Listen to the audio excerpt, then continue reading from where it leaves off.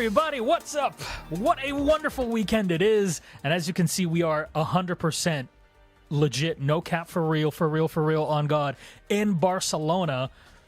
I wish, to be very honest. But hey, what's up? I hope you're doing well. I hope your year has started off in a fantastic manner. Hi, I'm Milos, and mine has definitely started, finally.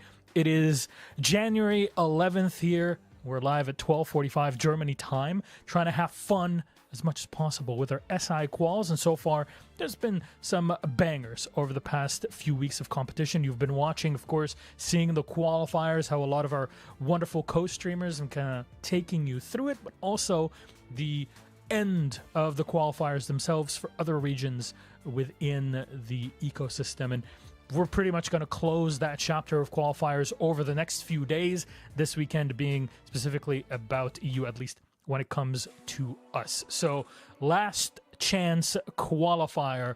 We are on the straight line on the way to the Invitational, the World Championship, the best event of the entire year that everybody's looking for. And here are your contestants. Yes, these are the 4 teams that are competing to see if they can make the cut into SI, but well, sadly, only one can make it through. Into the breach, Machiko, G2 Esports, and Asparagus, a mixed team that we'll be talking about later on. You'll 100%, if you are familiar with Europe, you will know exactly who the players are on this team. They are playing to make it to SI. There's a lower bracket also that you can kind of survive through, but you're limited on opportunities here. Only the one. ITB will be playing against Asparagus first. That is a first matchup that'll be starting in around 10 or so minutes. Of course, on the bottom side of that bracket, G2 and Machiko will be playing one another. The schedule that you have here might have specific timing, but I assume that we are running through a rolling schedule, which means the moment that our first match is done, we'll be closing it up, wrapping it up, having an interview, a post-game, and then getting ready for the match that is coming up after it. What a weekend. And of course, I cannot be alone here. Physically, it would be incredibly boring to listen to the sound of my voice for hours on end, which is why we brought in the real cavalry. First of all, Gibson and Whippet to open up the show here today. Gents, how are we doing? I'm all good. It's good to be here. Something just feels right about having SI LCQs in January. We had a bit of a hiatus, but it just feels the perfect way to start off the year. Couldn't put it better, Gibby. Starting off 2025 to send one of the best teams in Europe, hopefully ITB, I'm not being biased on that one, to Boston to get themselves that chance. And I had to get that in because I know a lot of people are going to look at that team going into the favourites, but it's fantastic to be here and I can't wait to crack into this year's Siege, and this qualifier is going to be perfect for it. It absolutely is going to be fantastic to go through this weekend. But I want to take a moment here to look back at the past because I'm old. And there's kind of a lot to appreciate Invitational. Invitational did not start this year or the year prior. It goes all the way back to 2017, where this man in front of you, Canadian with EG back then, Continuum, they won the very first Invitational, lifted the hammer in Montreal, and then what happens? The dynasty of Pentasports begins in 2018. And not to brag or anything, but I was there. I was jumping. I almost had our platform falling. Intero looked at me in a very funny way that I will never forget when I was jumping when Penta won. But I want to ask you both, because you're both kind of veteran viewers and enjoyers of Rainbow Six. Where were you, Whippet, when Penta won? I was sat on a rickety kitchen table chair, watching it on a tiny TV from like the early 2000s. The only place I had my internet was terrible at the time, and I remember watching this final round as Pengu swings out wide on Coastline to get the job done.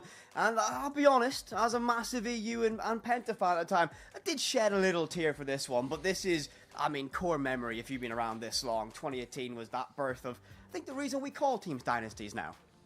Gibby? Yeah. And where were you? Do you remember?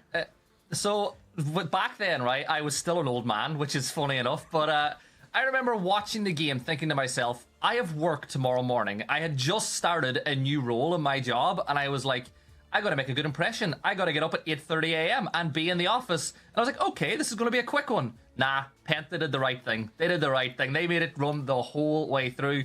I was like a zombie the whole rest of the day. But look, isn't that what watching esports is all about?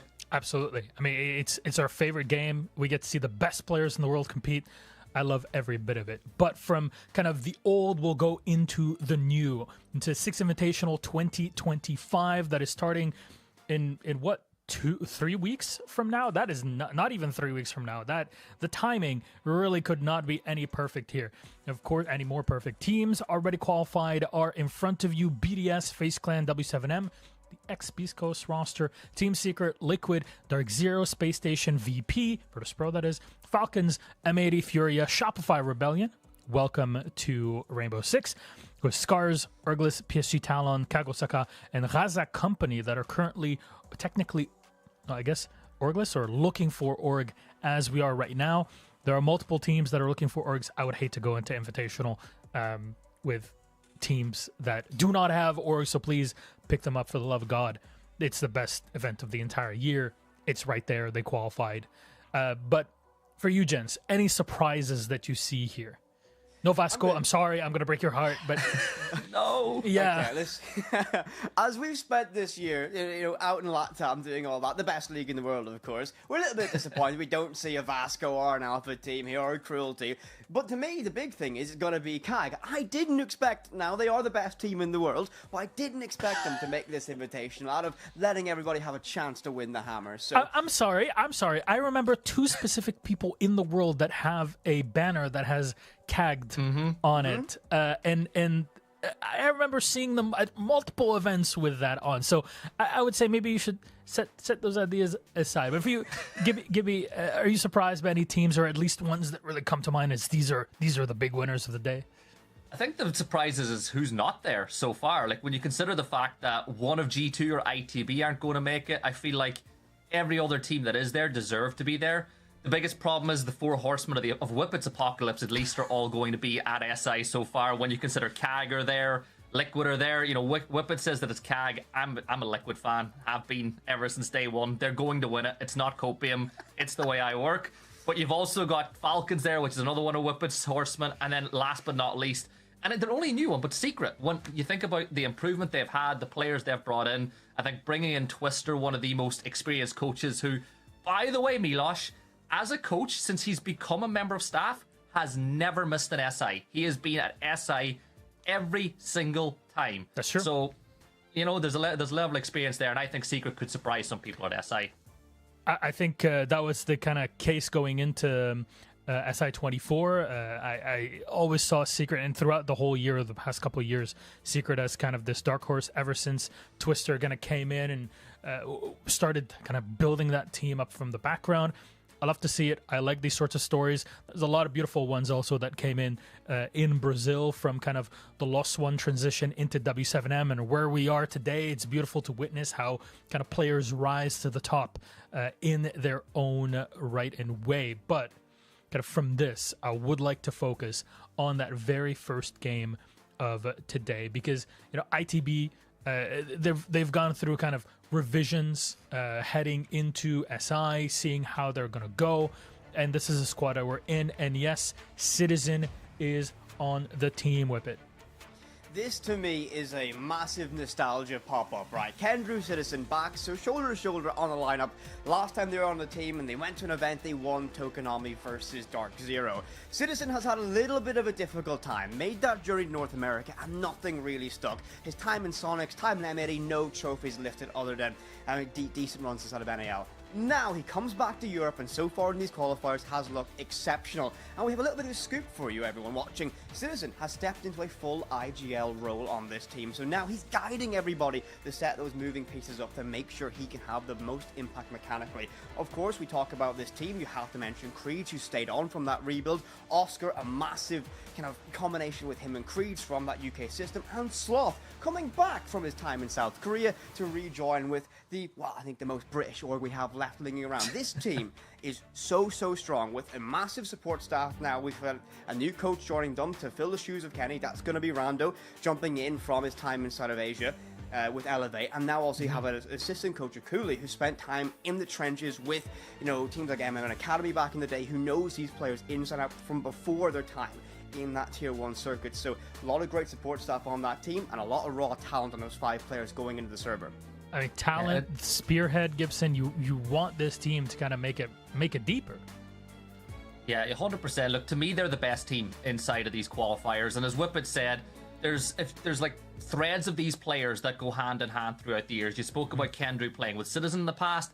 Let's not forget that Kendrew has, of course, played with Sloth as well whenever they were heroic, when they went to Charlotte together. And then the rest of the players, they've all got a real you-can feel about them, for those of you who, you know, maybe were in the scene when that was a thing. But I think the big thing about this team is the people. Like, it's all people who are incredibly talented, have been in the scene for quite a while, apart from, of course, Creeds, who's kind of the next one up for Whippet and I. But Siege is about people. And I want to say congratulations as well, because Cooley, who recently got appointed as one of the coaches of this team, also got engaged over Christmas as well, which is, you know, a massive congratulations to him. As his fiance said, that's more important than becoming one of the coaches of ITB. If they qualify for SI, we'll see how the you know, lay of land looks after that one.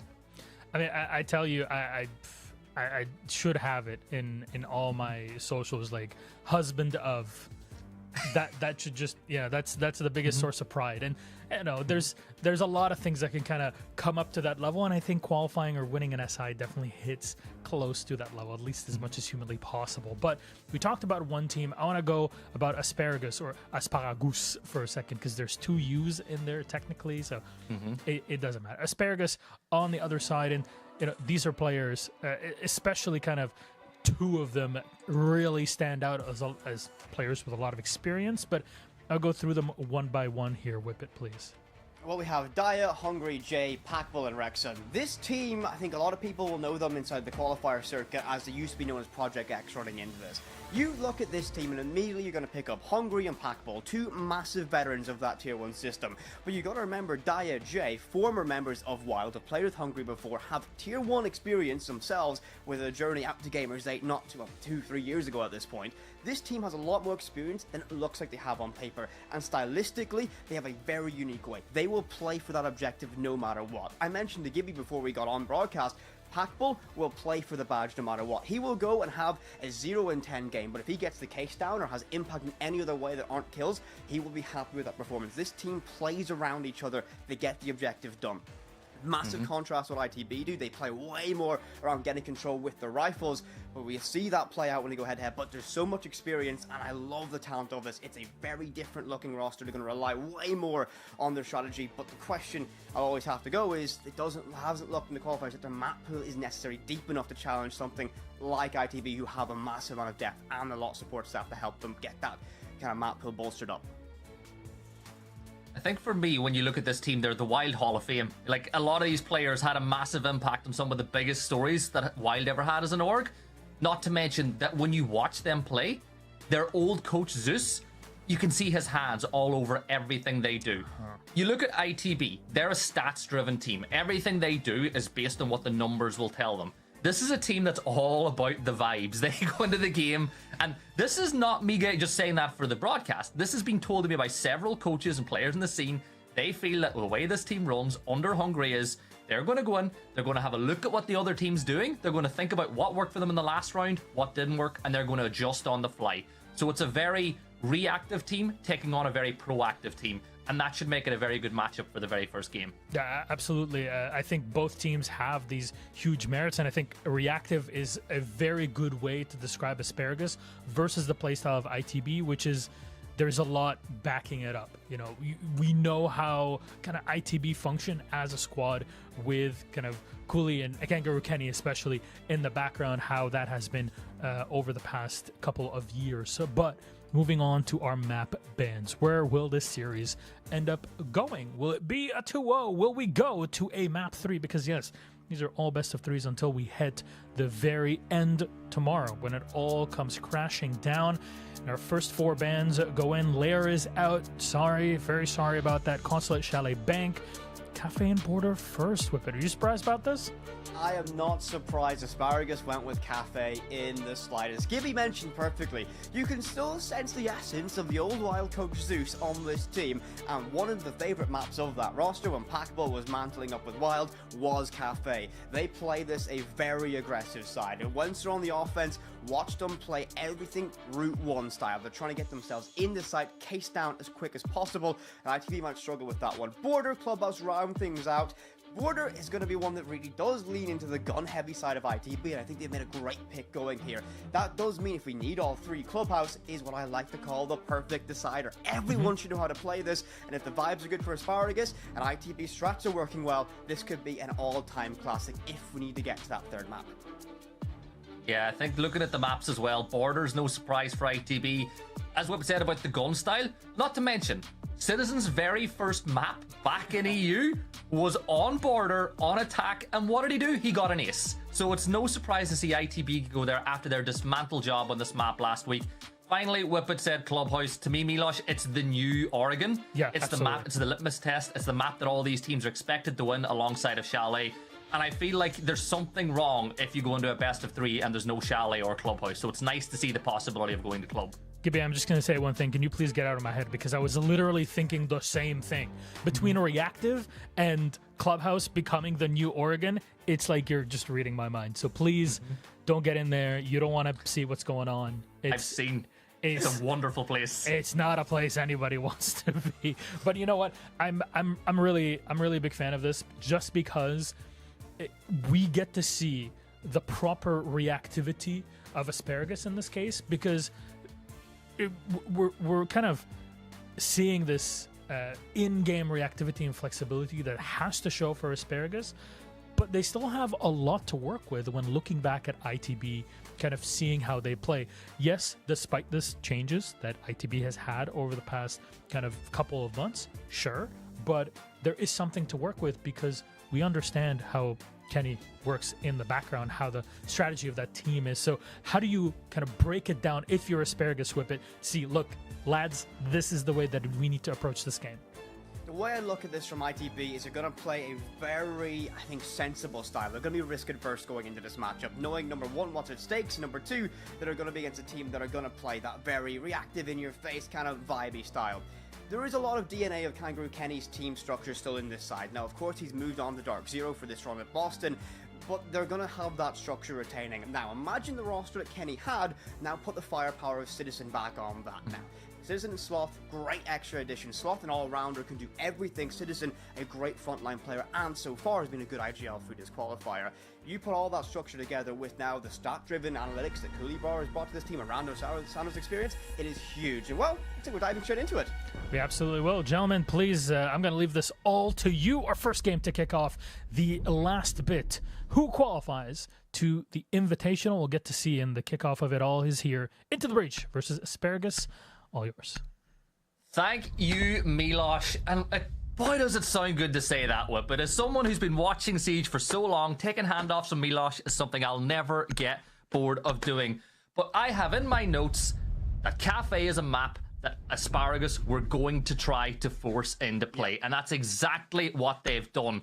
And look at the attacking bans. They're not utility bans. They're not enablement bans. They are hard bans to stop aggressive entry players. It's a very offensive heavy ban phase with those two operators. I'm a big fan of the Deimos ban here. You got to think about going upstairs. You're going to have to play upstairs for two significant defenses. That floor is very vulnerable if you're holding power positions in the back of Cocktail Bar, for example. So Deimos away is a massive one. And of course, it's a very scary thing of a Blackbeard charging down upon you. It buys space for free and is very difficult and daunting to deal with. So I'm not shocked there either. Mira, again, another common sense ban. Think about the long line of sights Mira can establish, particularly on that top floor as we see that sight in play here from the defensive ITB. Azami, again, it's not as strong as you used to be when you're holding in towards that piano area, but again, the core structure DNA of Kangaroo Kenny team is still with this side, and they were a massive fan of batting away Azami. So structurally, this makes a lot of sense from them, and they're going towards that top floor.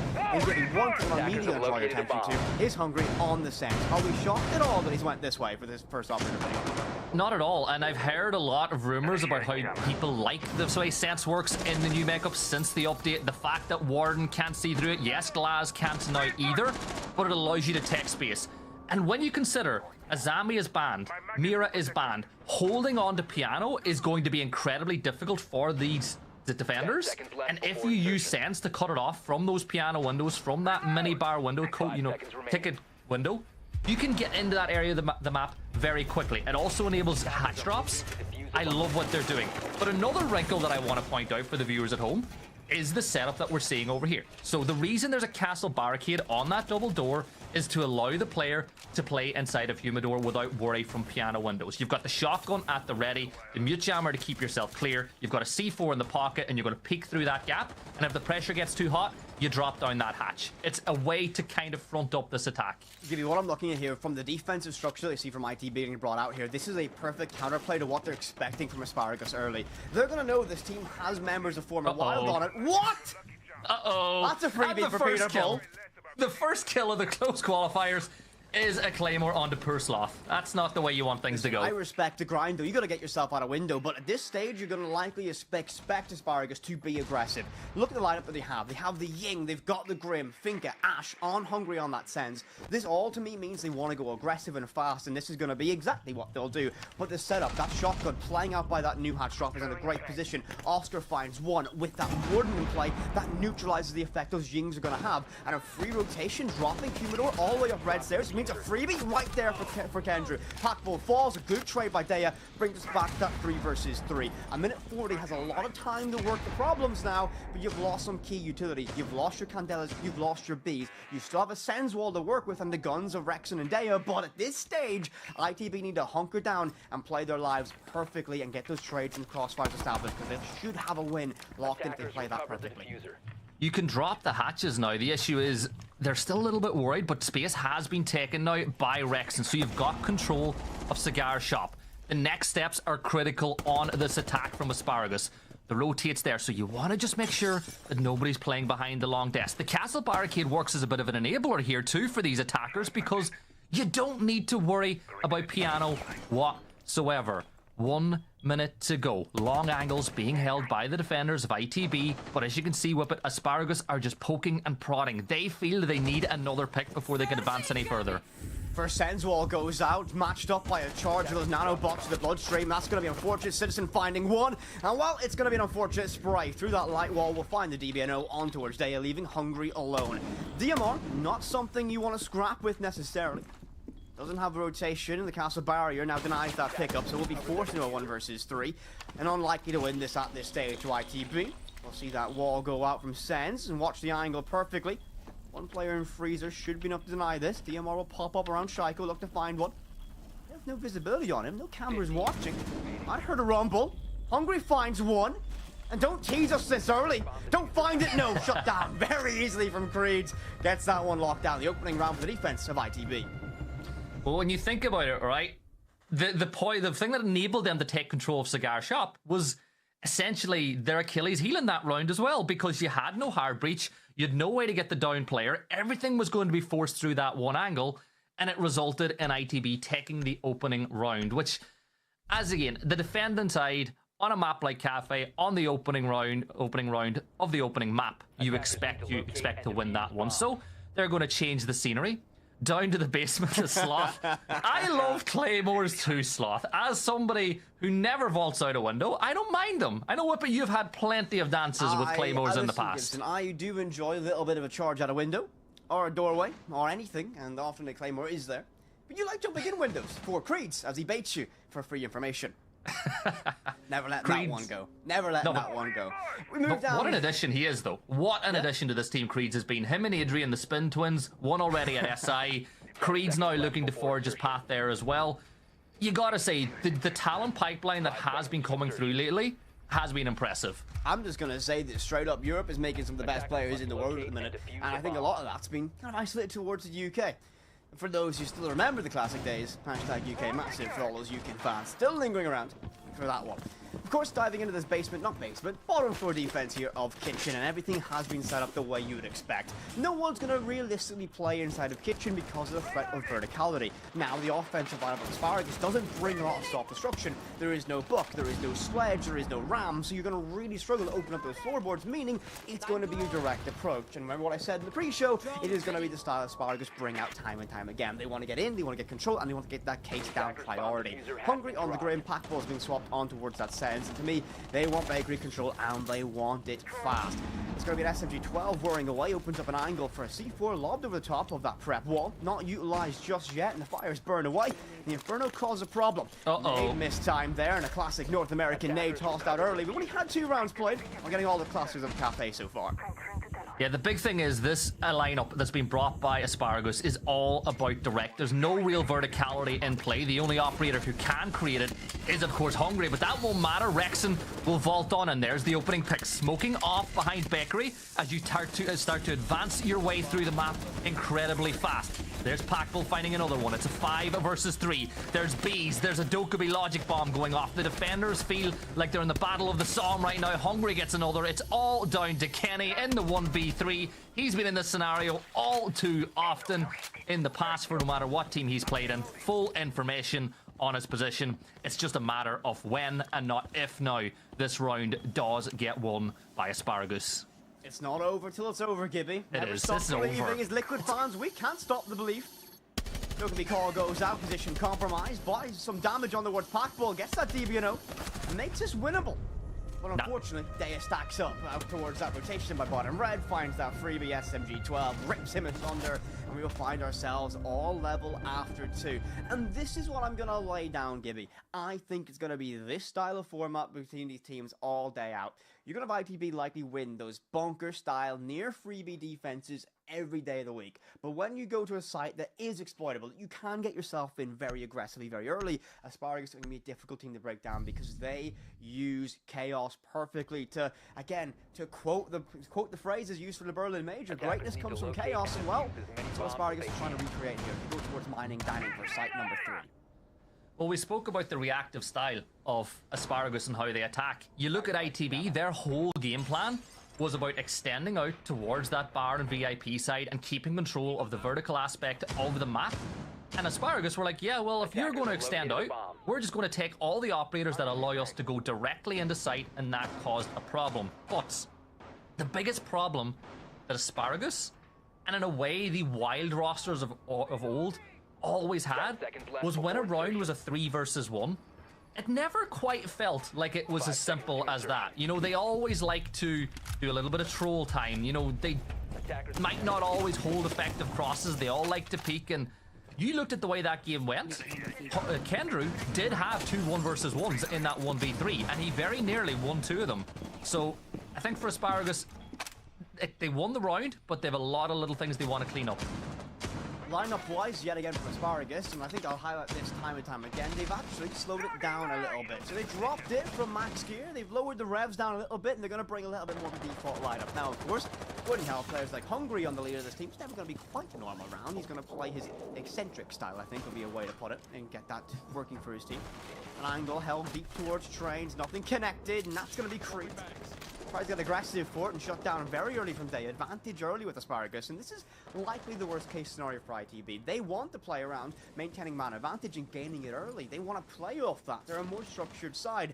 And Asparagus now have the gunfight advantage in these team engagements. They're looking at themselves control and access via this red wall. Taking their time to do so, but lots still to work with, and cautious.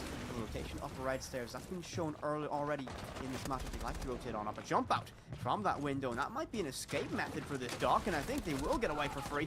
Sloth, no, unfortunately shut down. They is there to react it, but that could have been a near miracle as advantage grows now. 5 versus 3 in favor of the offense. Asparagus in the lead here.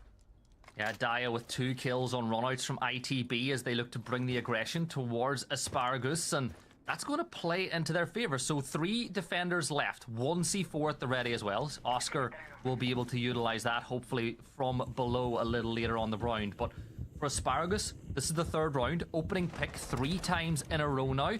Can they make the numbers stick? Minute to go. You've still got plenty of drones that you can utilize. Look, only 2 of them have been removed from play by ITB, so you can get lots of information. It's just, I don't, you know, look at the players, but nobody's using their, well, you've got 2 players on their drones now. They're trying to work out where those defenders are, but this is massively advantage in the hands of Asparagus. Yeah, they're in a great position. But of course, ITB still have an ace up their sleeve. It's going to be Citizen. Counting cards, you know they have that potential from to find it. Pops up, looks to find one, and that's going to be Rexon getting Oscar. Citizen needed even more now than ever, but shut down by Daya, leaving us at 1 versus 5. It's all down to Kendrew yet again. You got a feeling that this is going to be a guaranteed victory for the offensive Asparagus. 30 seconds. They need to isolate this one sole player. The Bees do a good job of that one. Limit movement. Gun goes out, scurries around his feet, but Kenny does find one. Consolation prize, Rexon finds a second, shuts it down. Asparagus win round 3, now find themselves a 2-1 advantage here on Kafe. Yeah, and this time, again, you see that aggression, though, like sprinting towards the last defender to get that kill. But Asparagus have got the opening kill 3 times in a row, and they've won 2 of those rounds. You look at the stats, and you know what, but you and I, we're not massive players when it comes to looking in depth in the stats. We're more so about the eye test, what's working, what's not working, because you know, you can look at the stats all whatever way you like and make them tell whatever story you like. Give me all I'm going to say, and I would dive in this one. Stats only tell you the past, they don't tell you the future. And that's, you know, that's what I live by that one, right? The numbers, you know, the numbers might say, you know, people might say, oh, okay, I was going to go for a diss on G2, but I'll let the other duo deal with that one later on. I'm sure they'll do that properly. Yeah, and we know for a fact that Sham's going to do plenty of dissing towards G2, so we're all. It's Except the rules. Doki. We like Doki.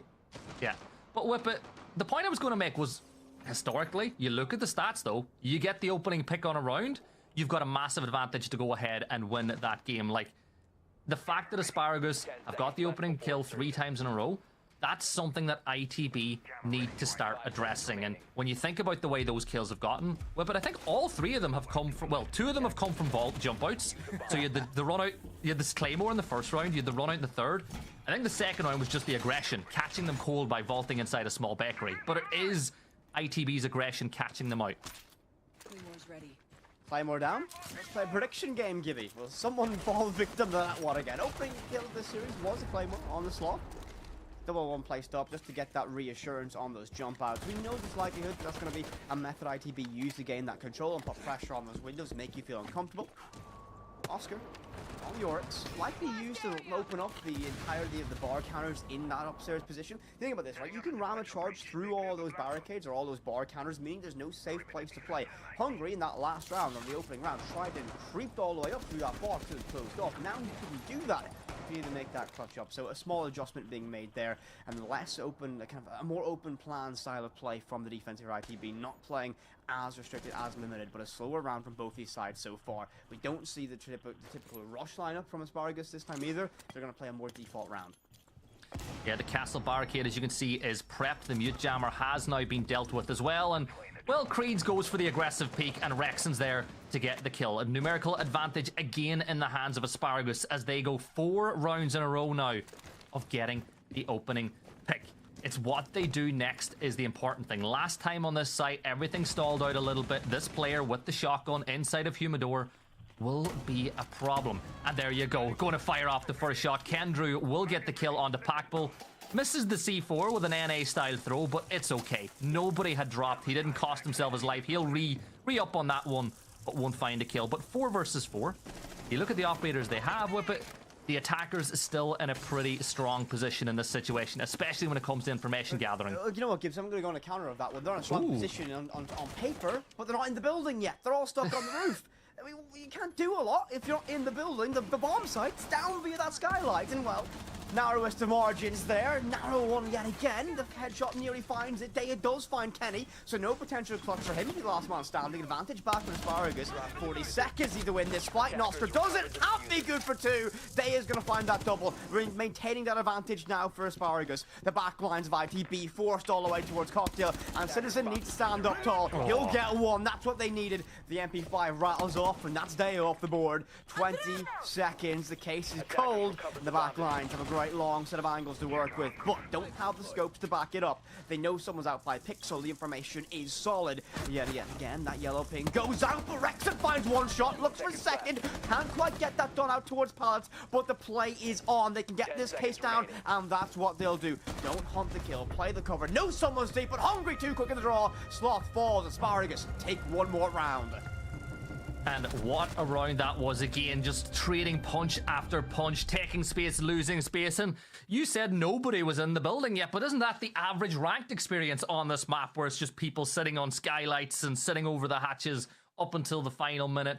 ITB lose another round in what's been a strong attack from Asparagus. And again, this is a map that I said this is that I expect Asparagus to try to force inside this matchup. And even more importantly, and I think that people talk about DNA and, you know, history and the way players play. All these players on Asparagus, though, they do have a history of kind of being best of one merchants, right? And I mean this in the best way. You look at the way they've always played in the past. When it comes to best of ones, they are so difficult to play against. You know, stage 1 wild, stage 2 wild. The problem is when we get into the best of 3. So I, for one, am not surprised that Asparagus are racing out to a lead on attack on Kafe in the first map. 10 seconds left. Not one bit. This, to me, is the script I would have pitched for you in this matchup moving forward. Asparagus are going to be very dominant here. It's just how they work. You mentioned we speak about that DNA. It's very much that old Wild roster when Zeus was on the helm, when Hungry was on that team. And looking to line up yet again, we're going to see some inspiration from that as Hungry has donned himself on towards that Ying. An aggressive spawn pick attempt with the boss G. It doesn't net anything for them. A Citizen will escape with his life. But now no, that shredded boss G is on the cards. And as anyone is, will tell you, Gibby, you don't want to go near one of those in ranks. It's the best sniper in the game. Like, it's better than what Chalet has in the pocket, which it shouldn't be that way. But, oh, whip it. This has got Wild's hands written all over it. You've cleared the castle into or directly towards site. You've still got a couple of players up on breach, but if Hungry gets the information on the drones and they do it effectively, we might see a good old-fashioned. And what's the good old-fashioned? Well, you just go flood that door whenever push comes to shove. They might disappoint me with it. I'll be disappointed if we don't see some of that old style here from Asparagus, especially with a 3-1 lead. I've got a sneaky suspicion, Gibby. They're going to do that later in the round. This wave of Flores drones crashing against the defenses upstairs are going to try and draw attention and make everybody feel it's going to be alright. They want top 4 control. We can play around this. This might pull people away from those positions that might watch Hell window and stop that aggressive run-in coming in. So they might be playing a slow game so far for it. It's not like them, and on the other side of the coin, apart from that run-out from Citizen early on, not as much aggression from ITB. They've not been as quick to give away the opening pick. In fact, they're going to break the trend.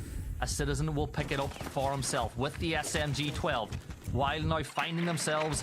Asparagus now finding themselves down numbers for the first time, but Daya will trade it back pretty quickly. Oscar gets one, Rexon with another, Rexon with a third on the round. It's a 4 versus 2. Kenny and Sloth, the TCSG, and of course Sloth and the Oryx above, both on site. Now, what are they going to do with it? Because for me, Asparagus, they've flipped this round beautifully. Asparagus have this round near guaranteed at this stage. So they play things nice and relaxed. Isolate these final 2 picks. Now, Sloth not having a great game. It's going to be compiled now. He's the last man standing now. He might be able to get himself off that 0 kills. He finds a 1 versus 4. Unfortunately, it's going to continue as Daya will find 1 more pick. Sloth will fall. And a timeout call from Into the Breach. And this, Gibby, is a wise choice from them. They're going to call it. They're going to try and relax and reset themselves as now they are very much in deep water. It is a 4-1 advantage for the offense. It is a very, very tough day for ITB in the office. Even though you'd expect it to be this dominant on the offense from Asparagus, that's how they play. That's what you expect from this side. ITB haven't looked to be in it yet.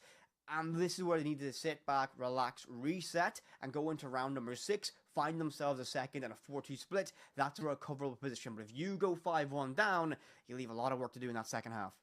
Yeah, you ready for some Siege bingo, though? Because I'm going to use one of the phrases. Yeah, so yeah, this is an ITB timeout, but the timeouts work both ways. Yeah, I said it. Both coaches can talk to the team. But whip it, we got some information from ITB, at least last week, whenever it was Cooley as the only coach, that the timeouts would be called by the players when they either A, needed to go through their list to see what they're doing wrong in their setup, or B, because Ben or Kendrew wanted to talk to the team. Now with Rando being in there, I think the coach will have more of a say during those timeouts, but it is a lot more player driven, at least for ITB at the moment. Yeah, I mean, one thing I'll add to this though is obviously we on the outside don't know the timeline of when Rando has stepped into this team coming into it. Now, it was announced it was coming into this last edge LCQs, and if that's the window, it's been a very limited time to get things working. So this is going to be more of a bringing experience and maybe an outside perspective to these timeouts if Rando is, of course, speaking. That's a speculative point from both of us, though, to be fair, going into it. So timeout called, and we often talk about the economy of timeouts for this.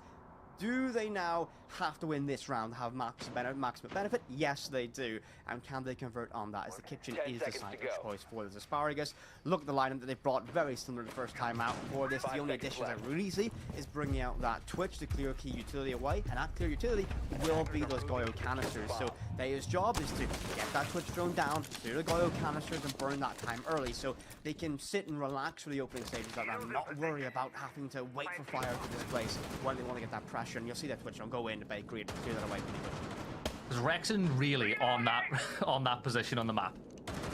Right. Okay, Rexon. I forgot that existed. That is so much passion, Gibby. That is what I want to see. That's my favorite position to get people on defense. By that I mean, I like to get out there, climb that ladder, and see who on the roof will peek me. I die every time. Every time. Well, we spoke about the, as you said, the economy of those timeouts. ITB definitely feel they need the 4-2 half. They need that second round on defense more so than saving that timeout for a little bit later. Ace will open up that wall, reducing the amount of movement the player behind Bakery can, so Goyo's position slightly less tenable than it was a little while ago. Everyone else in play, the Sens could have a huge say. Well, as we saw earlier in this push, you use the Sens, you cut off the line of sight, you flood this player, and you go for the kill. But the wrinkle to it is the fact that, oh my, Jay's there to get the kill on the slot. I was about to talk about how you had Kenny there to play on the trade from the breach, but now you've lost control of Bakery. You've given the attackers the ability to push directly into sight without needing to use any extra hard breach. And I gotta give credit to ITB. They realize that Asparagus are not playing heavily on the vertical aspect of the map, so they do have two defenders now playing inside of sight. It's not as valuable to have an extended roam as they might have thought previously. But with a minute and 15 to go, this time the drone economy not as good for Asparagus as we've seen already. We might just see ITB in a position to claw this one back. The next kill you feel is crucial, and it looks like ITB have themselves a bit of a crossfire, a trade set up to play. Sens wall goes out. Now Flores can't stare through that with, or sorry, the Warden can't stare through that, so Citizen's stuck in that position where he has no counterplay to work with that now. The next pick needs to go for ITB, otherwise they are in deep, deep water here. Sens wall begins to fall away. Rexon looks to find that pressure out by Kochek. Can't get that done just yet. Knows someone's out by Christmas. Kochek will pose that threat. The beeper goes off, forcing him to stall out just a little bit. And ITB need to play around that clock right now. Citizen peeks out wide, doesn't find damage, trades it with his shoulder. Stack up as Creed will lose his life as well. And it's going to be a flurry of disaster classes now as a 5 versus 3. Sight might be vulnerable. Zabi's go out, and Kenny's been fully compromised. He needs Oscar to turn around and give him some cover. Sends wall, marks it out, and it's going to be pressure. Wild, or just going to be Packball finding himself 2. Oscar trades off 1, but needing to find 4. It's going to be a massive one now for a 2-piece. 10 seconds remaining. Can he get the job done? No. Rexon swings out wide, and it's going to be Asparagus finding themselves a 5th round here on Kafe. And oh my, Gibby. Oh my. This is deep water for ITB. Rexon has been a menace for Asparagus on Finca so far. He has had himself a game. And we spoke about reactive siege. That's exactly what Asparagus are doing. They're adapting every single round to what ITB are throwing at them, and they're making it work. Yes, you got a little bit of luck. Creeds thought he would catch out Rexon a little bit earlier with the swing inside of, inside by main door, and it just didn't work with it. He got caught out. It was lucky for Rexon. He wasn't trying to kill Creeds, but that doesn't matter. All that matters is the end result, which is who won the round. And Asparagus have a 5-1 lead on Kafe. And even more importantly, Whippet, if you want to talk about the way that Asparagus like to throw off their opposition, they've not gone for what you would class as the primary sites for their first round on defense. They've not gone to the top floor. They've not gone down to kitchen. They have gone in the middle floor. They've extended up to the top floor. This might just put ITB off a little bit as well. They're trying to make them uncomfortable. The big thing about this, Gibby, though, is we have seen lots of teams move away from that top 4 being primary. It's very tired of a site so far. Teams have it well figured out. They know how it works, how to break it down. This could be a disruptive factor, though. Maybe ITV expected it, but a good pick away. Lineup-wise, not really shocked. Kenny on towards that blitz. He's a blitz enjoyer, shield fiend, you could say. Doesn't have a Blackbeard to work with, but that blitz can have a massive impact. He can charge in and get that control. That's what they might need. Asparagus, though, in the right position. All they need to do is put some pressure on and play things perfectly. They know a player's on that roof, and a very brave gambit to peek out wide from Daya. Reveals that position, but doesn't get any damage traded back either way. Looks like ITV are a little bit scared, a little bit cautious, Gibby. Yeah, the big thing they don't want to do is give away that opening pick again. I think Asparagus have got the opening kill in 5 of the 6 rounds so far. Everybody knows it's a hard game to win inside of Siege. Never mind when you're giving away the numbers on that side of things as well.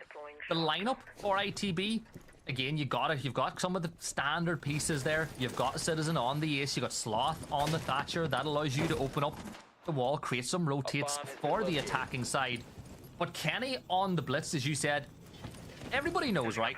Kenny might not be the best mechanical player, but he has seen everything inside of this game. They are setting themselves up to rush directly into sight. That's exactly what happens now. But Rexon is there once more on the verticality. Oscar trades one back, but they do have 2 defenders in the middle of sight. Citizen will find Hungry as well, but Rexon once more playing above, and then Citizen Oscar with another 3v2, making it 2v2 as Jay is going to push up brown stairs and get the kill. So the big gamble, the primary play of the attacking side does not work out, so they're going to go for a secondary, but there's Rexon once more, a triple on the round. 1 minute left to go. Creed's the last player standing for the attack on the top floor. Not really got a lot of utility, not really got a lot of information, doesn't even have a rotate to walk into sight. There's a Maestro Cam looking directly towards him. I'm sorry, Creeds, you might be cracked, you might be built different, but you ain't winning this because Rexon is having himself a game.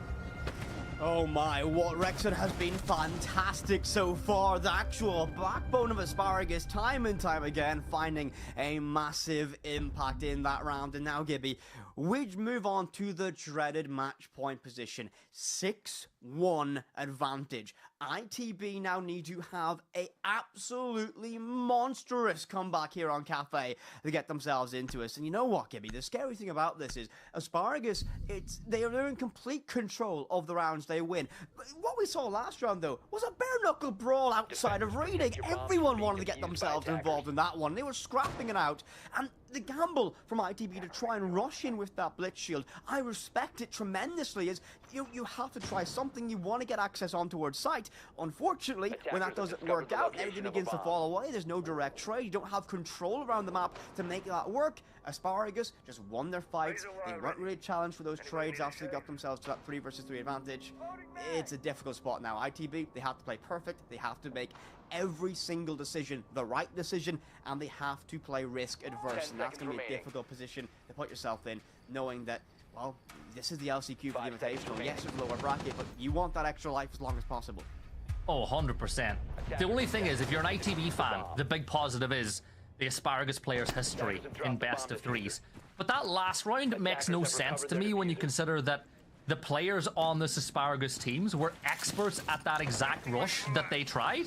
So if you try that, they're going to be the perfect team to counter it. Once more, Rexon was the key. If Rexon doesn't hit those shots on the push, that round goes the other way. It's as simple as that. So for ITB, it's one of those scenarios now where you're 6-1 down. It's a long way to go. Some people like to think, yeah, just get the game over and done with. I think ITB need to win some rounds. I think they need to build up some confidence, draw this one out, prove that Asparagus can bleed and you can beat them, but it's all a matter of time. Tremendous color, Gibby. Yep, they need to win some rounds. They need to win 5 rounds with it to force overtime, and that's not going well. Okay. Might help. What? What was that then? Oscar and Creed's a nice dynamic combination charged away in the bakery. Packball will find one more on the Sloth, grows the advantage with 3 versus 4 in favor of Asparagus now. And this is going to be a dark day for ITB. Man down in a difficult position, and they're isolated from each other. This is going to be a test of this team's mental, reserve, and heart. They need to play for the badge here and get the job done. There's a lot of time to find that recovery and find that pick, but they've committed themselves to this front line deep inside a bakery, and at this moment, your smoke grenades can begin to choke you out, limit your movements, but you have to burn away that utility, so that's going to be something to keep your mind on. They won't have that extra smoke canister for the final 30 seconds if they need it. Mute jammers to choke out information, make it difficult to find that backline, and I think a sensible choice to fall out a little bit out of bakery to not risk an aggressive peek out, but everyone's stacked up here, Gibby. This is a dangerous one for ITV.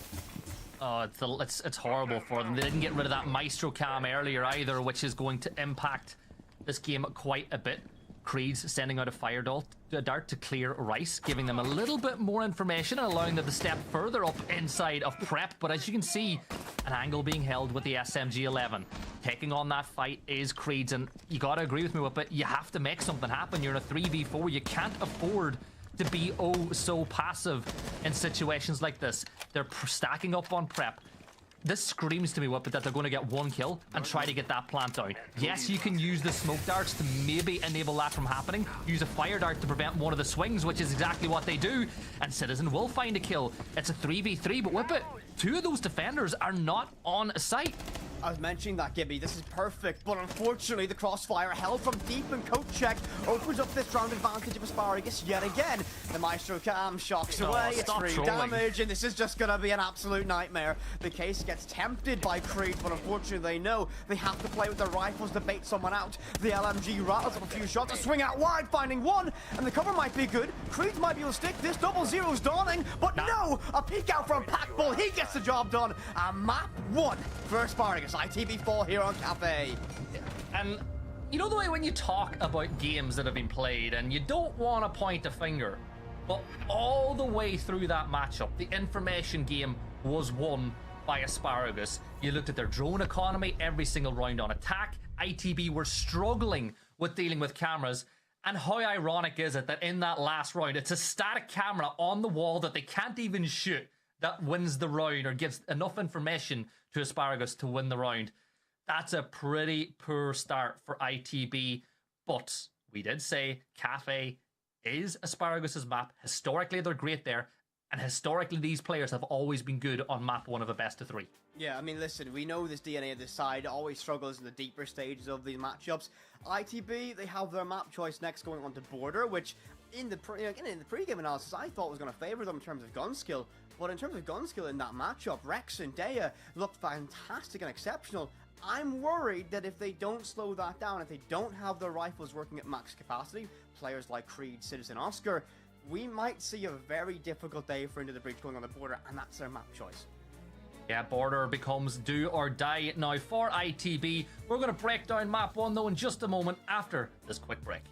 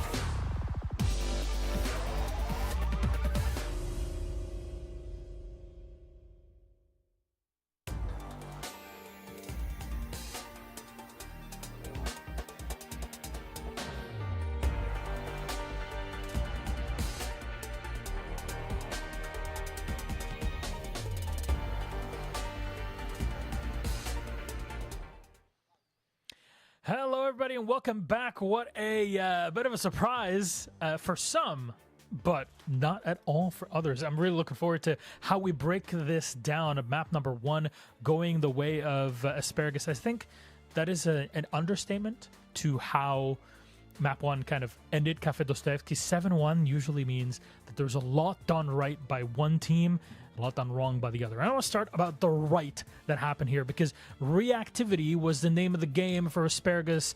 As you mentioned, Gibson, what happened here that showed that skill? I think that what you got to say Asparagus did really well is in the early drone phase, you could see they were changing operator lineups based on what the defenders were bringing inside of the game. They just reacted to what ITB were doing, and they said, okay, well, if you're going to set up strong on site, we're going to take map control. If you decide to try to take map control, we're going to go directly towards site. They played the game to perfection. I want to give some credit to ITB. I think that their whole game plan was trying to upset Asparagus. They wanted to get aggressive and get those early kills. They just got unlucky. I feel like Asparagus were ready for it. I have to agree, Gibby, going into that. And you said that they tried to upset them, but I mentioned in the broadcast there that, you know, sometimes greatness comes from chaos, and that's what Asparagus do a fantastic job of creating time and time again. Whether it's their aggressive rush plays or their start-stop style of play, where they're kind of aggressive, then they slow down. They're always changing pace. And they played a perfect game, always being reactive to what ITB done and shutting them down in those moments. And I mean, we'll talk about the strategy that they have, but of course, they won all their gunfights. Rexon had a massive performance individually, and that can't be understated. Yes, he played within the system, but when your rifle hits every single shot, you're going to win some more rounds. So mechanically, they played exceptionally well to get that victory here on Kafe. It was beautiful to witness throughout the whole of it, because the mechanical skill was definitely showing, despite preparation on the other side, though. Look, I said it in the beginning, for a 7-1 score, one team did really well, the other team messed up also in their own way. I want to talk about that for a bit before we focus on map 2 here. ITB into the breach whippet. What happened?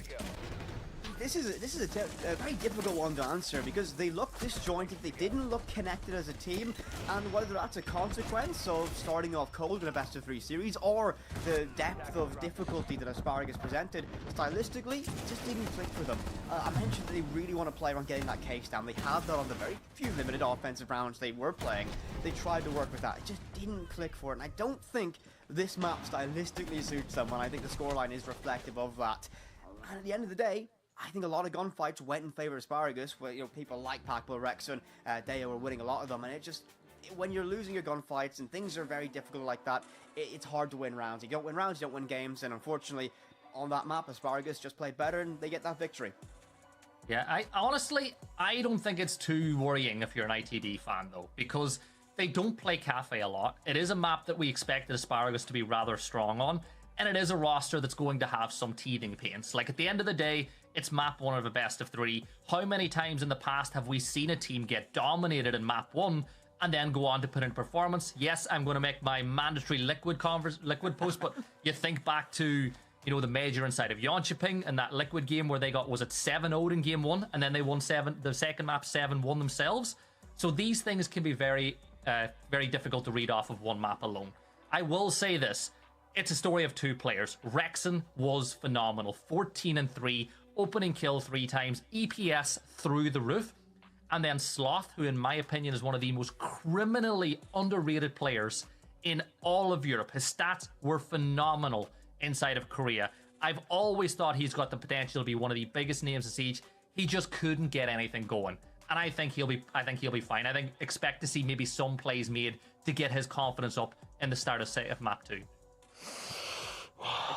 It's so tough. That's copium. Sorry, I'm just huffing it because like Gibson just gave it all to me, and it just I feel I can breathe again with it. Yeah. Yeah, listen, when I look at this, the obvious one's going to be really easy to stand up, but there's a couple of 100% costs there going up from Asparagus, meaning that players are having consistent impact, just not on their kills alone, and that's kind of what I expected from that team. I do expect ITB to be a little bit more top-heavy for that impact of roles. I think Kendrew expect that cost to be high because he'll have an impact outside of kills time and time again, but that was a performance that ITB will want to forget going into this one, and as they look towards the second map, which is their choice going into it, that's where they need to build that confidence up. And Gibby said, maybe, you know, unleash Sloth a little bit and see what he can get done to try and get him back up, because a game where you go negative like that is going to have an effect no matter how many players say it doesn't, so hopefully he can bounce back from it. Absolutely, and we know exactly where they'll have to do it. As you guys were mentioning, Asparagus did pick Kafe Dostoyevsky, so it was their choice. They played with it that way. Now we go to ITB's choice of a border. We might get a clubhouse, but that all depends on ITB. And if you were to break it down, look, I'm someone who knows nothing about Rainbow Six Siege.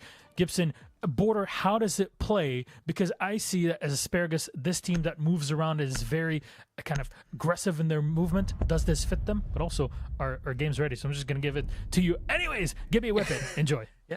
Thanks, Milos. And to your point, border is a very compact, condensed map.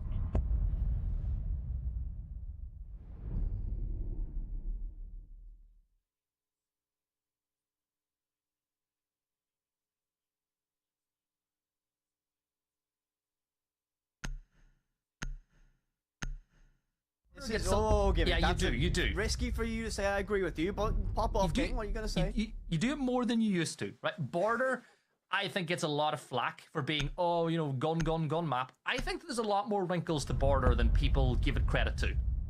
You know what? Unfortunately, I'm going to agree with you on that one. Border is one of my favorite maps to watch in the current climate of this game. Now, it isn't completely strap-based, I would say. There is still some reliance on your rifle. It is very compact. You're going to run into people left, right, and center, and that's where you need to be able to win those ones. Going this one, ITB do start on the offense here, the typically favorable side on this matchup, and Kenny is instantly donning himself onto that Monty. Blitz has been banned away, so we'll try and bring that shield out. To me, Gibby, are you ready for what this execution looks like? I guarantee everybody who's in chat has seen this in rank. It will likely be an archives take. Oh, well, last time we saw ITB attacking the site, they put all of the stack in and around archives, and then they let a big play be made by Citizen pushing in from the locker side. That's the way they played it last time, and it's a way of extending the defense and trying to catch them cold, which is why you're seeing Daya play on the Mira, so you can get an eye on that door early on. You can make sure that nobody's pushing up to that breach in the early stages. A big thing to keep an eye on is usually what you'll see when there's a Mira in play is the Mira will play behind that wall, looking towards security, and there'll be a player on the CCTV door who will swing around the corner based on the information that the Mira is providing. It's something that you'll see, and with the castle being brought as well, it does look like they're trying to protect whatever player will play there, or I could be completely wrong and they might not do it at all. It's Asparagus, you never know. Exactly, I think that might be the perfect way to describe this team. Sometimes you just don't know, and you touched on it a little bit earlier on the broadcast, saying that, ITB are a statistically driven team. They make their decisions around stats available to them. Asparagus are a side that is, again, perfectly counter to that philosophy. They play off vibes, they play off how they're doing on that day. They're very reactive, as we've been touching on time and time again on our death segments. This side could have this complete setup and then decide, we're going to go do something different while having all that utility in place. It's just how they work, and again, it's just that identity when you have someone like Hungry on a team going out to it. Goy Council being burnt away, opened up already, trying to get that wall opened up and burning away that utility. Again, Archive's execution. No one down below for the C4 to work with, so they're trying to get everything set up and all the right puzzle pieces set up to get this one to work. The shield's rotated away, trying to get control of security. I think a pivot has been called from ITV. Yeah, curious to see what way they push, because the setup is there for that archives tech, where you'd have Oscar on the window, you'd get the smoke down, and the Monty would get the plant off. But the thing is, the beauty of Deimos being in play, and the verticality on this map, is Citizen can get him below. And he can scan those defenders and feed that information. And I always... Oh, Rexon will get the opening kill on the Creeds. Down goes the Capitao, and now you're left with just the smokes and Oscar, Kenny, and Sloth's pocket. So you've still got plenty to work with, but you don't really want to lose that Capitao early. There's this execute, or was attempted quickly. Citizen's going to fall down below. And it's a 3 versus 5. This is not the start that you wanted. Asparagus have got themselves the opening kill once more. Yes, you'll have Oscar pull a kill back, but what even is plan B now? This looks very, very disjointed from Into the Breach right now. They had everything set up in terms of operator selection to get that archives take to work, and they ran into brick wall after brick wall, or more appropriately, more thematic, castle barrier after castle barrier. They're stuck inside security at this moment. There's nothing they can do, and while Asparagus, they have a man advantage. Yes, one player's wounded, that's going to be Daya, but they should be able to coast this one out for victory. The smoke cancer goes out, charging in with that glass. Sloth does get one, his first in the series so far. Rexon falls, and now they got themselves access in towards B. The glass acts as a perfect crossfire, and this might be perfect from ITB. This case should go down. You can't walk in via beepers. The glass shuts that down, but looks the wrong way. He invites pressure in the small office, and now this could be an absolute disaster. They need to swing out wide. They need to find this control. It's going to be a very difficult one. Pack will find Sloth, though. Kenny's going to fire off, and Oscar's going to get one of his own on towards Hungry. A shield against one very wounded player. Oscar gets that confirmation. ITB get themselves around, and also desperately needed recovery as well here on border. And that is brilliant. You were a 3v5. You looked at the operators that they had. They had a Ying, right? Effective, really effective at taking space and pushing into sight. And Monty the same. And you had Glass. Not necessarily the most aggressive operator in a 3 versus 3, but they made it work.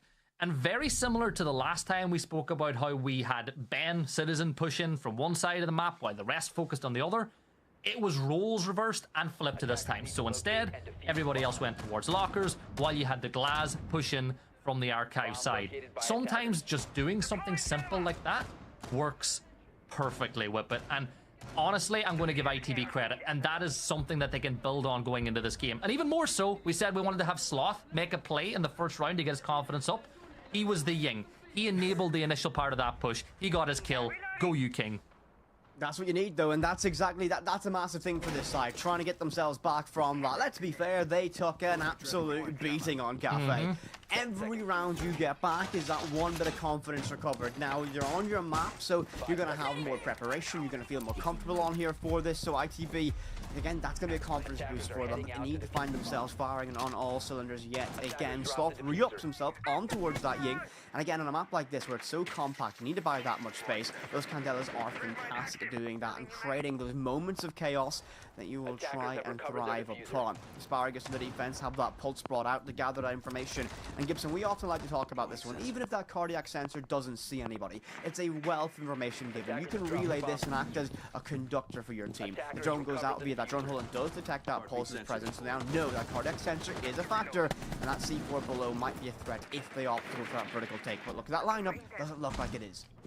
And you look at the lineup, you've got Pulse and Solace, two operators brilliant at trying to work out what the attackers are going to do. Again, plays into the reactive side. Jay finds the first kill, down goes Sloth. Interesting wrinkle. Jay, a player that you and I said likes a wee bit of a wander. He likes to dander around the map by himself. On the shotgun SMG combo with the Solace will have to be an important part of the information game for this team. But I just feel like ITB, they give up the opening pick far too often. I still think that ITB have got the opening pick once in this best of 3, if I'm not wrong. Once with it. Yeah, I mean, they're really struggling to find that. The spot's 12 players off, finds Kenny, and it's going to be a nightmare fuel position now as one more player falls. There goes in the DBNO, so one trade off him. ITB getting that back, Susan gets the credit, C4 down below, Hungry gets that on towards Oscar, leaving us on a 4 versus 1. Asparagus very quickly, very efficiently make this a round that is essentially unwinnable for Citizen. He might have won a token on me, might have had a little holiday in North America, but Europe is still a difficult beast to conquer, and I don't think he can get this done against 4, only with around 10 HP to his name as well. I think a single stray round will be enough to end this. So, Gibby, how are we going to die? Okay. Bye. Good job, Hungry. Was not expecting that one, but I respect it. Winning to that repel sound, lobs himself out the window, and gets himself a lovely little freebie to wrap things up. So, Gibby, dissect that round for me. What did Asparagus do perfectly? And again, how have they shut down ITB so effectively time and time again here? Well, they used all the information straight off the bat. So Pulse was by the breach. He was able to let Solace above know, Jay. He was able to say, Jay, you've got 2 players on the rappel outside that wall. This should be pretty easy for you to play aggressive and get the kill. So they were being reactive based on what ITB did. Yes, that's the kind of theme. That's the buzzword of the day for how this team plays. But they were set up to work out where ITB were playing from and to counter them at those points of entry. It was really effective. By the way, nice little, for people who watch it and we care about the history of Siege, that was one-time Hungry.G2, jumping out and killing one-time Ben.G2. Citizen. Okay. I keep saying Ben. Why do I keep saying Ben? Gibby, Gibby. It's your fault. You're cool like that. You're so cool like that. You know him by his first name, of course. He doesn't even know who I am. Like, if he saw me, he'd be like, who even is that guy? Don't you have a picture of his dog from Copenhagen? Wait, what? Do you not remember this? Whoa. Okay, listen. I'm gonna put the cast on pause for a second. Gibby, do you not remember the chant in Copenhagen? When Sonics are playing, that we were handing out pictures of Citizen's dog? I thought that you said I personally had a picture of Citizen's dog, and I was like, what? Okay, Gibby. Well, like, listen. Okay. I'm old, but I'm not that old. You're beginning to forget things here, Gibby. That's unfortunate for you going into this site. It's going to be upstairs yet again, and we're not going to see. I think we're not going to see an attempt at archive take yet again. ITB put a lot of stock into that, and while they did win that opening round, it wasn't a clean affair, and they don't want to recreate that level of stress yet again. They need to get themselves positioned up. Hungry on the Ella, not the most common operator's choice. What's he cooking on that? Brings, of course, a shield and a very difficult to deal with SMG up close and personal on a map like this. A massive impact. The pack bull perched up like a hawk, waiting for some prey. It's hungry. He had a dice with all the operators on it. He just threw it up in the air and says, right, Ella. We go Ella this time. Because that's just the way Hungry plays the game sometimes. But you think about the impact, right? You've got most of the Grismot mines are out already. One in the back pocket, which will be his kind of escape plan, his exit strategy if he needs it a little bit later on in the round to buy himself a little space and time. Information game for ITB is pretty strong. Only 2 drones lost so far. You've got 3 nades which can be used to get rid of those castle barricades, because yeah, that's all the nades are pretty much good for these days anyway. You know rightly there's going to be a bingo card when Fresh puts it out for the Invitational. Someone's going to get a nade kill. It's going to happen day 1 of groups. Just to let you know that, Gibby. Yeah, I know, but it's going to be a down player. And look, they now know that there's a Griznot mine on the window, but they weren't able to clear it. 3, 2, 1, Lion Scan. But no real execute off the back of it. Fall back through Fountain. Don't block your teammate, Rex. And I know that you're a bit of a star, but you do need a little bit of help from Hungry in the mix as well. A little bit of traffic jam out in that rotation. Fortunate for that. They get to reinforce themselves up now. Asparagus get to reassure their defense with those extra reinforcements left in the back pocket now.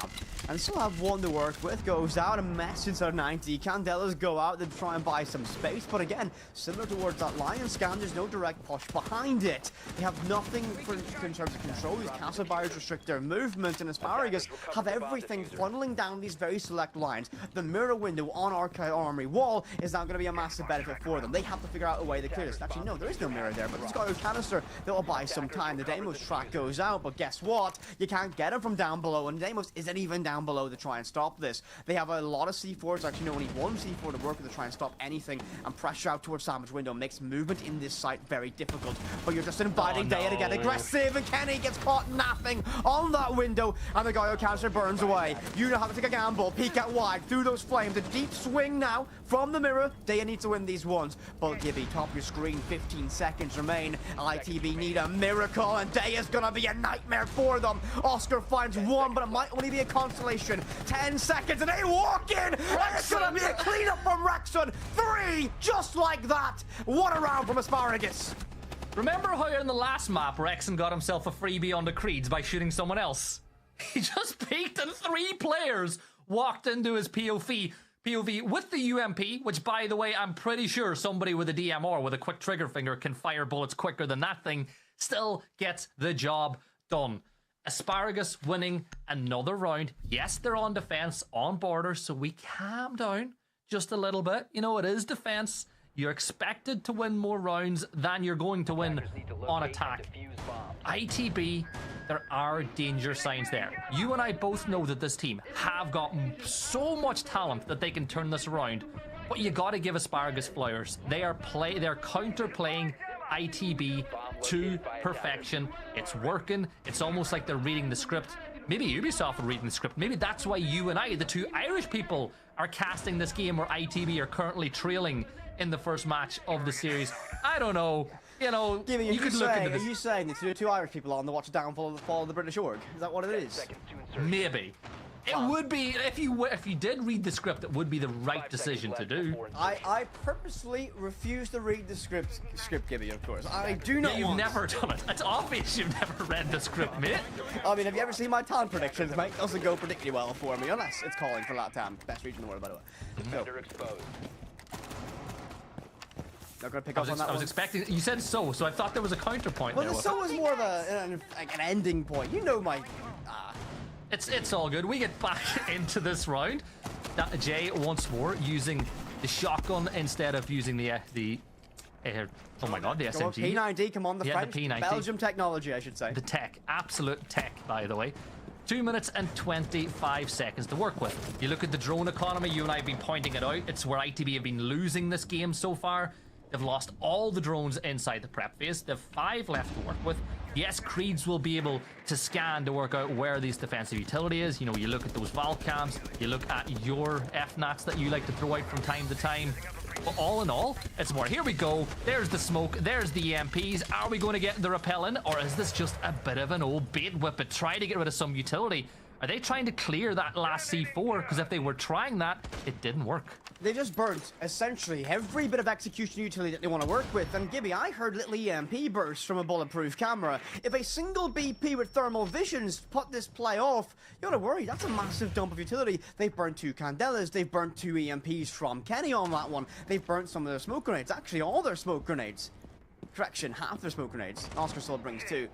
This is a lot they've dumped away to try and bait a reaction, try and bait out 1 C4, and I don't know if it was necessarily a trade for trade in terms of the utility economics going into it. They got no top 4 controls, so you have to win their ones, and while Creeds shift W's his way straight in, but look at this! Kendrew trying to get the case down and might be able to find it. Citizen gets one towards Daya, and nobody is watching that case go down. An absolute freebie, and the glass on the window is now a massive sentinel. He can sit there and he can be a weapon of mass destruction. Oscar gets one of his own wrecks and falls, and that's going to be the cannon gone from Asparagus. And I have a feeling this round should go for ITB, as it might be a mop-up now for this retake. A scrappy one, and Sloth gets one on the wood pack ball. It's all done. No magazine in his SMG11. ITB find themselves around.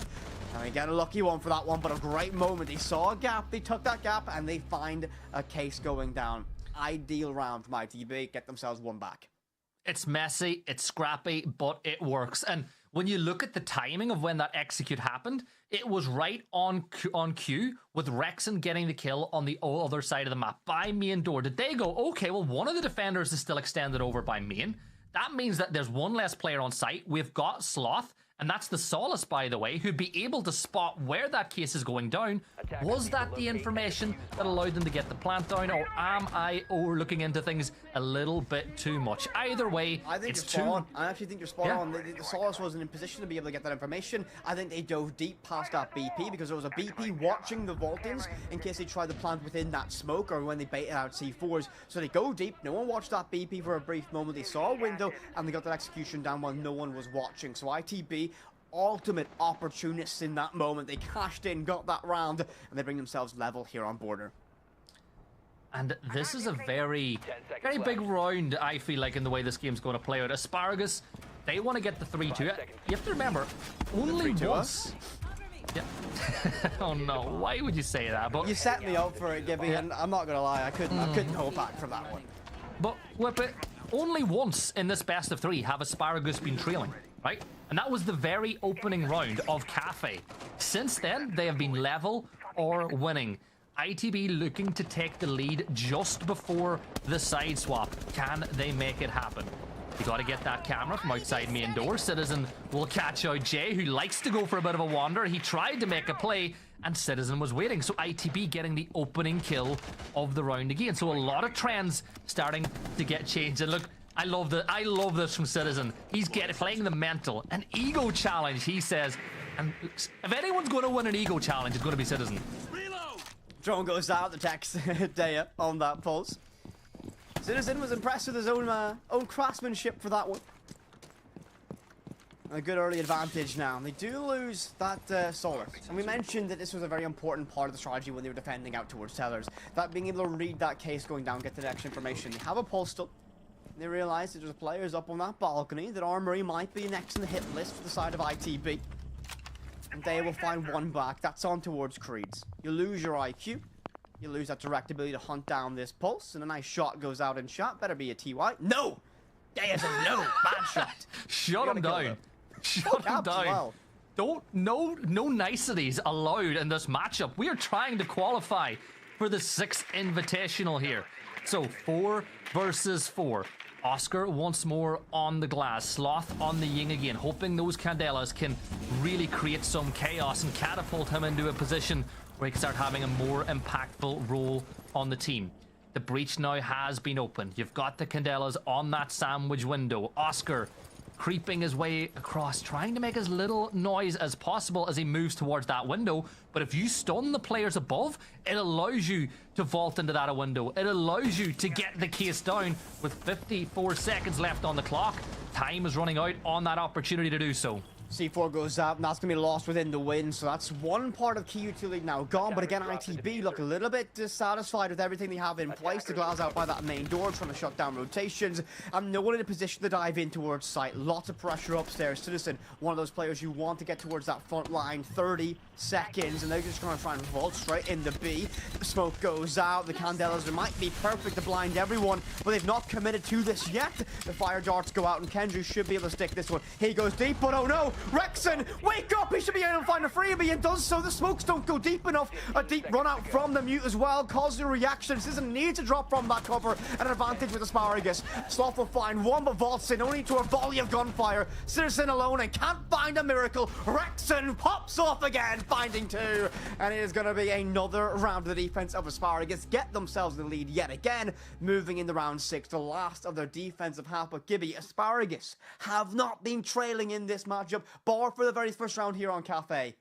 What a performance from this side. It's insane. And are we witnessing the rise of Rexon, a star maybe for 2025 with how he's been playing? Yes, let's not lie, he's gotten a couple of freebies. That one was a freebie as well, as we saw the extension deep to try to get the case down right in the line of sight of Valk. But whenever Asparagus have needed a play, it's been Rexon.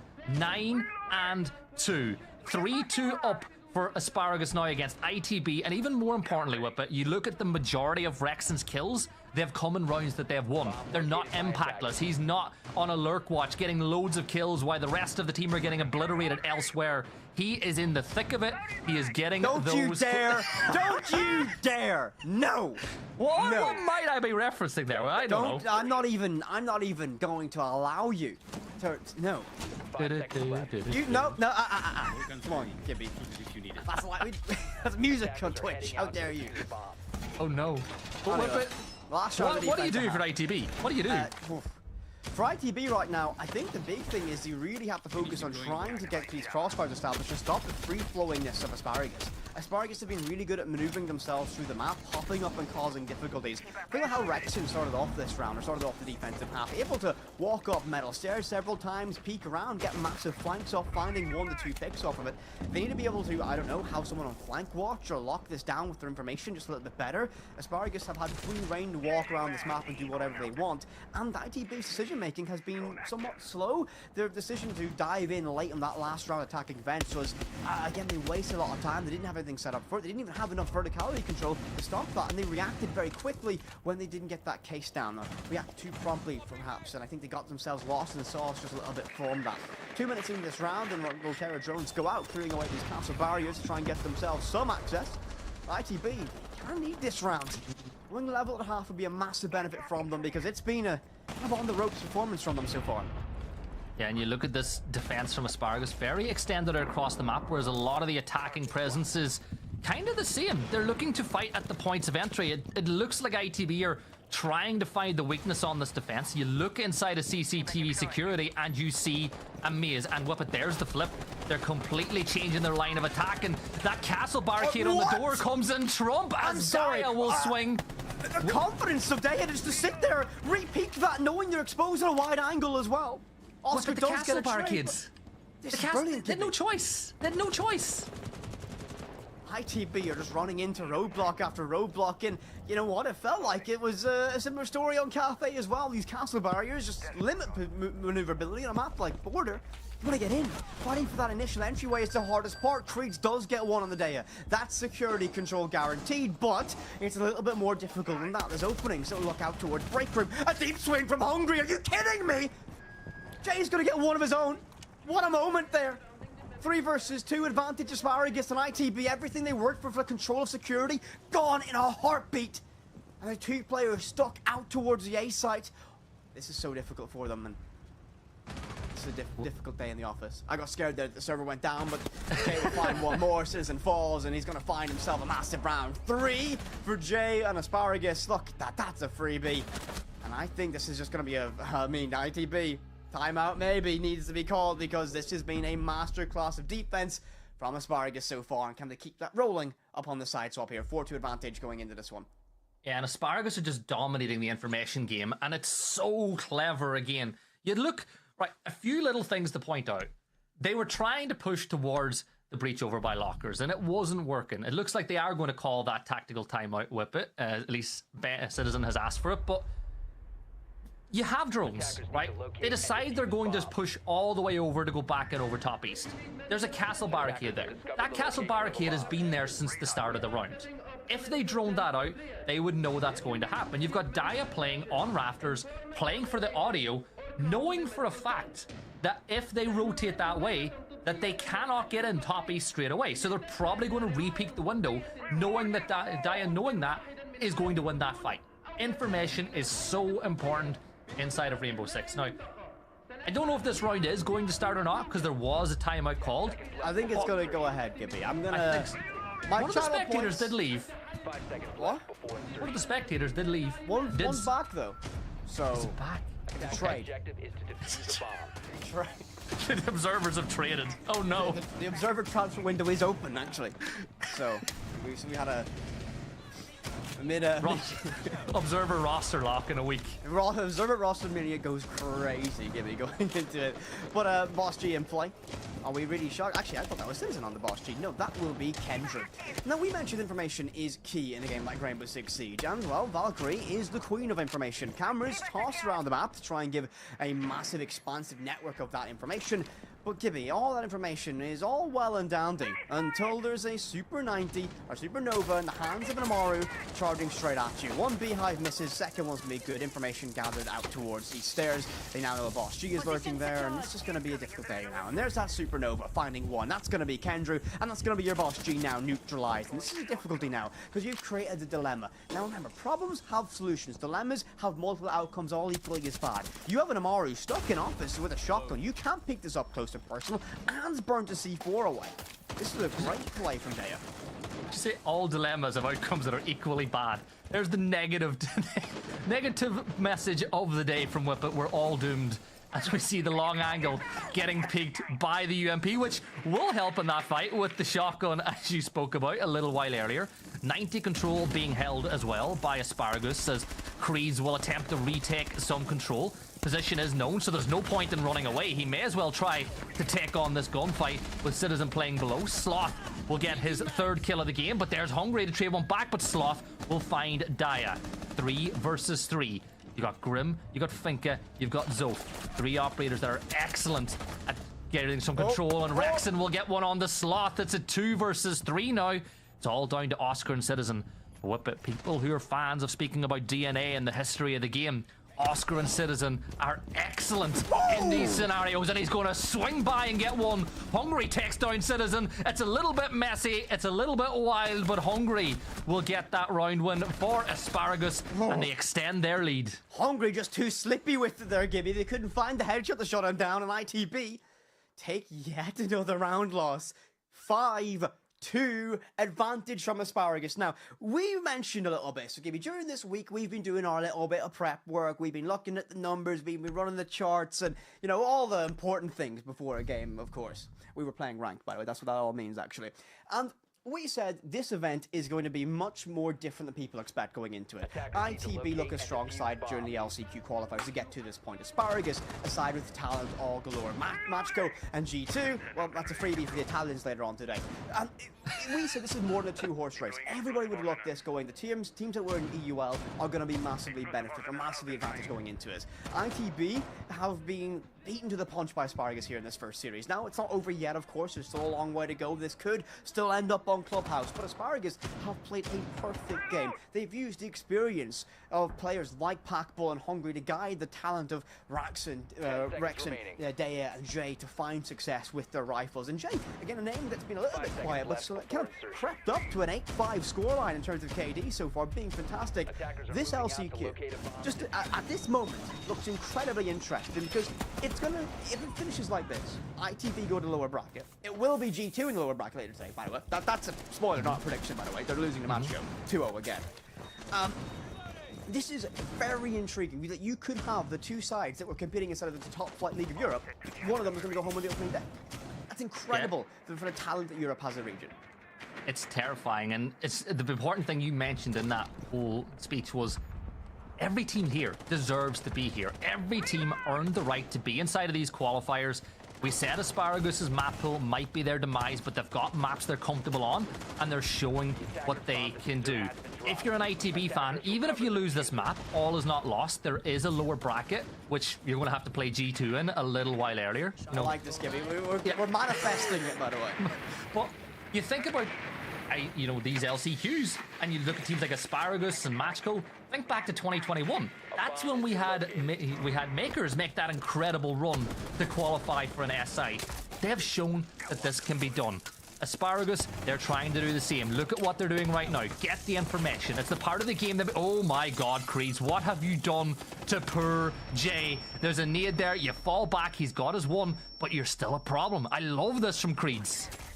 This is what we want to see from Creed, so just being a nuisance, being that thorn in the side. He's mechanically one of the best players in the world right now, and if you just let him find shots, let him swing out wide, it can be a disaster class waiting to happen. Now he gets his one, he retreats, gets himself back to safety, but now all of a sudden, Day is going to creep up and find some pressure on that armory wall. This cuts off a deep rotation, spots the ponytail of the Izami, but decides trigger discipline is a very important tool in your arsenal, and we'll sit, and we'll wait, and essentially gone fishing, waiting for a freebie, waiting for a rotation, and he'll be patient for that as the rest of his team begin to chip away at the defenses scattered out towards his office side of the map. 50 seconds left on the clock. You've got the numerical advantage of your ITB.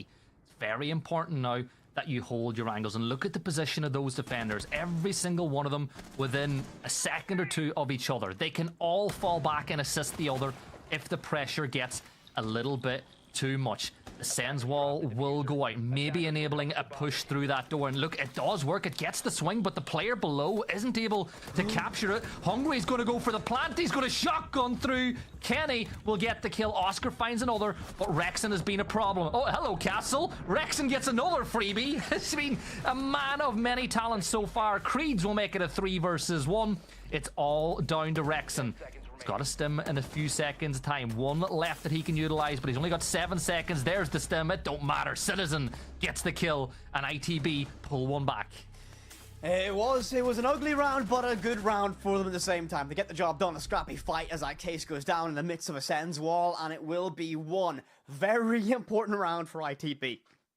Every single round they get means so much for this team at this moment. They want to stop Asparagus getting that map and series point advantage as much as possible. So they will fight tooth and nail for this. ITB on the defense will opt to go themselves down the customs. Now, not the most common of sights when we go to a map like or go to border. Teams don't like this sometimes. You're very vulnerable if you lose security. There's lots of angles to put pressure on directly, and there's very limited positions to play comfortably to deny plants once you lose that top 4 control. For Asparagus, expect them to fight heavily for that top 4 control, unless they opt to go direct and try and get that case down either in B or charge themselves in via passport pretty quickly.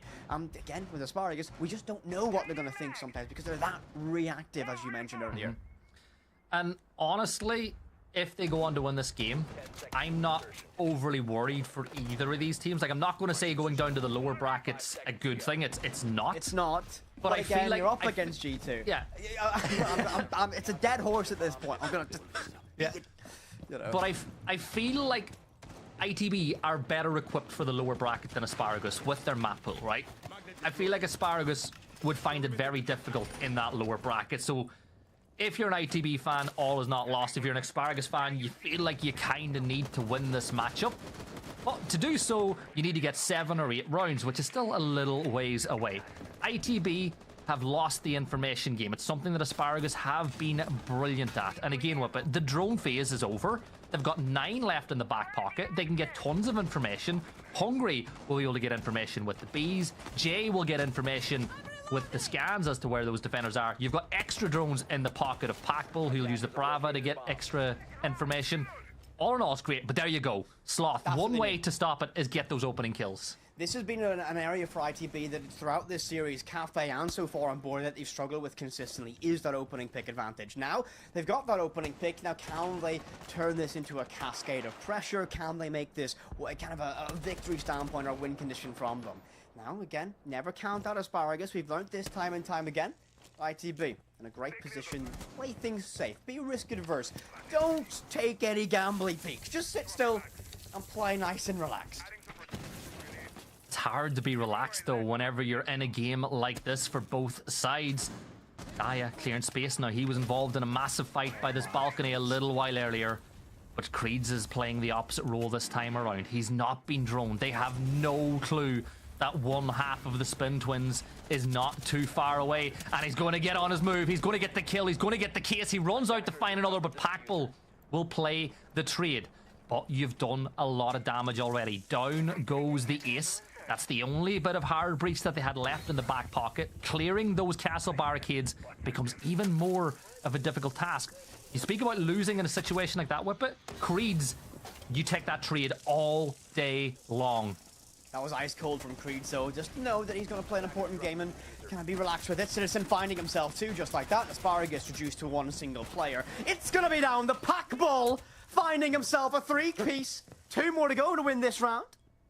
Gibby. No way Peter Bull gets this one done. Well, you know what you and I call Peter Bull. And we will call him that if he wins this round. Exactly. So the nickname, the rule of nicknames has been evoked for this one, Gibson, going into it, 24 seconds. And again, he does have that case available to him, opting to not go in with the case.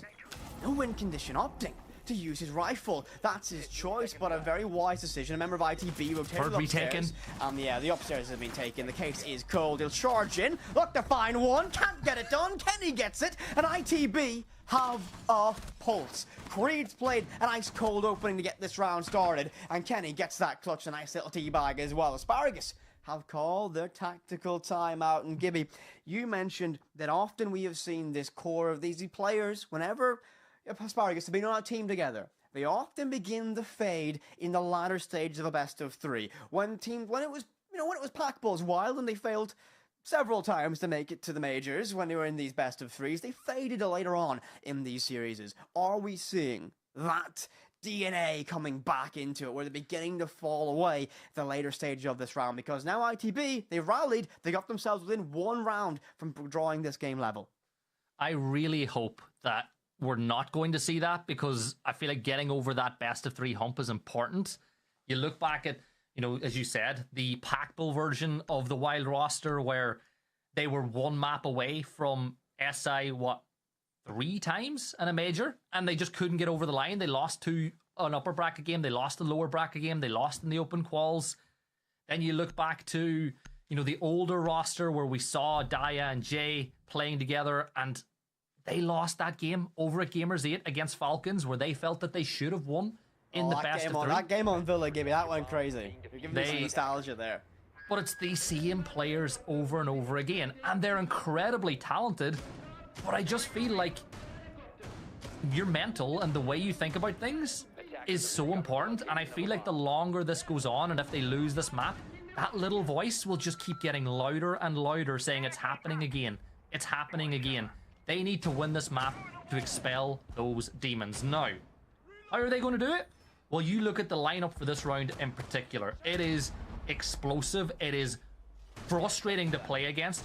You think about Packbull and the fact that you can make those phone calls, you can get all that information on the defenders. Hungry with the Bees can get information. Jay can deal with a lot of problems on the Ash.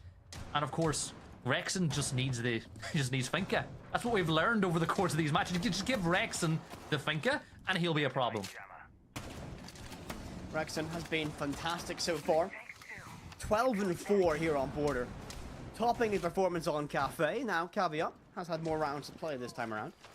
Still, massive level of individuality has been a massive factor for Asparagus so far. ITB on a bit of a rally here, finding themselves 2 consecutive rounds, 2 very needed consecutive rounds. They're putting pressure now directly on this window repel. Candelas go in, but ITB are yet to make a drastic reaction to it. It's one alone player, that one single Ying, so there's no support there, and that won't be an execution. So I think the intention was to try and force some repositioning, to try and force a potential movements for a potential retake. ITB did not take the bait. They hold their ground, hold their positions, Asparagus now have to rethink their primary plan.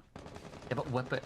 They didn't even have a glass. It was all about trying to bait utility, get rid of C4s. Ying went there all by herself while everybody else went elsewhere around the map. It's like you said, a little bit of chess being played here by Asparagus to try and make ITB think that it's going to be that standard rushed take. Phone call, logic bomb will be deployed. Hungry, get off the back of that information, will take down Sloth, but Oscar elsewhere makes a trade, but there's Packbull with the SMG-11 taking down Citizen. You feel like for Oscar this is a big fight, but does he know he's got his back to a player not too far away? Oscar knows, Oscar gets the kill, but Hungry with another trade as Creeds will fall elsewhere. It's a 3 versus 1. Jay will get it. It's all down to Kenny. He's below. He's got Legion. He can get a lot of information off of those goo mines, but Asparagus on the brink of going to map point. They've got a minute, but they've got all the drones that they could care for. Look, they've got 8 left up. They can use those. They can use the bees. Rexon will wait for another Finkiston to get a little bit more HP. But this should be a round 1. This should be a round for Asparagus, and they played it perfectly. There are no guarantees in this game, Gibson. You know that for certain. We've seen too many heartbreaks, too many disaster classes and lessons in overthinking and underthinking. 40 seconds and 3 to find. Kendrew on full HP, the widely old veteran for this side, the Tokonami Pro League champion with Navi, but shut down by Jay and Asparagus. A momentous moment for them as they now move on to match, map, and series point here against ITB. Now, of course, it is a double elimination bracket, so all your ITB fans, me, do not worry. They will have a chance in that lower bracket against the loser of Matchco versus G2 later on today. Well, actually in the game after this series. But now it is all pressure on the British roster. ITB 6-4 down. Asparagus on the cusp of a massive upset here in the opening game of our LCQs for Europe. All you gotta do is win 1 round before the opposition wins 2. 2 defensive rounds are what ITB needs just to force overtime. They can do it. You look at this team, apart from, Creed's experience galore and ITB. Yes, Oscar's only been in T1 for a short time, but you and I have known him for a long, long time, playing inside of the T3 system, the T2 ecosystem. A phenomenal gunner. 10 and 7 as he has been doing his best in this game, but ITB need to draw on that experience now. We've said it, between Citizen with his experience in NA and his experience in EU, Sloth having played in Korea and EU, and you've got Kendrew, they have seen everything that can be done inside of Siege. They need to use that now to adjust what they're playing. Stop trying to play off of plan A. Use what the Asparagus are giving you on attack to go to plan B, to maybe adjust, to create a new plan that can shut down these attacks that are going in the way. But Asparagus, they're just playing off of aggression with it, and it's working. Well, Gibby, it's all down to this round now. ITB need to fight to prove they still have a pulse, and Asparagus could be 2 minutes 30 away from getting themselves to the next round of the upper bracket. 1 step closer to a trip to Fenway and Boston for the 6th Invitational. So, opening pick, a factor for ITB that has been somewhat lackluster the previous rounds. They need to be able to find that success yet again. Asparagus tend to struggle without that numbers advantage. But look at this lineup. They've got they have a Glaz, they have a Candelas with Ying, they've got the Bees on Grim, and a lot of aggressive plays that can buy them space. But great block there as Oscar will deploy that Kiba barrier. That denies the Bees going down, and that gives them more space. But look at this, Packbull just charges in wide, Hungry as well, and I think that might be a massive misplay. They walk in the waiting arms, the smoke canister from Kenny, and Sloth and Creeds mop up the rest. Asparagus now in the desperate situation, yet again blocked off by that Kiba, and ITB for the very first time, or in a long time, are in a comfortable position in this round. Oscar will get 1 more, shuts down Rexon, leaving us in a 5 versus 1. And surely this should all be wrapped up nicely to force us to a 12-round slogfest between these teams. I love it. Asparagus, whenever they were on match point, look, they know they've got 2 attempts though. They looked at it and says, we've got another attempt at match point. Let's go for the rush. Let's try to make something happen. It didn't work out. ITB held their ground. The smoke from Kenny came in clutch because it forced Hungry and Packbull to swing around the corner because they're not going to fall back. They're not going to leave the building. And off the back of that, they got a couple of huge kills. So, Daya, as you can see with it, not being overly active here on the Ying, because this is an opportunity for Asparagus to talk about the next round. You know, it's a ad hoc timeout that we like to call it from time to time. Yeah, he's on the roof, they're talking. That's exactly what they're doing. They're having the discussion. They're like, guys, we're 1 round away from the next game in the upper bracket, semi-final. This round is lost. What are we going to do next time around to make sure that this doesn't go to overtime, to make sure this doesn't go to 3 maps, to make sure that those demons don't show up once more? This is going to be a pressure moment. Again, this is the right decision from Asparagus. Again, shows the leadership and direction of the captains of this ship. It's going to be Hungry and Packbull, and it is just now, get you on, rappel on down, see what happens. You see how many players are outside. It will be a messy one. Creeds will get that credit. It will be a flawless round for ITB in that, and leaving us now, Gibson, in a position that I've been waiting to say all day long. We have been forced to all 12 rounds of regulation, and a storyline that I would have loved to see go a little bit longer, but Asparagus are 1 round away from breaking the dreams of ITB's upper bracket run, and ITB need an overtime to stay in this fight on their map choice. Kafe, the pick of Asparagus, was a 7-1 domination from them, and it has been a back and forth brawl here on border. Do we have more left to go, or is 12 rounds all she wrote?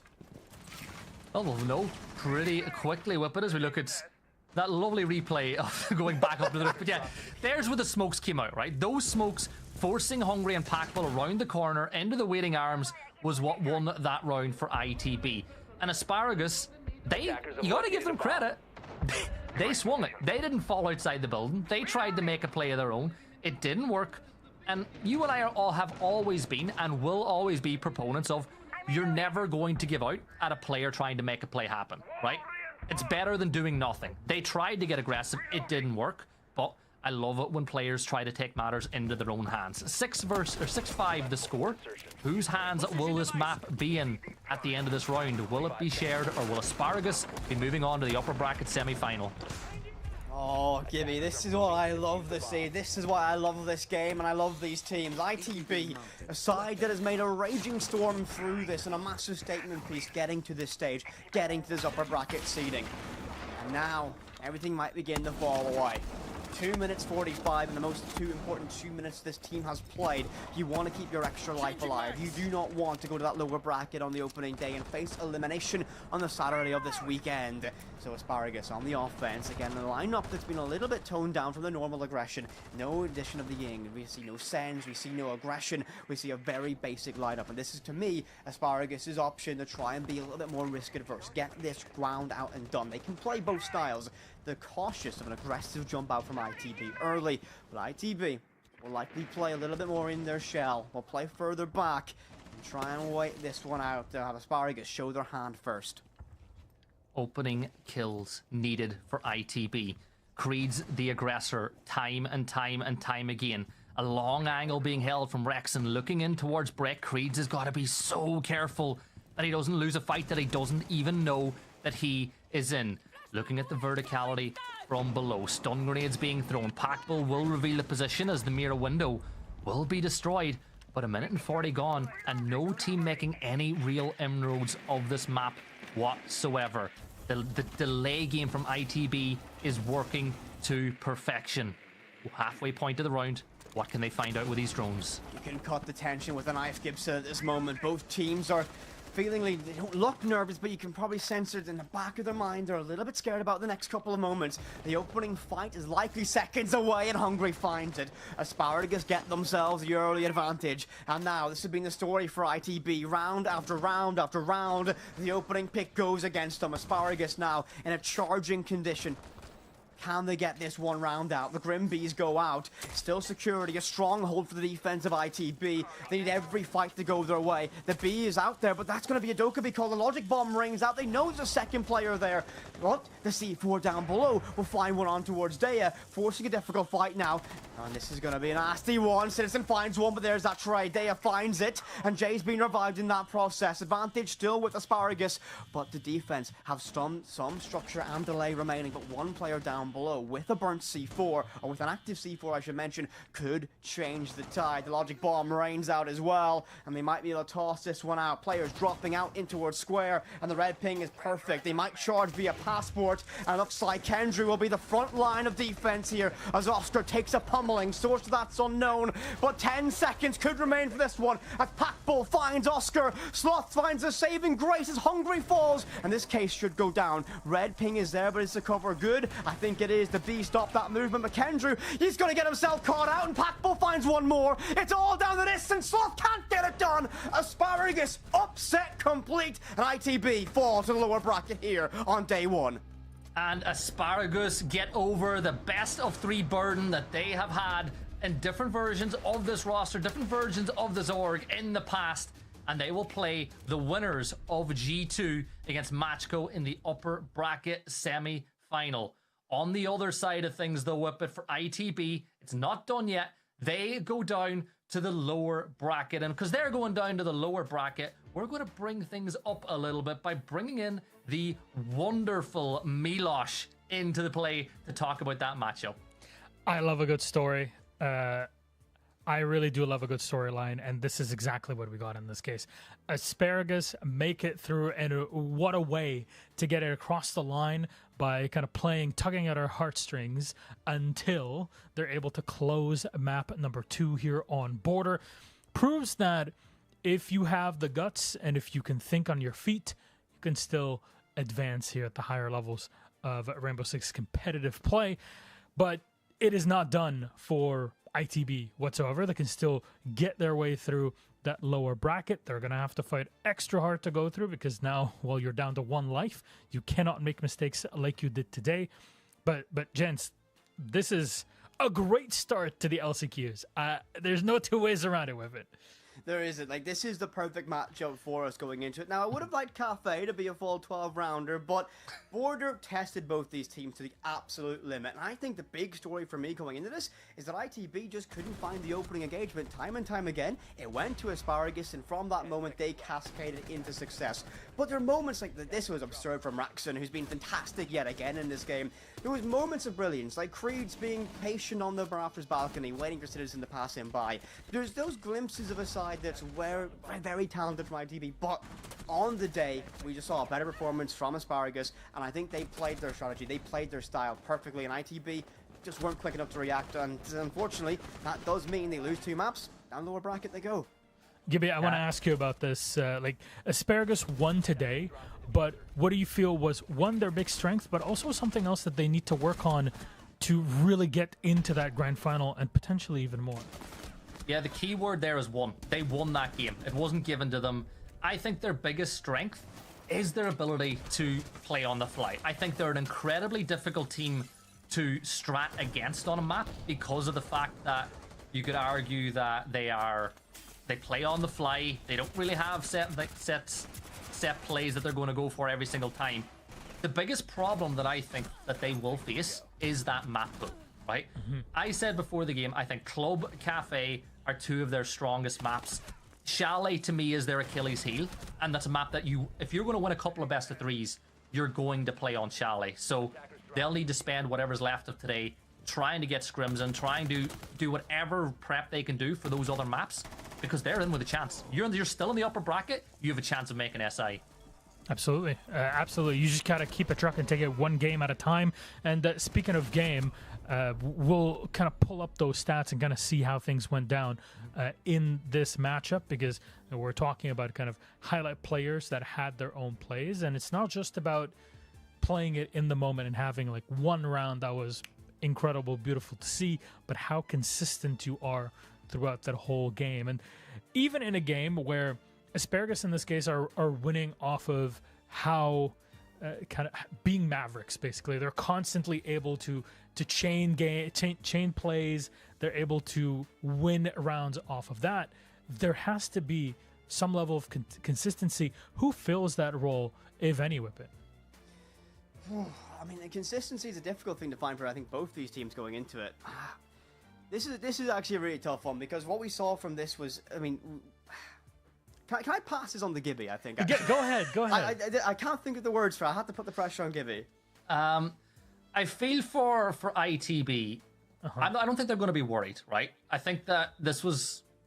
A lot of the time you'll see in these upper bracket matchups where it's a clear favourite taking on an underdog that the favourite will lose, because they kind of going into it going, I'm not worried about the lower bracket. Yes, they want to stay in the upper bracket, but they're not going to be worried.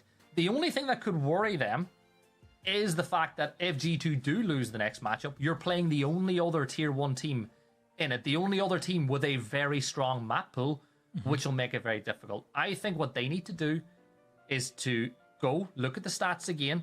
And as we said, they're a very statistically driven team. But as Whippet and I said a little bit earlier, the eye test can sometimes be a lot more telling than looking at the underlying numbers. And the eye test in that game told me they were a little bit too rigid. They were too structured.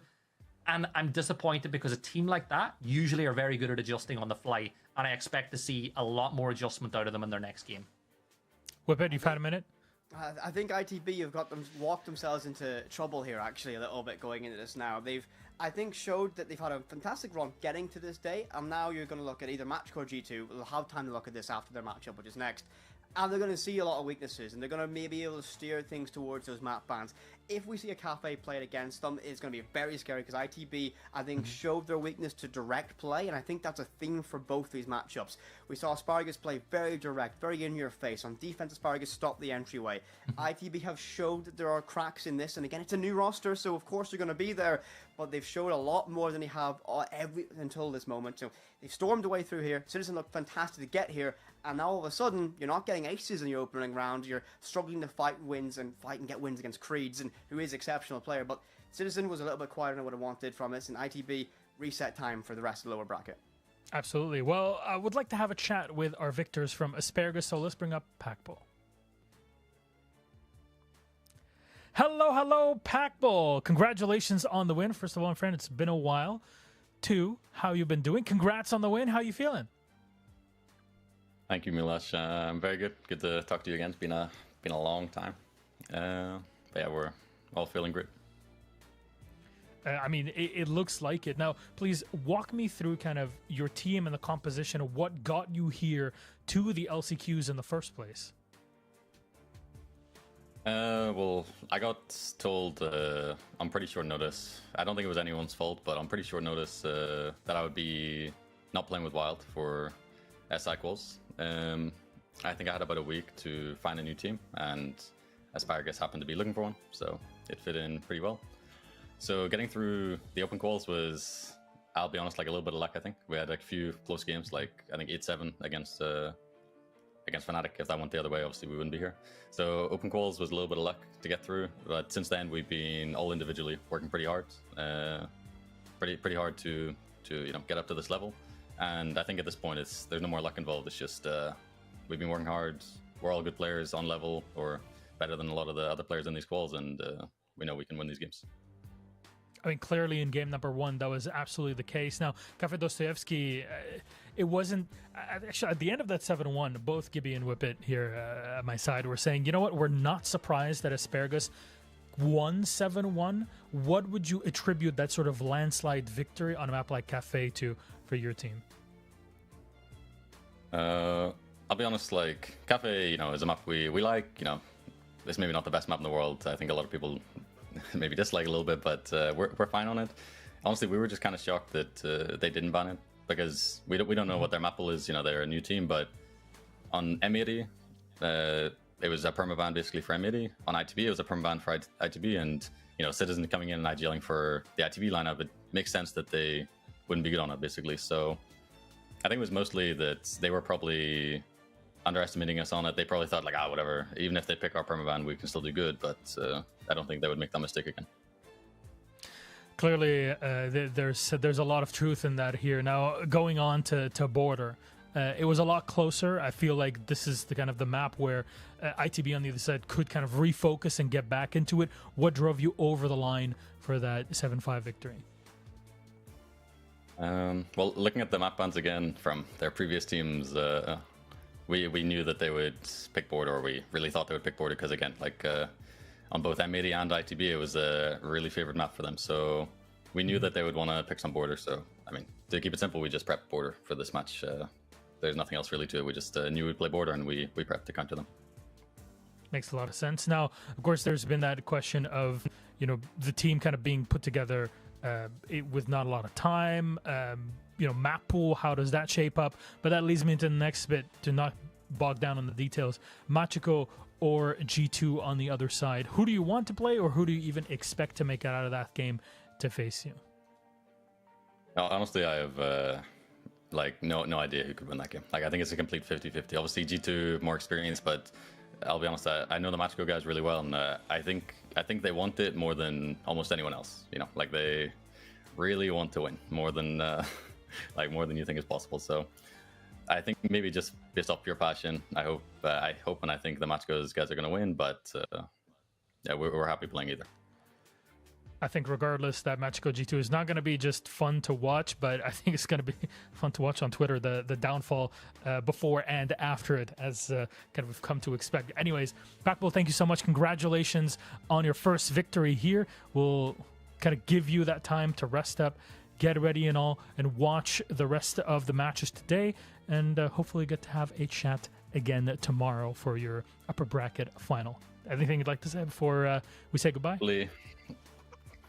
Just hopefully talk to you again tomorrow. It's always good news when I'm talking to you. But apart from that, just thank you to everyone watching. And yeah, we'll see you guys tomorrow. Wonderful. Thank you so much, Packbull.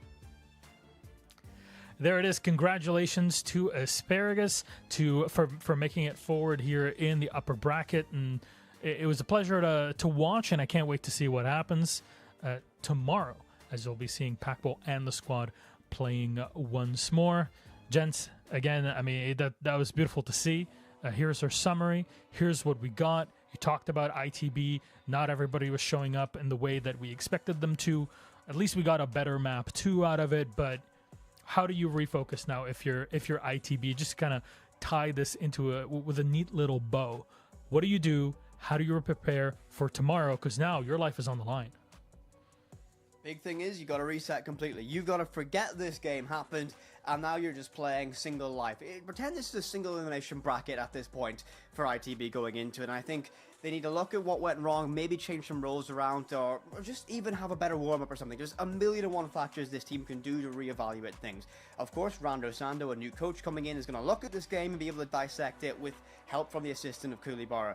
This is a massive moment for them to show their value of support staff and this team to show that they got a lot of heart going into it. So ITB, don't count them out in the lower bracket, but a lot of work to do to be to the level that we all expect them to be. And I think, I mean, the MVP rolling, I'll let Gibby talk about this one, but this was superb. Yeah, so over the course of the last year, I've watched a little bit of T2 stuff and some of the events that were going on, and I'd heard whispers about Rexon and how good this player is.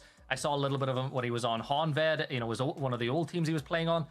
He's phenomenal. And I think that it's really important that a big thing about broadcasting is to put people over, to build up someone's story. We didn't even need to do that for Rexon today. He wrote the script all by himself. It's one of the best performances I have seen on an individual basis in a qualifier in a long, long time. And I feel he's going to be feeling very confident going into tomorrow's games. And I feel like that, in turn, will spread confidence throughout all of Asparagus into tomorrow's games. They're going to be really, really difficult for any team to play against. And of course, that is Rexon, not Rexen. 2 completely different players. Just so we're clear, one is in North America, one is in EU. You talk about kind of tier 2. For me, tier 2 EU is where, well, all 3 of us actually kind of grew up and got to where we are over the years, and even tier 2 and way below that, even over the years up until today. So this is one thing that EU has always had as a strength, and I'm very happy that in 2025 we're going to get that back with Challenger League and all. I cannot wait to see what teams have to offer and what new talent we have finally that we can grow once more in Europe, because if this is the next generation, also players like Rexon, I think we're going to have a blast, to say the least. But with that said, our first game of today is done and dusted. We still have more to go. Happy days, right? It's 2 more best of 3s. We'll take a quick break, or at least as long as needed. When we get back, Machiko versus G2 Esports.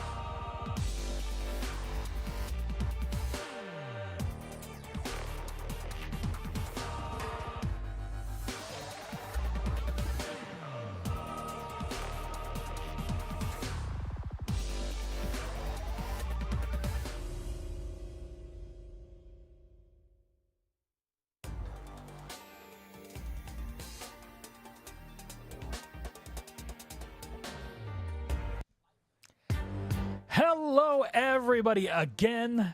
Our first game is done and dusted, and from sunny Berlin. That never happens, by the way. That footage is 100% doctored. I can't believe it. Anyways, hello and welcome back to the show. It's 6 Invitational LCQ's last chance qualifiers for SI 2025. Our focus is on the Europe, Middle East, North Africa region. Of course, all that's left is our European teams. Incredible. What our first game has landed, and I'm just gonna give you like a little spoiler warning here.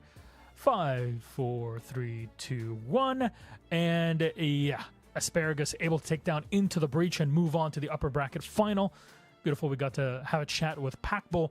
Of course, ITB will still survive in this fight as this is a double elimination bracket. They only go down to the lower bracket semifinal and then kind of try to win it out from there and make it back into the final. That'll be for tomorrow. We'll get to see who will be in that spot. But as always, here's our schedule for today. A bit of a reminder, we can run the bracket, whatever you feel like here, just to kind of get things back into your mind, because up next is yet another best of 3 series, Machko versus G2 Esports. And I don't know if there's any G2 fans here and there. Make yourself known or not. I know you've been hiding under carpets over the past few months. Let's be very honest. Here it is, 2-0.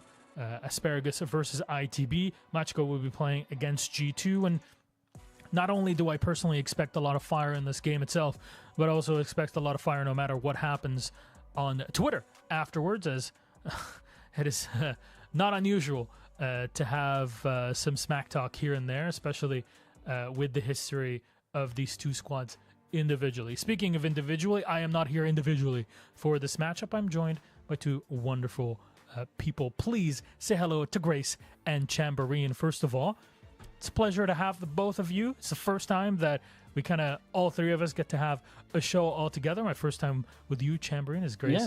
Yeah. You have graced my life a year and a half or so ago, and it was a lot of fun. How are you doing today? Mega excited, actually. I think Machko have been a little special something this winter, and I'm hoping that's something that will continue, but they are against G2, which is the match we're about to see shortly. And again, I'm mega excited to see how that's going to go. I think it's going to really dictate a lot of things going forward as well. I am absolutely buzzing to be here. My first time being involved in anything like this, so I'm just happy to be here for the ride. That's all. I'm trying to just breathe. We'll get there. You're going to have a lot of fun with the champion. I guarantee you. We have 2 people from Scotland in this matchup that are involved in one way or another. There we go. Forever, as they say. But let's take a look at our map bands for the series between Machko and G2 Esports, because the game is about to begin. It's about to commence not long from now, and we have our first 4 bands: Skyscraper, Clubhouse, Lair, Sorry, No Lair, and then a Border. Grace, can you take us through the rest? Absolutely. Again, for me personally, the Chalet pick from Machko makes perfect sense. It is a very, very good map for them. They're currently 14-3 on it. So it is a nice little safety net for them, especially when you are going against a big dog like G2.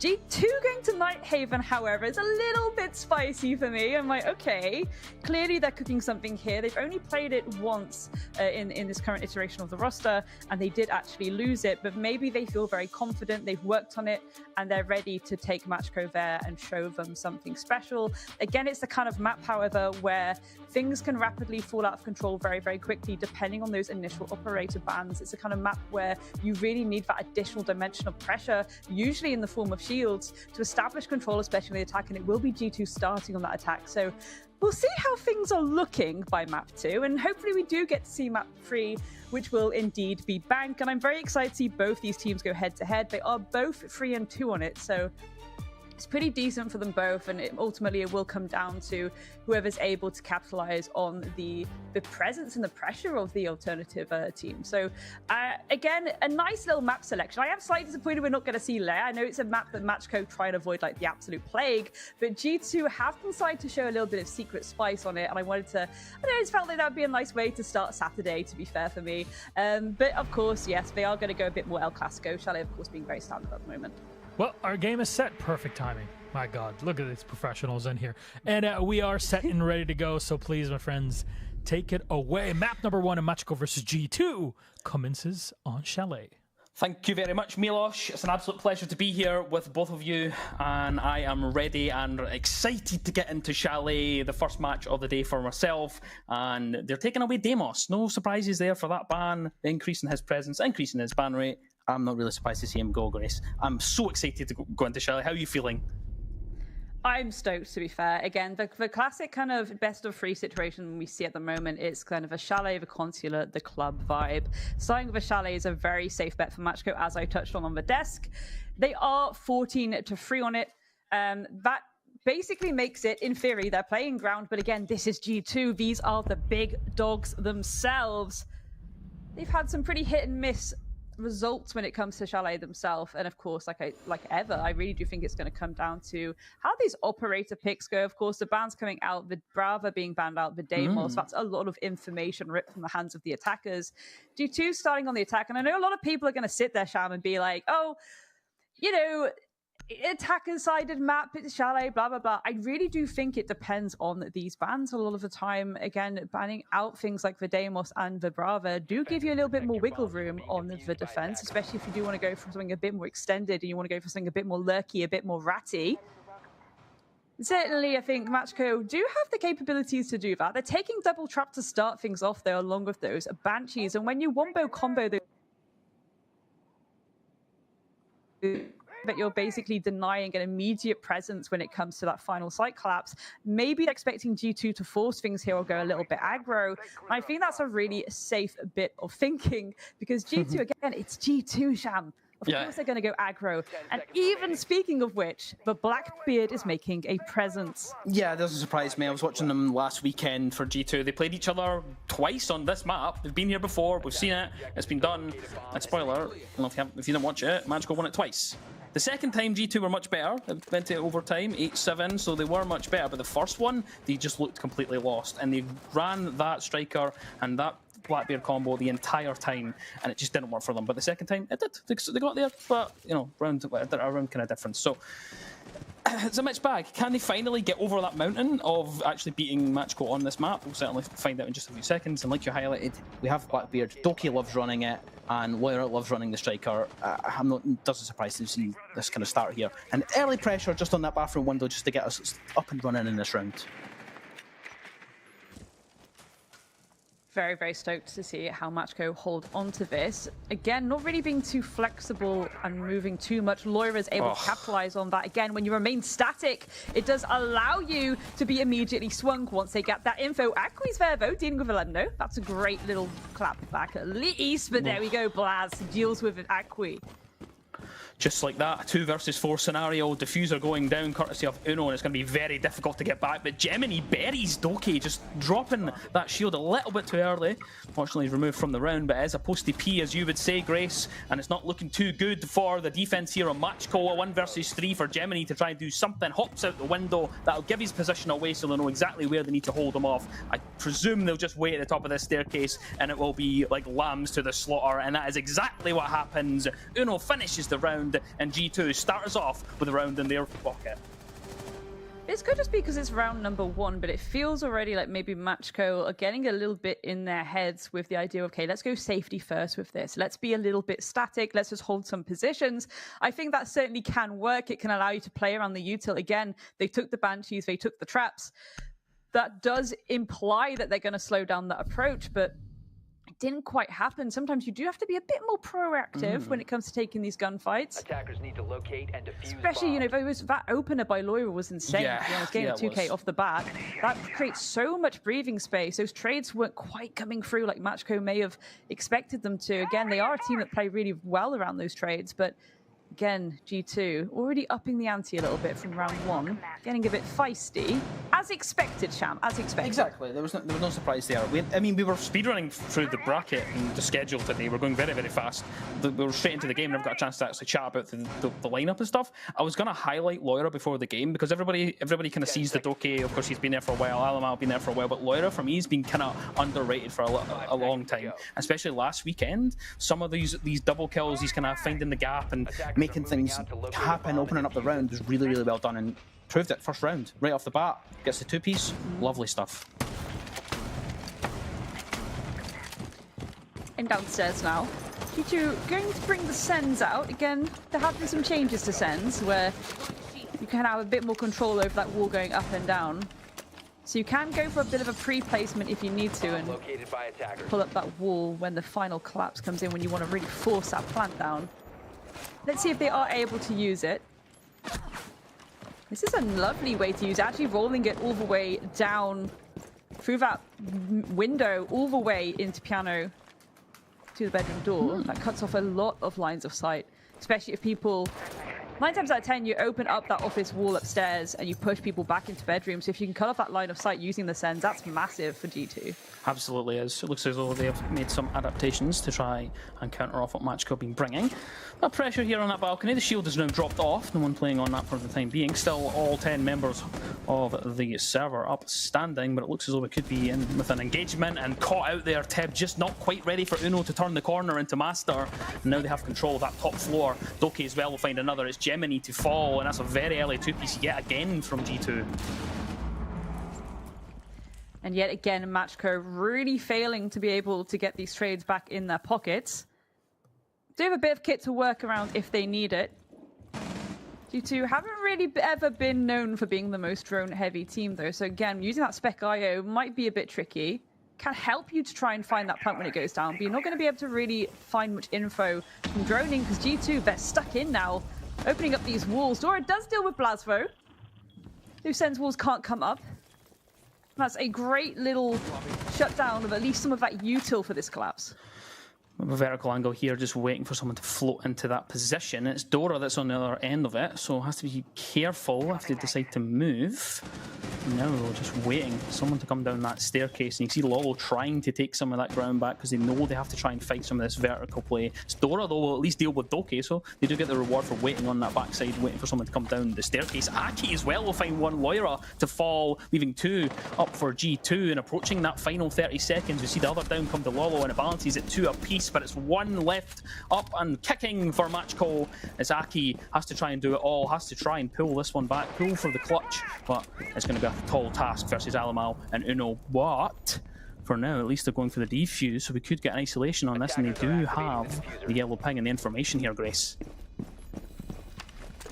It's very awkward back, if they're not aware of potentially Alamo being outside now, the full rotation.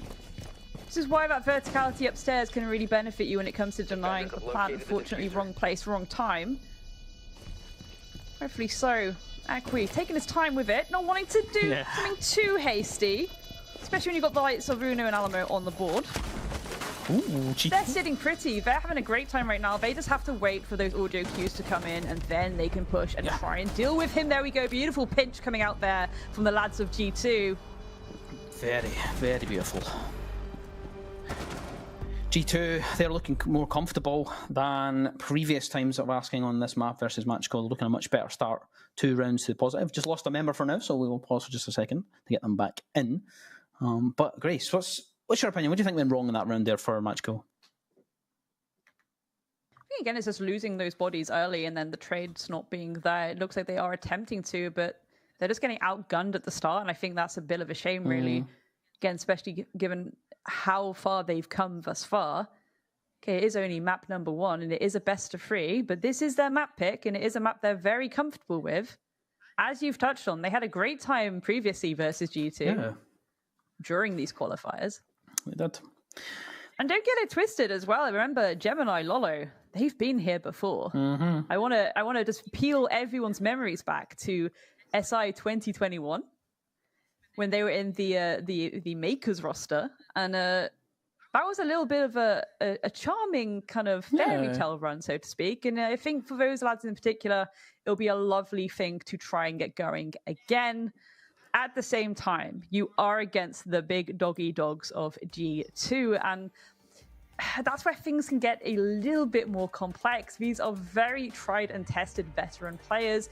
These are very tried and tested world champions. So it's not exactly the tiniest request to ask for them. You know, can you do it again? Can you qualify for SI in this new roster? Which, again, the brilliant thing about this Matchco roster is the fact that they now have this full Italian stack again. A lot of these players, they went to different orgs, they went to different places, Sham, and now they're back in a full Italian-speaking roster. That does massive, massive, massive bits when it comes down to communication and mid-round shot calling, and it's something that I frequently complimented Matchco on all winter, all autumn, all winter. Ever since they got together in this roster, it was literally like the ultimate boy band kind of vibe happening. And there's been so much fluidity, and already we're not seeing that, and that is a little bit worrying from me. I'm like, where are these mid-round shot calls? Where's this very clear and precise change of plan where you just see everyone suddenly reposition and go for something else? They are maybe getting a little bit spookied by the fact that this is a really massive weekend for them. Yeah. This is a massive weekend, and there's a lot of pressure there. Pressure also in the hands of G2, but they have a lot more experience of being under pressure.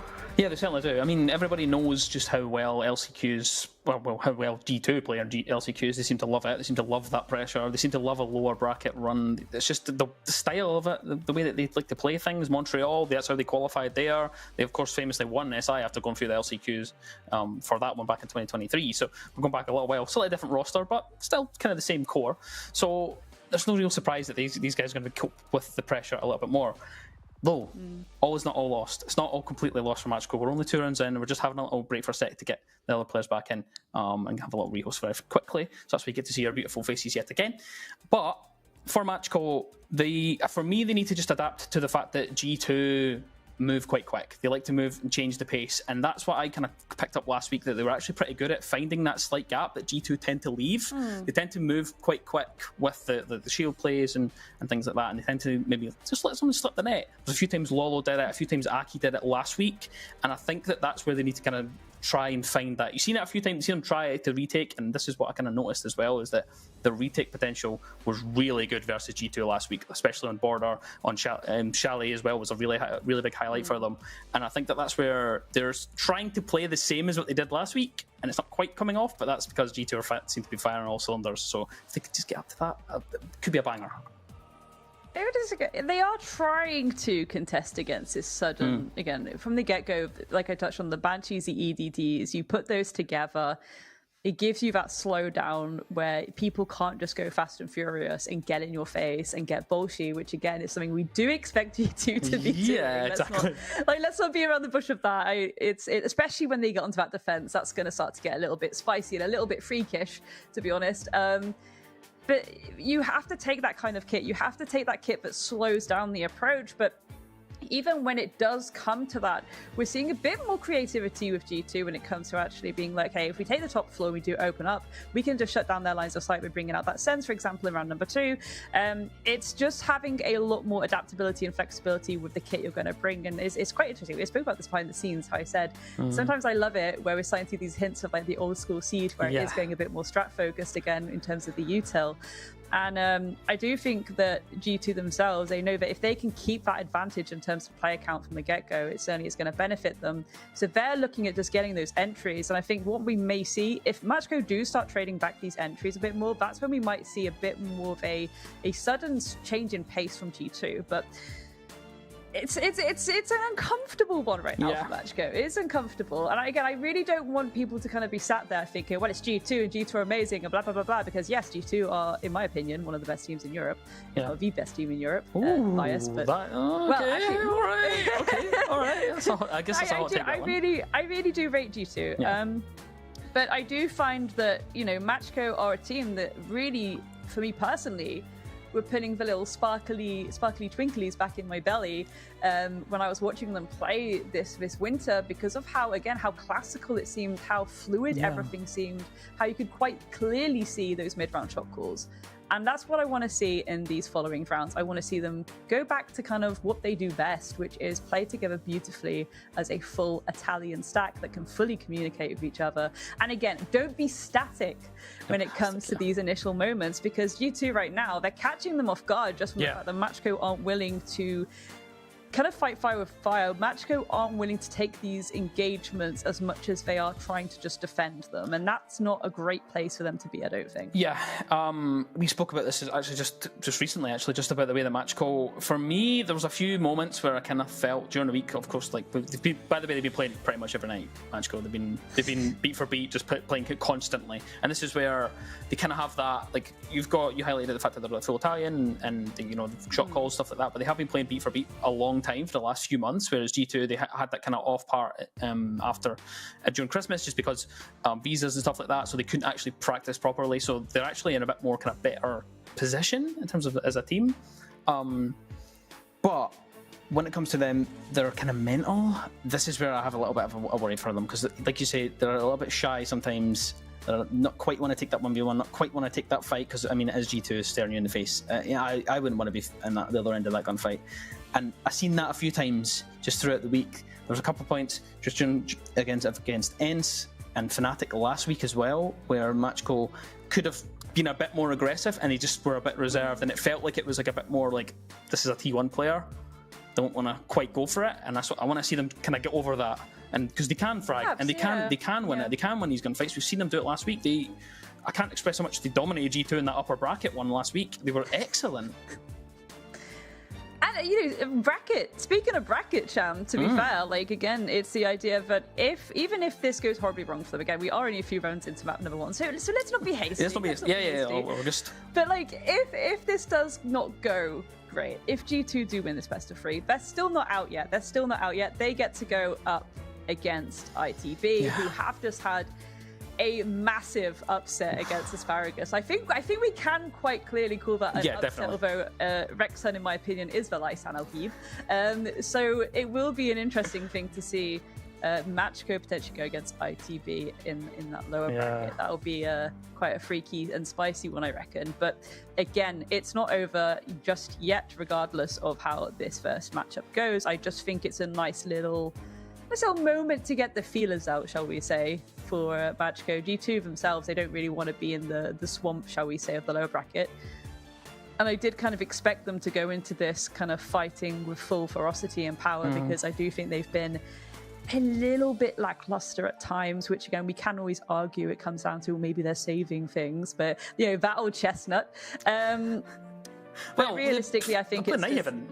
They're playing Nighthaven, so and they've played it once the whole time they've been as a roster, so they've clearly been like, you know what, we just need to throw all of it out today. Doesn't matter about saving stuff. Let's just jump onto Nighthaven and see if we can catch someone out. So I don't think there's any saving strats today. Maybe last week, but definitely not today.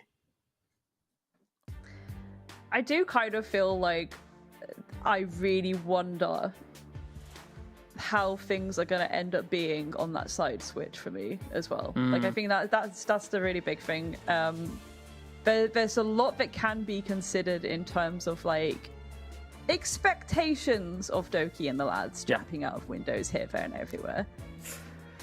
And I think realistically, if you're Matchco right now, maybe you're using this as an opportunity to be a bit more adaptable. Maybe you're using this as an opportunity to be like, okay, can we keep kind of that same level that we've been bringing throughout the entire qualifiers? Because we actually spoke about this as well. We were concerned about the fact that maybe Matchco had brought the whole hog to actually get to this point. There was massive concerns about that. Massive concerns that they would maybe potentially put too many pennies down when perhaps we don't really want them to do that just yet, because they need to save for this weekend. There is always that possibility as well. Yeah. I'm just buzzing to get back in the game. I'm vibrating my energy right now, Grace. I'm just ready to go. That's what I'm just like, get me in the game, like, just ready to go. I'm so excited. But it is like, again, like, this is how I felt all week. It was like, okay, this is where things are starting to look a bit nicer. I think in particular for Europe, right? Consider how the T2 tournaments do not have T1 teams anymore, but then we have qualifiers like this, where you really start to see the levels of some of these T2 teams where they can contest these T1 teams. We have seen that, Matchco making it this far, Asparagus making it this far. granted, an upset has already happened today. An upset could still happen. Matchco could suddenly turn around now and absolutely wipe the floor with G2. I don't think that's too outside of the realms of possibility for us all. Granted, it is G2 and they are very spicy. That's true. Also, but we're at a really interesting state of things in Europe in particular, where both teams in multiple tiers can actually win. Yeah, this is the good thing about Europe, and this is the good thing about today. I mean, we've just seen it. Asparagus, they've just defeated ITB, and they look comfortable as well. I wasn't expecting that. I was expecting it to be a close game. You know, my ITB maybe would peg them at it, but no, they look pretty comfortable, and this is what EU's the best siege. This is why we love doing it. You know, that's what I think, and we'll throw that straight out there. And I'm so excited to get back into the actual game. We now have returned and heading back into 2-0 up for G2. Of course, kills have been reset. Had a lot of rehost in the background, so we'll have to track that another way. But for the starting point, we're going into bar and gaming. Grace, what are we thinking about this one? Looks like Matchco are going to try and play it very, very standard, to be honest. They are bringing out the castle barricades, and I'm very curious to see where they may be positioned. Again, usually when you're bringing things like that, it's to slow down the flow of things. Look at this already. Look at getting Gaggro in Mudroom, but there's a castle barricade there. Again, Matchco expecting this sudden aggressive push from G2, so that's really well read from Matchco. Certainly, in particular, the fact that they were expecting these aggressive moments. 3-2-1 with the shields as well. The Blitz and Blackbeard Wombo combo, two highly aggressive shields. Yes, there have been changes, but it's still incredibly ferocious. Look at the attempt will fall. The Lolo's there to trade it back immediately. He isn't going down anytime soon. Can he deny this plant though? The kick is being stuck. He there's pressure from the window. Gets Stokey in mud, but the trade is there. Akwi dealing with Uno as Gemini will fall. A 2 versus 2 post-DP, Sham. Absolute pandemonium finds us on a 2 versus 2, like you highlighted. Up on the rappel for now, Blaz outside the window. Loira, they're just going to move around. They're going to try and play off these angles and wait for Matchco to make their move. We have a player upstairs at least as well that can at least try and take some of that ground back, but they're going to have to get in the face of them, and that's exactly what they do. Blaz falls. It's Aki now to try and do something with it. Out the window he goes, but it's done and over for the round. The triple kill for Loira will mean absolutely nothing because Dora will get that defuse off just in time. Incredible stuff there from Matchco. What a post plant to play, and again, especially given they knew G2 were gonna come in hot and heavy, fast and furious. The shields combo, oh my god, it's disgusting. The Blackbeard, the Blitz, what can you do in that situation? You just gotta try and win your ones, try and find that right little pixel angle, try and melee that shield. It's difficult to do, especially if you do have a bit of distance between you. It was a really nice attempt at shutting down anything G2 attempting there. Granted, G2, fair play for getting that plant down.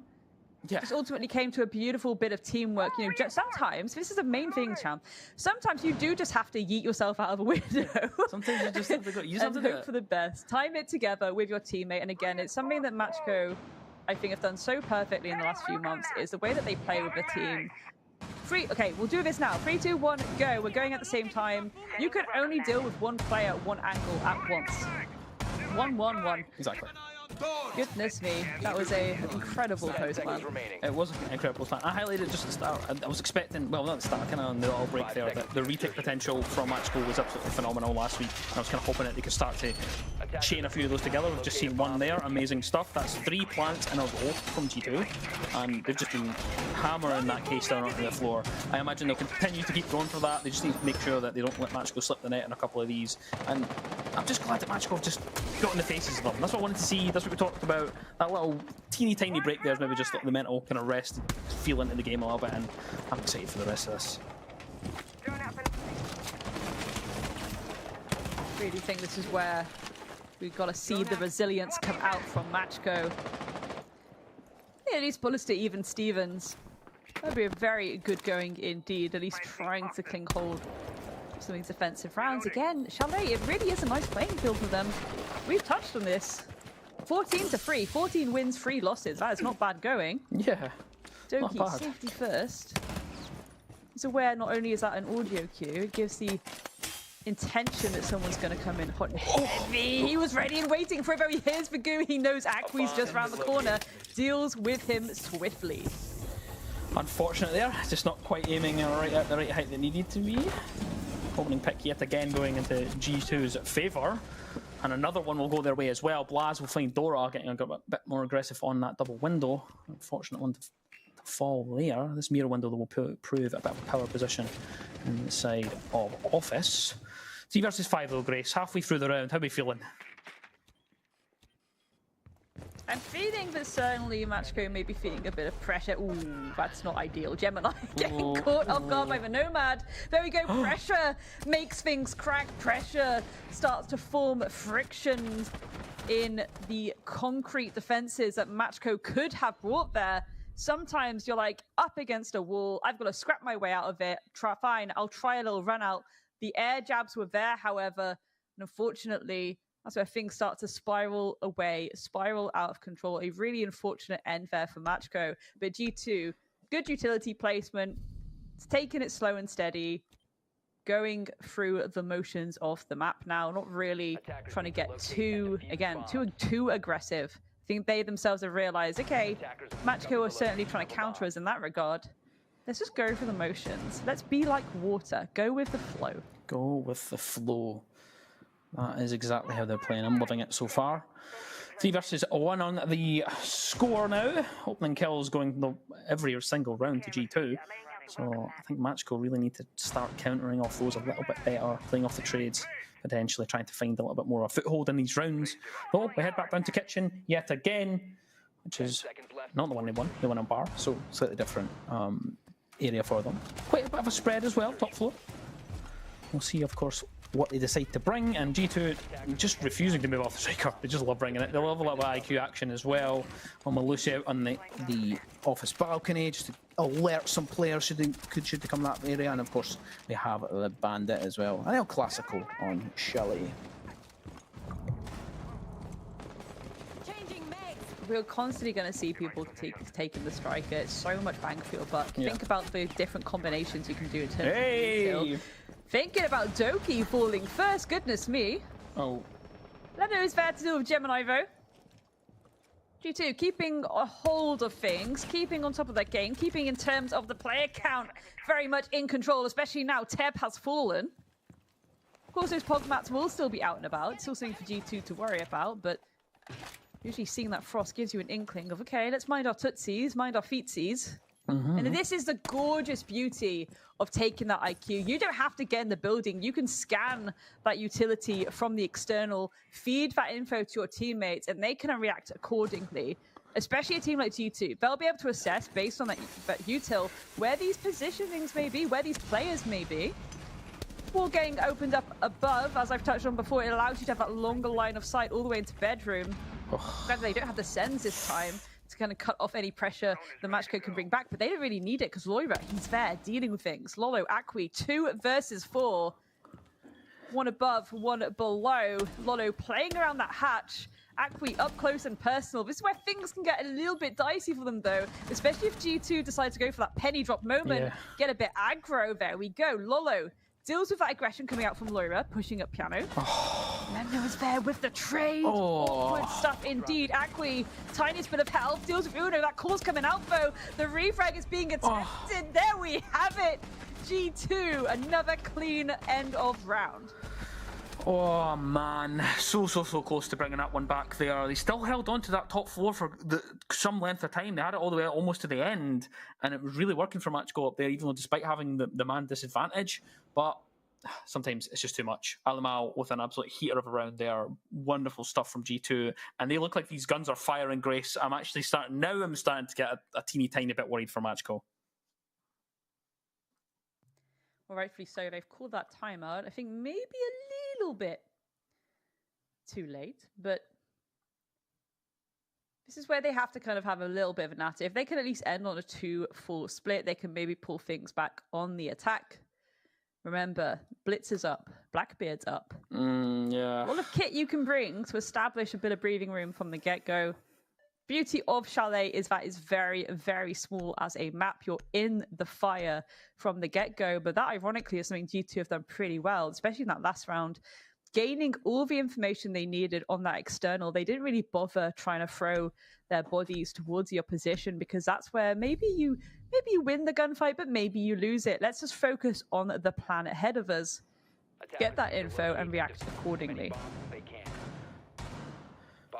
Yes, indeed. Bar and Gaming is where we head, which is the only other site that has been won for Matchco. So that's a positive in their bank. Of course, right off the back of getting the first opening pick of the game as well. So there are some positives to take away, Grace. It's not completely away from us. You know, the timeout, as you highlighted, a little natter. Maybe they can try and figure out where their issues are. G2, not changing much though. Not changing a whole lot. They love the shields. They love the striker. You know, they move things around either side of that. But pretty much going to be the same idea. Let's just get in their faces, get aggressive, play like G2 play, and see if they can win out these rounds. Absolutely, and once again, Matchco going with the idea, okay, let's try and slow things down a little bit. We'll take those EDDs of the cap count, we'll take these castle barricades, we'll again slow down that approach as much as possible. Rely on G2 having to use utility to get close to us, and that will also give us the audio cue and the information needed to react appropriately. Early take here from G2, just trying to put some pressure on the library player. It is indeed Tev that's been doomed in that position, suicide corner as it is normally called, because you play your life and normally you're ready to die, but they'll find a kill. At least it's Blaz who has fallen first, courtesy of a C4 right out the window. Great start here. Second opening pick for Matchco, and a much more comfortable start to the round as well. Not quite as aggressive and quite feeling the pressure as much as they have in previous time, but just as the words leave my mouth, I've cursed Aku to a death that no one wants to experience. It's Loira, the demon himself. He's trying to find as much as he can inside of these rounds, and it's a double, another one to start off. And Grace, I'm getting a little bit scared now. Oh, well, I'll just be quiet. You're no fooling. That evens things up a little bit somewhat, doesn't it, Sham? Mm-hmm. Of course, Doki, the menace that he can be, still alive, still on the board. C4 in the pocket of Dora as well. This is the potential of some Verti action. That Verti can work both ways, remember. Can indeed. But right now, Loira needs to start getting it stuck in a little bit more. Potentially start to establish some vertical pressure of their own. So a lot of aggression is occurring on the side G2, willing to find some of these lurking players. Gemini, beautiful pick there, shuts down Doki. This kind of splits up G2 significantly now. You got Loira all the way upstairs. Elemno in basement, never mind. Gemini deals with him as well. The refrag was attempted, but it's shut down. And now Loira's in a 1 versus 3. Has to try and find these players. Limited information to go off. Has to pull off the ace for the clutch. Already found the double inside the round. Just trying to check these angles, make sure they cover everything. Don't have much to work with, don't have any drones to work with in their pocket that they can use. Finds one, almost a second, but it's not going to be enough as Matchco, they finally find that second round. The same site, the second time of Baskin, they double up. 4-2 now on the half.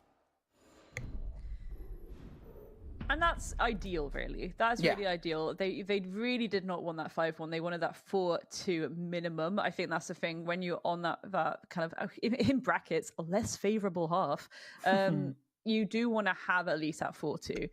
That gives you a little bit of wiggle room. The main concern here is that, again, Matchco, I love their attacks, I will say. They do have the ability to be incredibly fluid, and they're very, very good at those mid-round shot calls when it comes to repositions. It's something we didn't quite see as much as I wanted to on this defense, though, themselves. They really just had a plan from the get-go and kind of stuck with it, apart from that beautiful post-plant we saw on the game's defense, of course.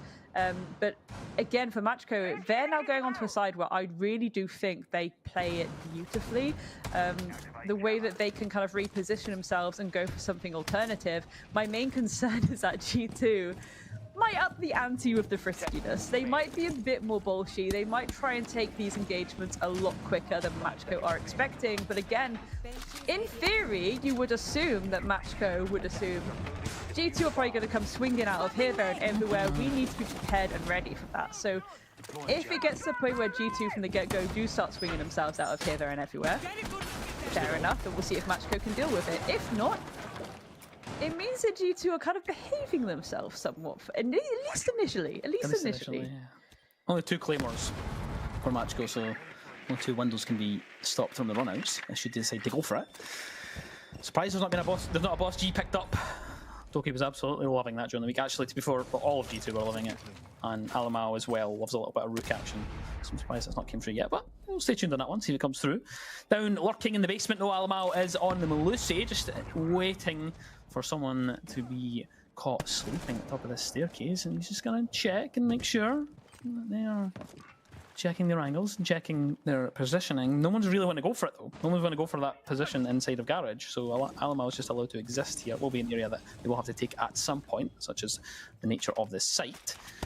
Minute gone, though, and not all that much kind of movement really happening on either side. Really just the drones kind of setting it, so it seems really like they're kind of just feeling this one out, Grace.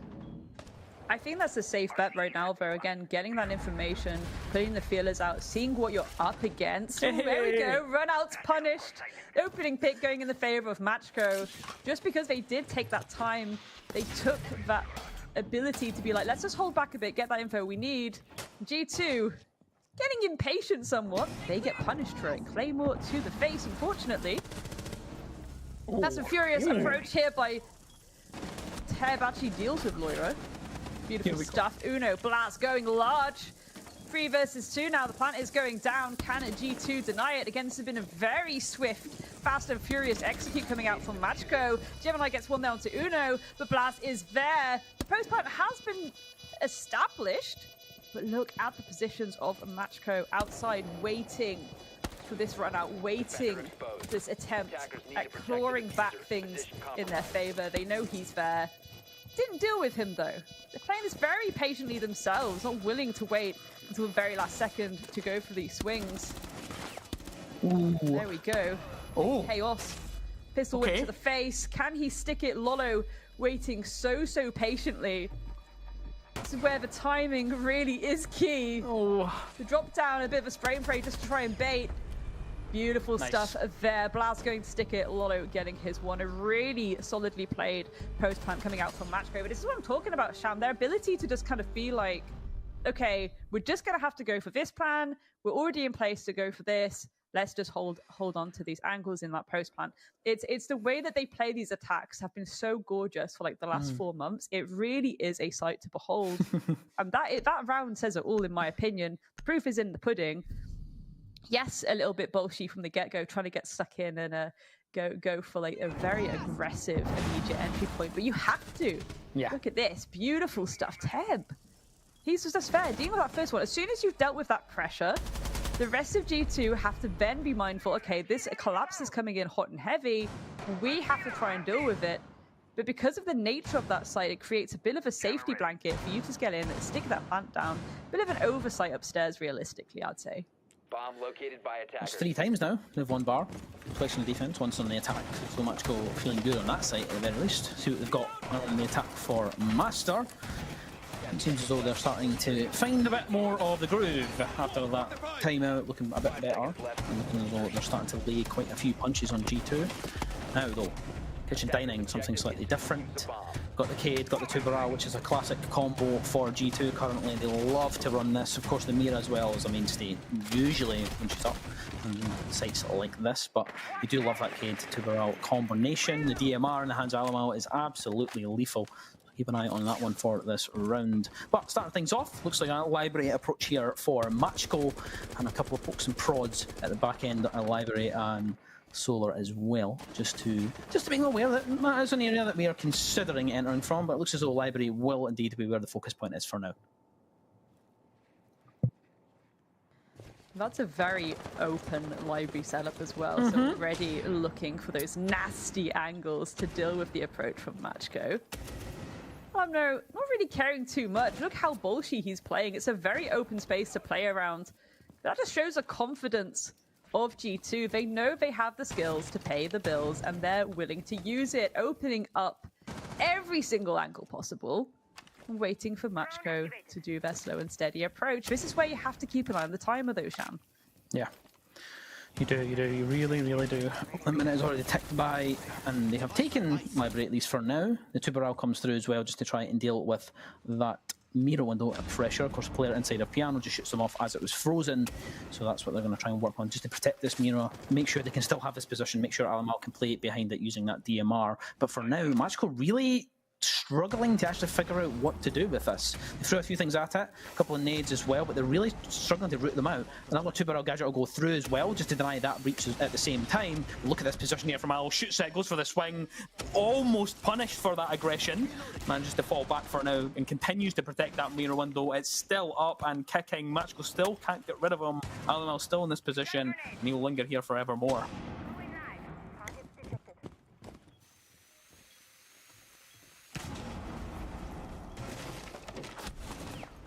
Finally, that window is opened up. There is a Habana pellet that opens it and makes sure that they can now get rid of Alamal, who's now downed and not quite dealt with.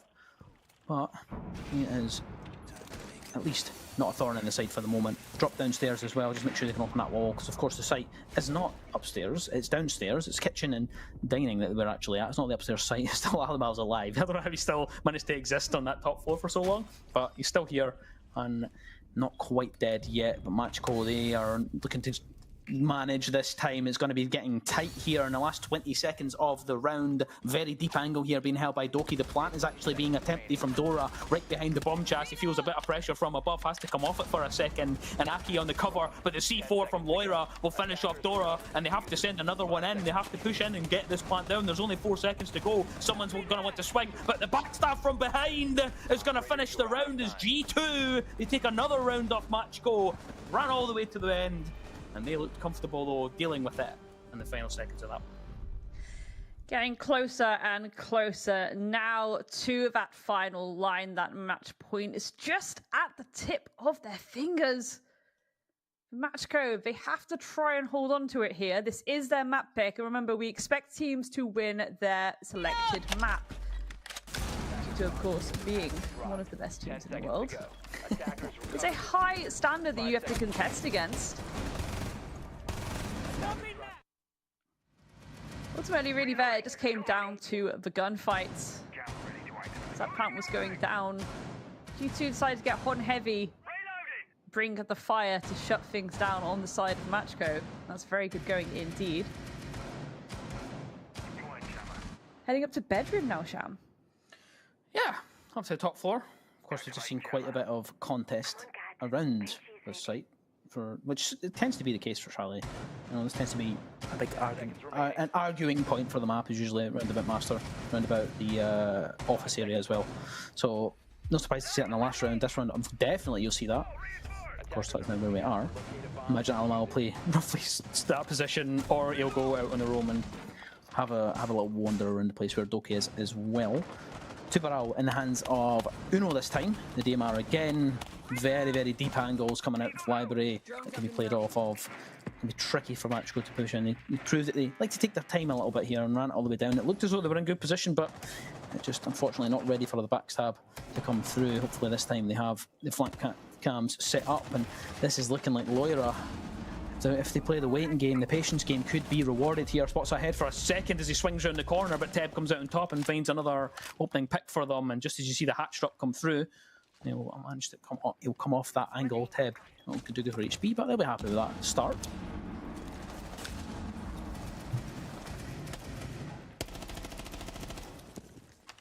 Do like that from Lem now as well.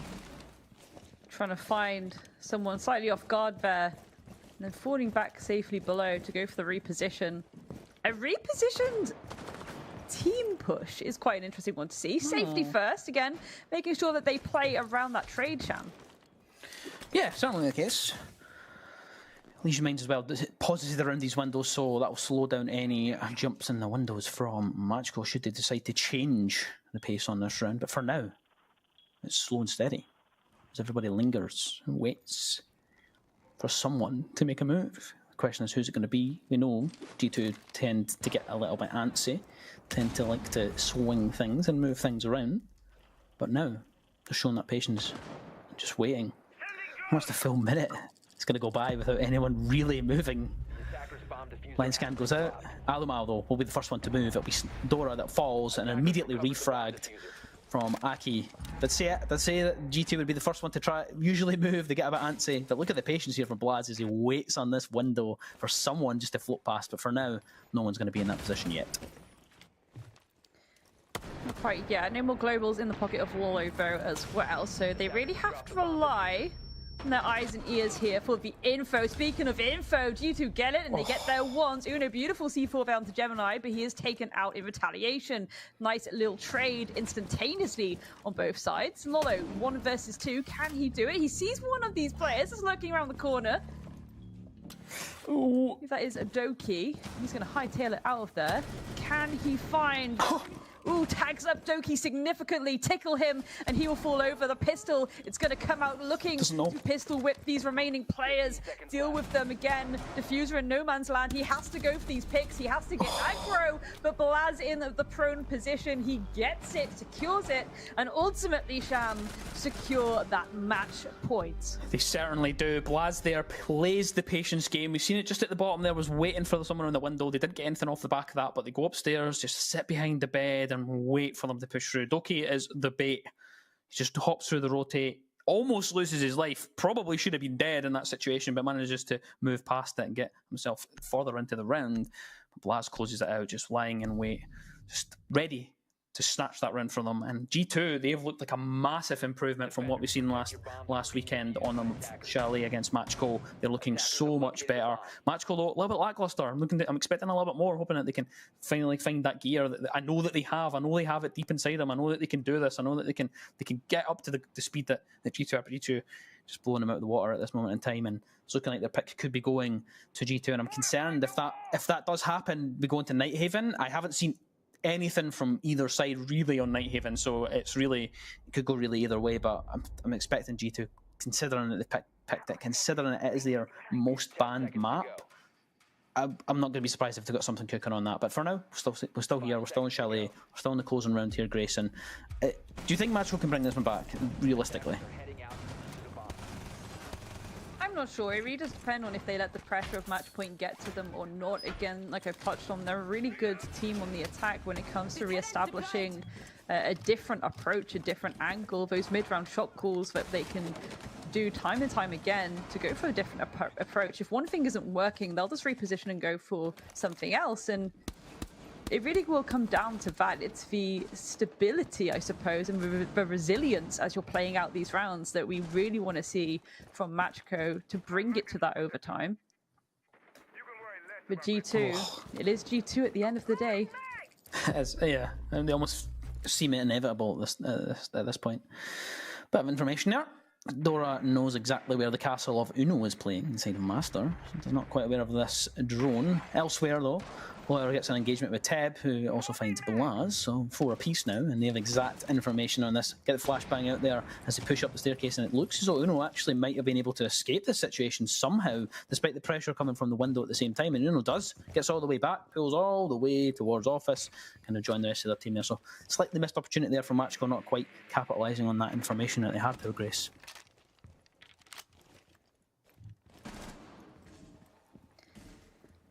Gemini on the approach, sees the pixel, attempts to fire, no one giving too much body away just yet. Very slow approach on the side of Matchco, yet again, slow and steady wins the race. It's going to force G2 back. Which is at least a good sign for Matchco, gives them a bit of breathing room behind them. They go through the motions, but again, time is of the essence. You don't want to leave it too late. Yeah. I do think it's very, very spicy that Uno is holding on to Library in such a position. It could lure Matchco into a false sense of security. In the final moments, Gemini, C4 to the face. Gorgeous stuff indeed. Stunning from Moira. blows him right out of the round, right over the top there. And by the way, Uno's, if just in case you got excited about that C4, Uno's still there. He's still inside of library. Could be about to be undone from this window unless someone doesn't check it. They know. Yeah, they know. He's dead. He's gone. Oh. He doesn't get away with another one. This time he is found and buried. There isn't anyone in the corner though for them to worry about. So now they have the control of library, but there is only 30 seconds to work with. They have 3 members upstanding for both sides. Grace, it's looking like it's going to be a spicy end of round. Time is of the essence, less than 20 seconds now, and they really have to do something. Toxic Babe still in the pocket of Doki as well, still has one there, has used one. That's going to slow down the approach from Matchco even more. Dora trying to get stuck in is tagged up significantly by all this util. Pandemonium across the server right now, a 1 versus 1. Doki gets it, and G2 win map number 1 of Chalet. They certainly do. They looked absolutely indomitable. They are wonderful stuff from G2. They win it comfortably. Matchgo just not quite at the races for that one. And on their own pick, they are defeated. The G2 will be feeling absolutely ecstatic. Is that the cameraman buff? That is the real question. We never even had a chance to speak about it. Cameraman snuck into this team in the back end just during the week there that was announced. Just literally 1 day ago. Maybe that's the difference from the last week and this week. But G2 are looking great. I do think that they had cameraman probably behind the scenes for a while before going into this. That's, genuinely what tends to happen. But I think the real thing there for Matchco, little bit worrisome, Sham. They, in general, tend to be a very resilient team as these rounds play out. It very much wasn't there. It felt like from the get-go on those defenses, they were allowing themselves to be caught out very statically, very static positioning, not willing to move into better positions once they'd been droned out, for example, or being in positions where you physically cannot move out of it. You physically, like lying in the bathtub, for example, from the get-go, if someone drones you out, it's like, okay, I can either get up and try and run away, or I can allow myself to be naded out. Of course, when you get up and try and run away, they're ready and waiting for you. So again, for Matchco, there's some very dodgy positionings on the defense, getting caught off guard. And ultimately, again, I really do think a big factor there was ultimately just losing gunfights, to be honest. Yeah, I think that's part of it. I spoke about it at the start of the match. I did kind of think that their mental might be a little bit tested, and had shown flashes of that being an issue during the week and kind of last weekend.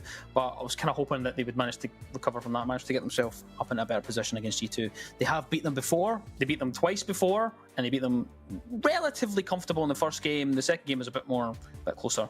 We can't look into it too much. But so this time, they're not really at the races though. And Grace, I just hope they can turn up for Nighthaven. I'm hoping that they've got something. I'm praying for it.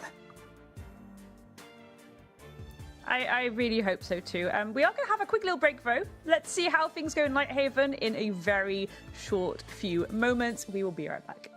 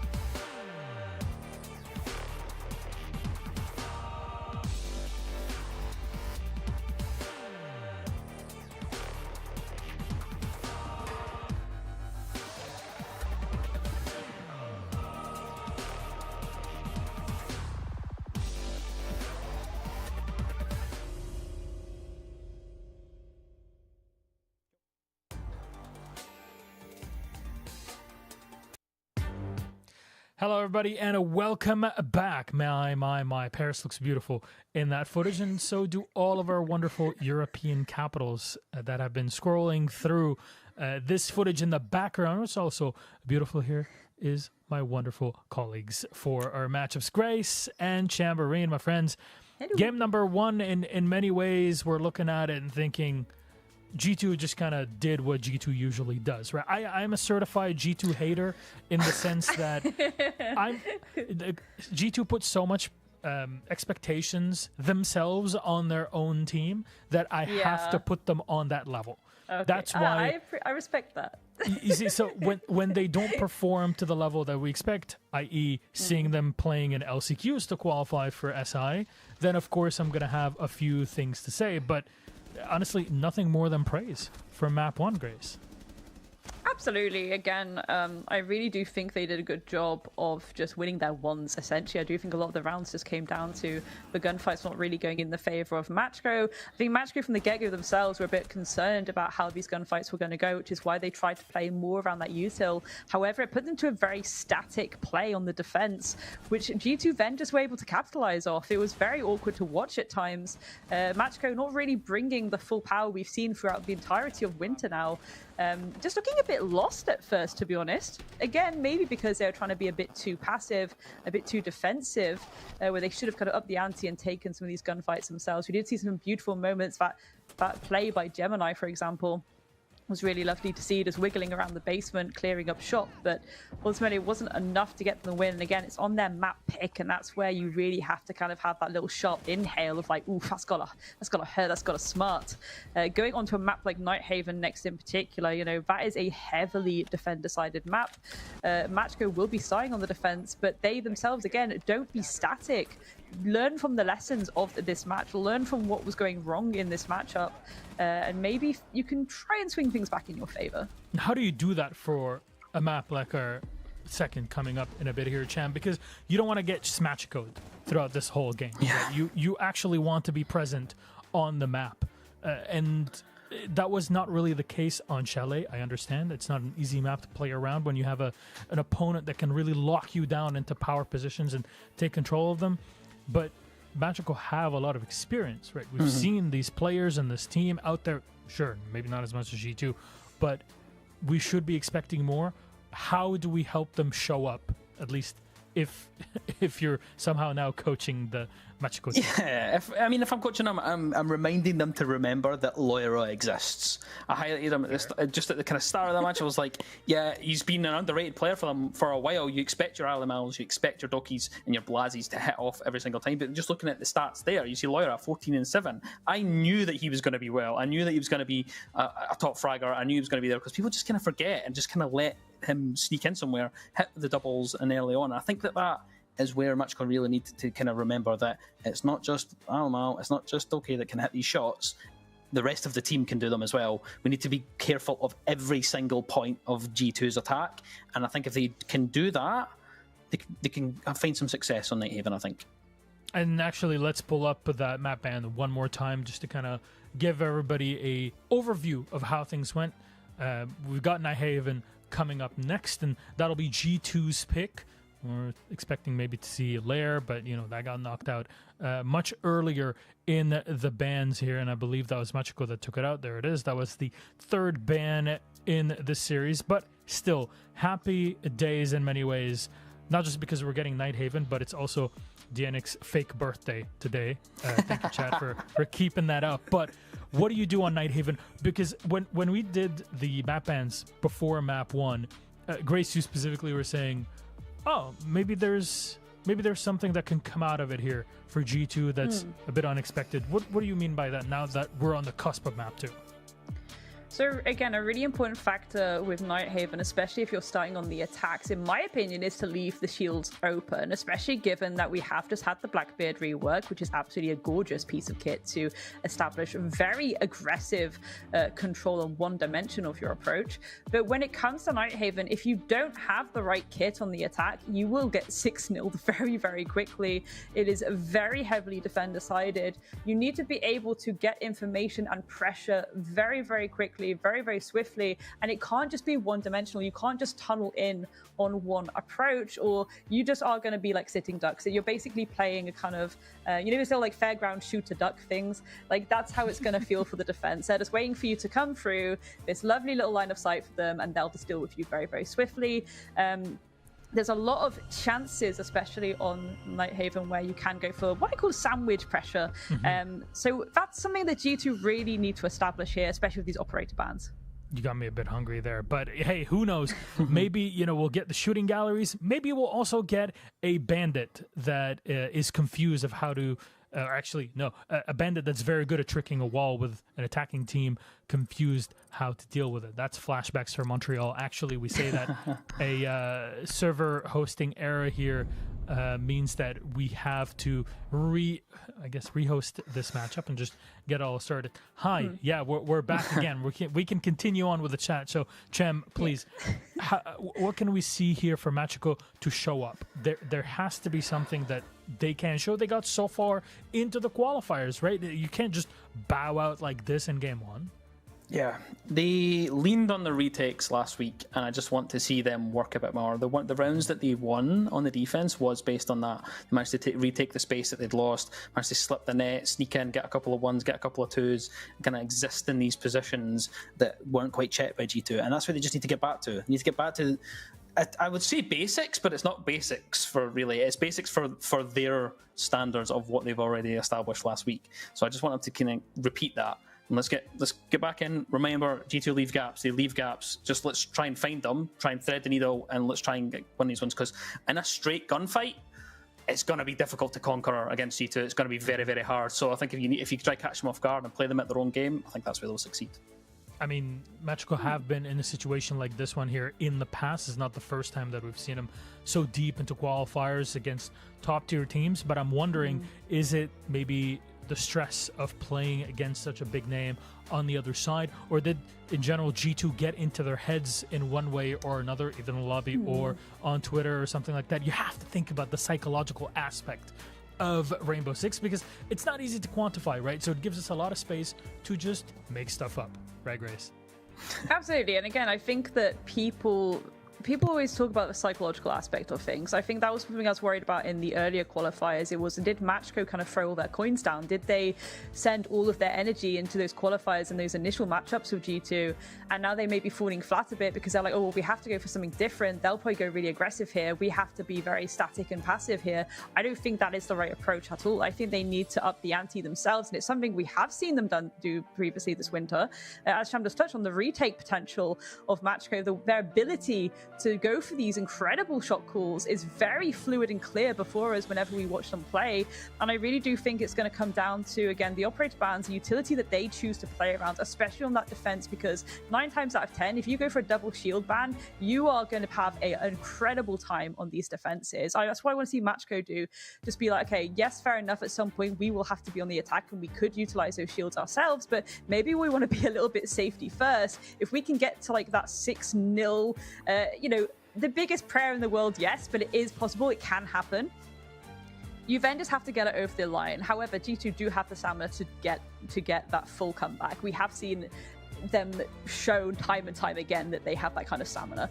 I really do think that the best thing for Machiko here on the defense, not only when it comes to denying the utility from the attackers, is also playing around things that deny the fast and furious approach from G2. It's something we did see them do quite well on Chalet, but they weren't able to win the gunfights when G2 did find those gaps. Taking things, like the Banshees, for example, layering up Banshees with trap utility, bringing something like the Mute, the Mozzie, things like that. Well, I say probably not the Mute and the Mozzie, to be honest, because G2 don't really play around information as much as people think they do. They really just don't bother. They face check a lot, to be honest, and they predict where people are going to be a lot as well. I do think that for Machiko, it is going to come down to just slowing down these swings, especially consider the layout of Nighthaven, these tight little corners that you have to contest against when you are on the attack. Yes, you can open and pick external. You've still got to have that additional angle, which has these tiny, horrible angles that someone can just be sat behind with a shotgun. If you at least have a bit of some aggressive utility to allow you to capitalize there, that can help you as well. I mean, I just want to see big fights around basically the blue area, the staircase, fish, whatever you want to call it at this point. It's definitely a spot that I guess gets underappreciated by attackers, and when it is, we get a bit more action out of it. But my friends, please take it away. Map number 2, Machko versus G2. Thank you once again, Milos, for your presence and deep insight into the game. I love it. I absolutely love hearing Milos's voice in my ear on a broadcast. It's wonderful. I've never worked with him before, and I've been enjoying every single second of it. And just like this game, I've been enjoying every single second of it. Grace, we're on Nighthaven. We've not quite got the double shield ban. We've got one at the very least. And it's from G2. It is from G2. Machko themselves choosing to remove the Thatcher, which is quite interesting. Thatcher does allow you a lot of flexibility when it comes to removing utility, not only in terms of opening up reinforced walls that you want to breach through on the external, but even you can use the EMPs on the externals to clear utility, again, around those tight little corners I mentioned just now. The Fenrir, the Vigil, pretty standard. Surprised to see that G2 don't want to bring the Vigil, given what we've seen from them with the Boss G action, but for Machko right now, this puts them in a very interesting place because G2, they still have that Blackbeard. They are also still have that Blitz in play as well. Granted, the Monty's not there, but you're leaving out those very aggressive shield operators, which again, when it comes to establishing the second prong of that fork attack you want to take, that could be a bit of a danger zone for Machko, and it'll be interesting to see. It certainly will. Top floor is where we head to, and I am excited to see how this one plays out. I imagine we'll see some of that pressure on the fish staircase, just like what Milos had highlighted. That is a very massive contingent and a really strenuous point of the map. We don't have a smoke or anything playing on it. We're going opted for the Goyo instead, in the form of coming in the hands of Aki, and we're setting that one up on there. A little bit of an extension as well, towards the other side from Gemini. No surprises on this kind of a standard-ish setup, I would say. I think it's going to be really dangerous right now because, say for example, you open up that external wall pretty quickly, which 9 times out of 10 you are going to. This electrical push with a shield, it's easy peasy squeezy lemons, unless you've got something like a Banshee, or yes, you've got the Vulcans there to slow down the approach as well. You can shoot out those canisters and the fire across the floor will allow a bit of breathing space, but you still got to deal with the fact that the shield's about to swing around the corner there. We'll see what happens though. Again, I'm just kind of doom predicting, I suppose, but... Doom predict. Hey. We'll get the positivity going. I'm sure Machko can work with something here.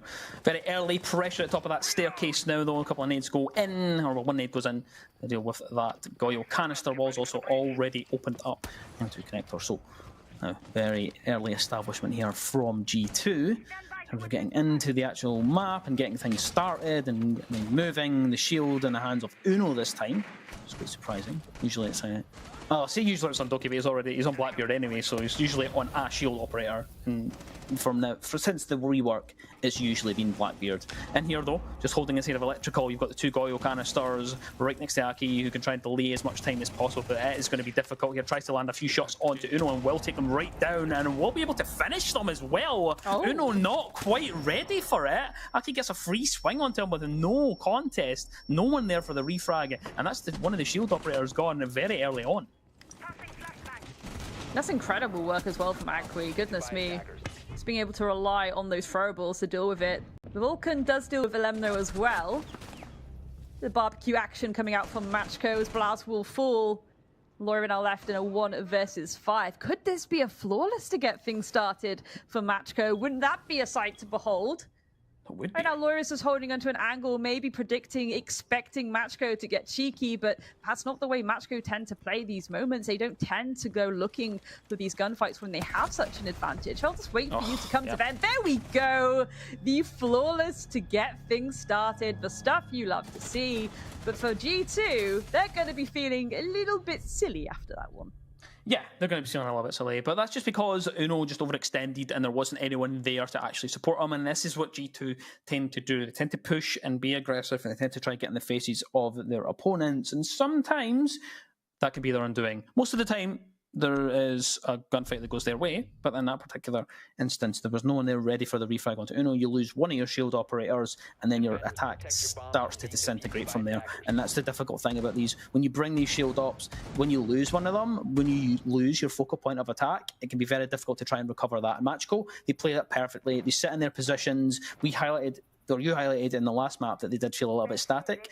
In that instance, sometimes it's actually just, you're quite happy to do it. You're quite happy to wait on these angles and just linger and wait for someone to wander into them. And Matchco, much better start to this map.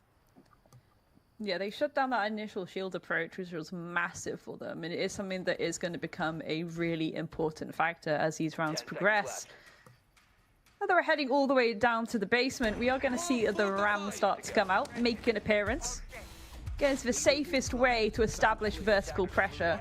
Gone are the days where you have to waddle around with the sledge or the buck, the skeleton key or the sledgehammer to try and break open those floorboards. 9 times out of 10, a C4 can appear below you, and that's you ripped from the server. Nowadays, you just throw in those buggies, it'll rip open those floorboards. And it's so much control without you even really having to get stuck in above. That's what G2 are hoping to do. And again, these additional angles of entry, presumably they will try and get the walls open downstairs as well. The aggression can start to trickle through from Uno and Doki. The Deimos and the Blackbeard in combination is quite a disgusting sight to behold, especially if you imagine the pinch potential there as a duo entry. Oh. Loira just continues on absolute heater in terms of the form. We'll finish off Gemini, who falls inside of Cargo.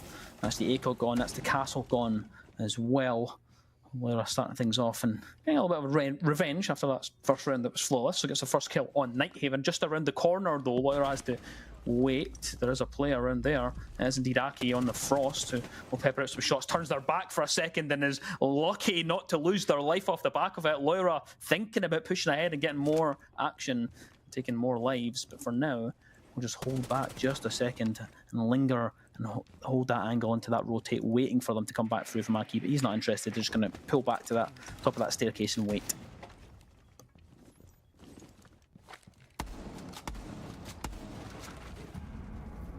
Agui trying to get back to go for a bit of backup here, but G2 already establishing a lot of presence, a lot of control. Looking to get stuck in and start to work around getting in for this execute. Oh. Agui, he will fall. Again, Matchco not in a position right now to go for a trade, and that's very tricky. Alemno deals with Dora.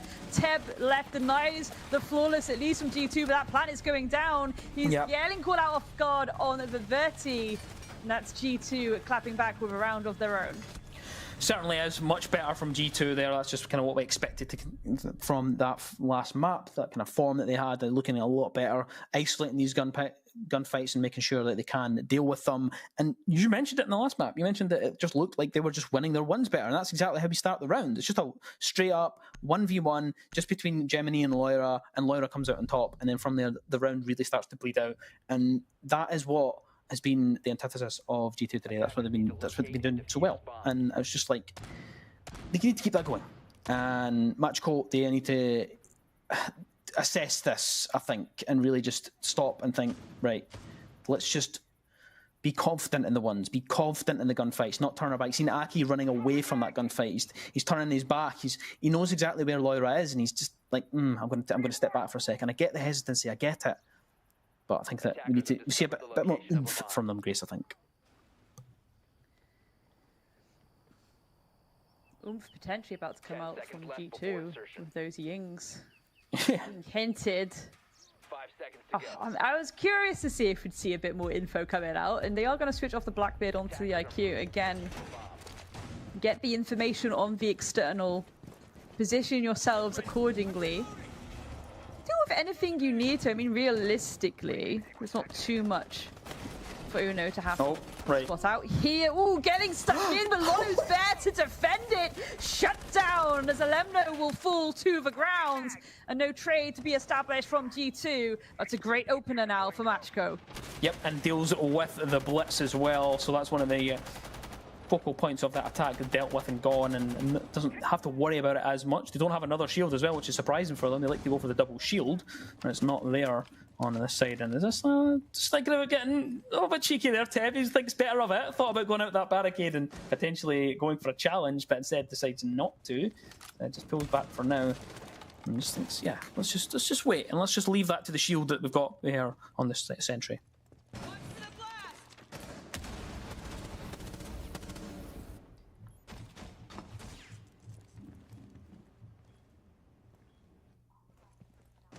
Speaking of the shield is dealt with and gone and destroyed, so they have that position now. G2, they can push up a little bit more, but they have to wait for the flames to dissipate. A little bit of a cheeky hold behind this desk here. I think it's Teb that's just holding and waiting, trying to play G2 at their own game. They know they like to lurk and wait around these tiny areas, and I think peeking over the top is it Gemini? Yes, it's Gemini that is indeed behind that desk.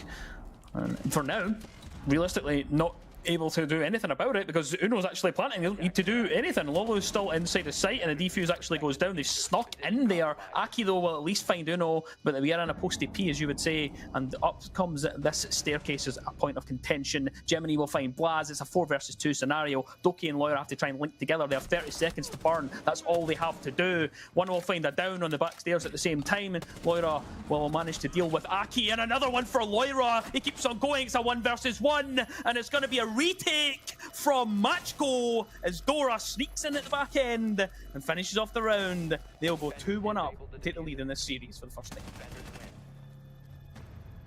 There we have it. Matchgo doing bits on this defense, albeit Sham. Let's not get too ahead of ourselves here. It is a heavily defender-sided map. I'm just excited. Okay, I'm just excited.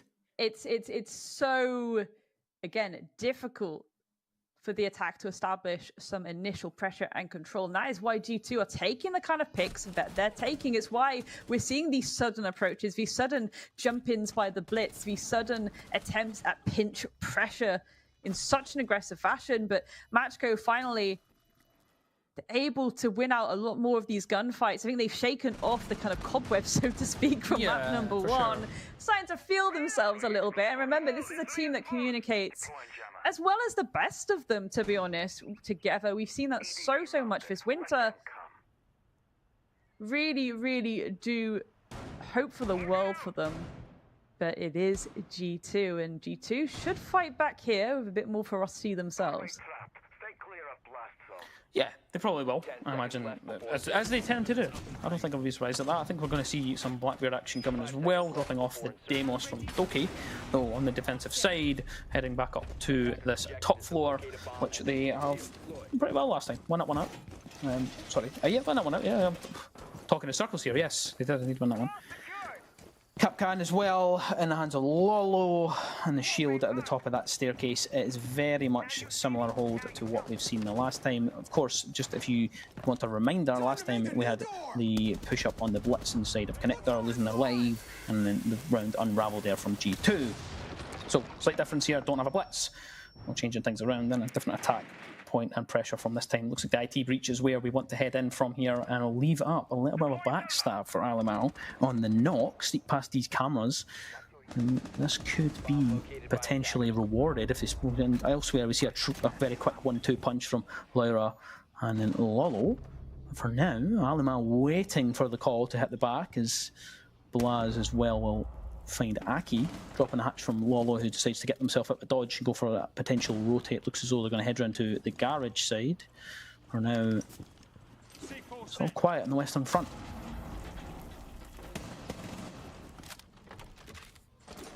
Teb, Lolo, Dora. A lot they can do, a lot they can play around.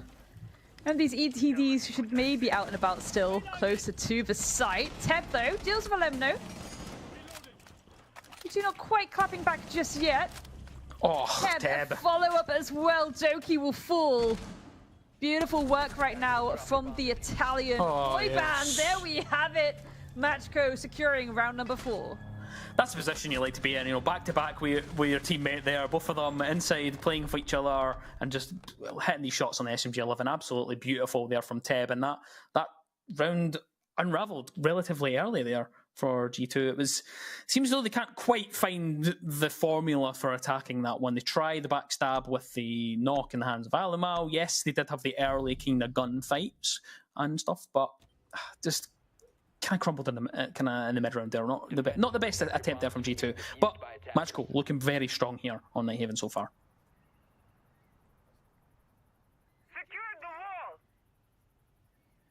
3-1 now, G2. They need to start trickling these rounds a bit more in their favor. Not really changing things up too much. We'll see if that Nook does get stuck, Sham, because I do like that. It does imply a little bit of freakish behavior coming out from Alemno. We will see. We will see what happens. Lots of opportunities to go for a cheeky little backstab or, again, catching people off guard when you're trying to establish that initial pressure. 5 seconds remaining. Looks like they're going a bit more by the book, though. Attackers are moving. And I think that is a bit more sensible option. Taking out those shields, taking the Verti, taking some information. Again, taking the Ash just to deal with those mirror windows as well is very, very important. Yeah, for sure. Also having the pads in pocket as well if you want to go on that Verti or establish more lines of sight as well. Loads of bang for your buck there for Alemno to bring. Yeah. Especially when they are bringing the castle barricades too. So you've got to be mindful of that. Feels like G2 have some idea of what this setup's looking like. Again. Has to try and stay alive here. He does, gets Uno, but the trade is there, Sham. Certainly is, though. Downed and out. Finally finished off. Lyra with a double again. I'm feeling really vindicated right now, Grace, that I managed to highlight this guy beforehand.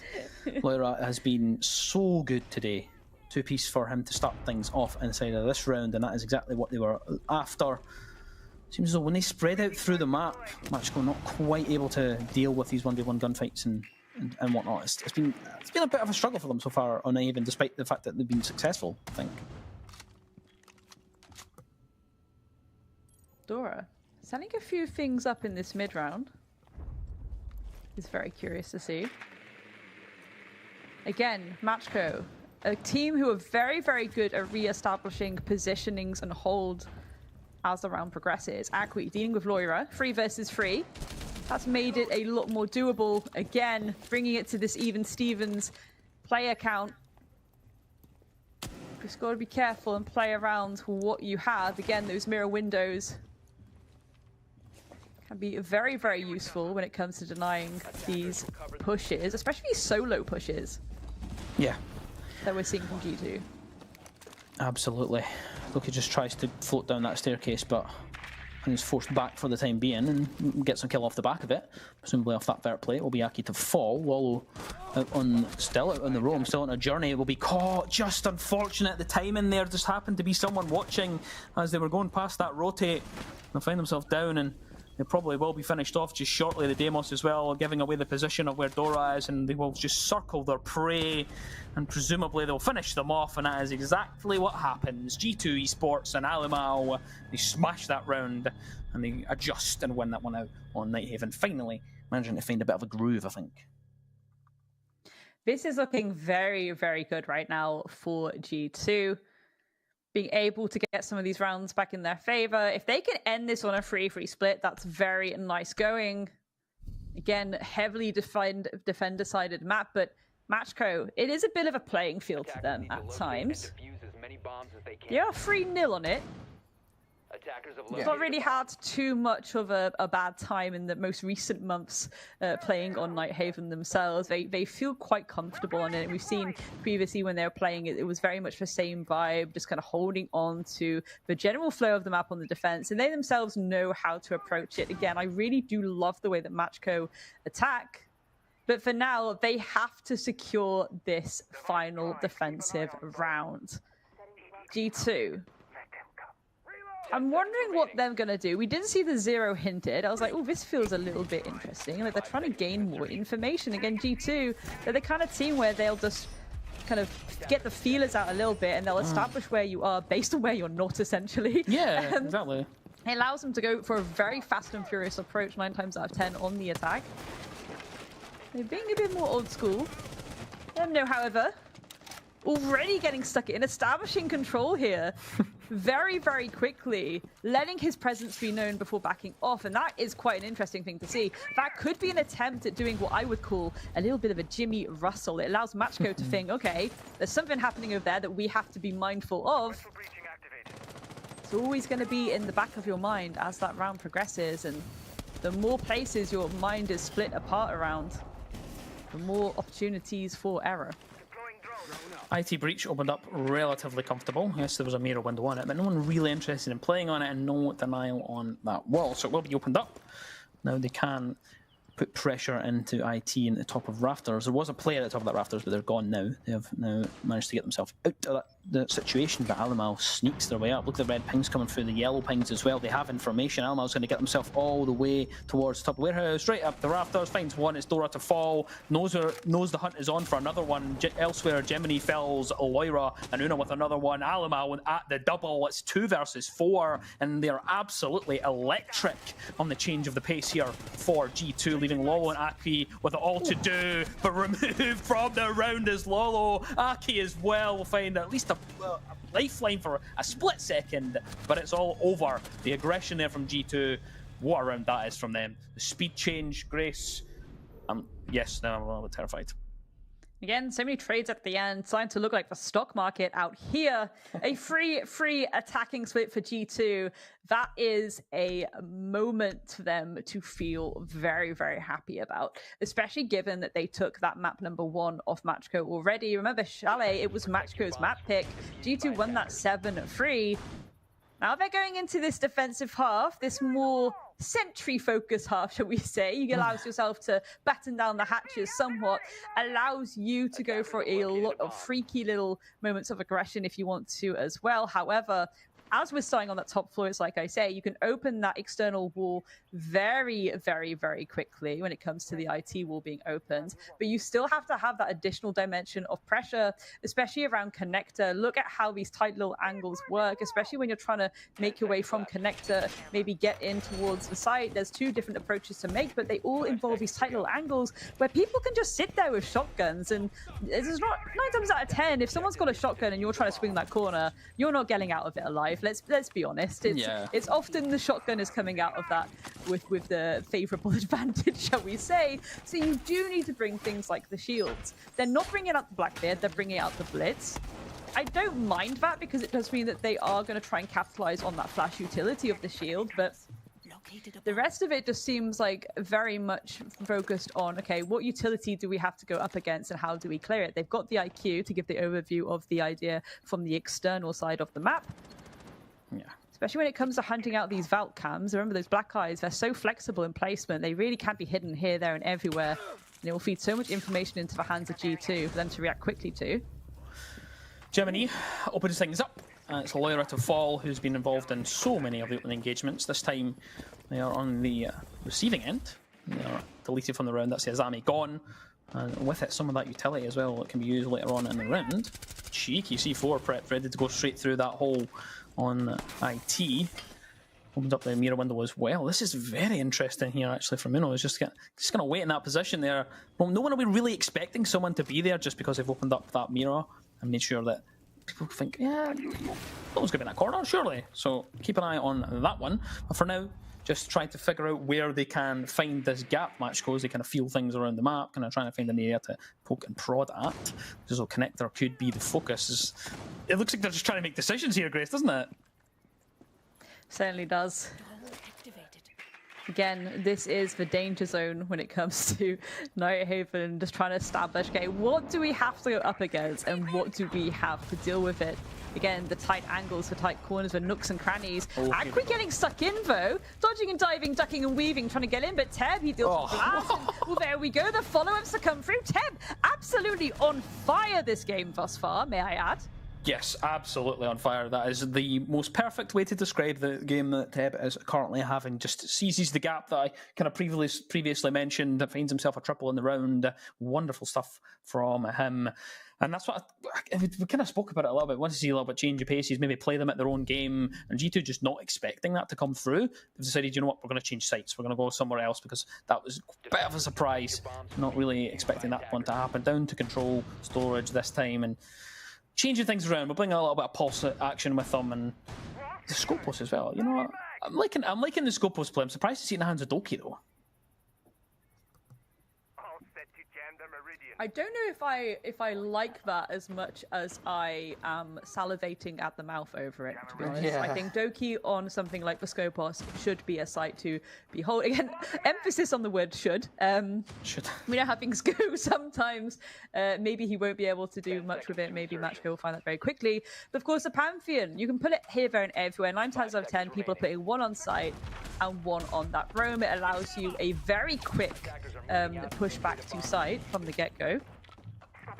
Also allows you to go for a replacement if you need to kind of go for a post-plant save. There's a lot of util coming in hot and heavy on site. You can kind of reposition yourselves to that off-site, and it allows you to kind of reset a bit before going for a retake.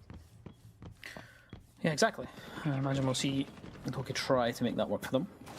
For now, Doki just floating around in warehouse, potentially causing a ruckus there. What about Maverick play though? You know, I do miss when Maverick was a really big point. We get to see him. We get to see him often. I say it often, but we get to see him here and there.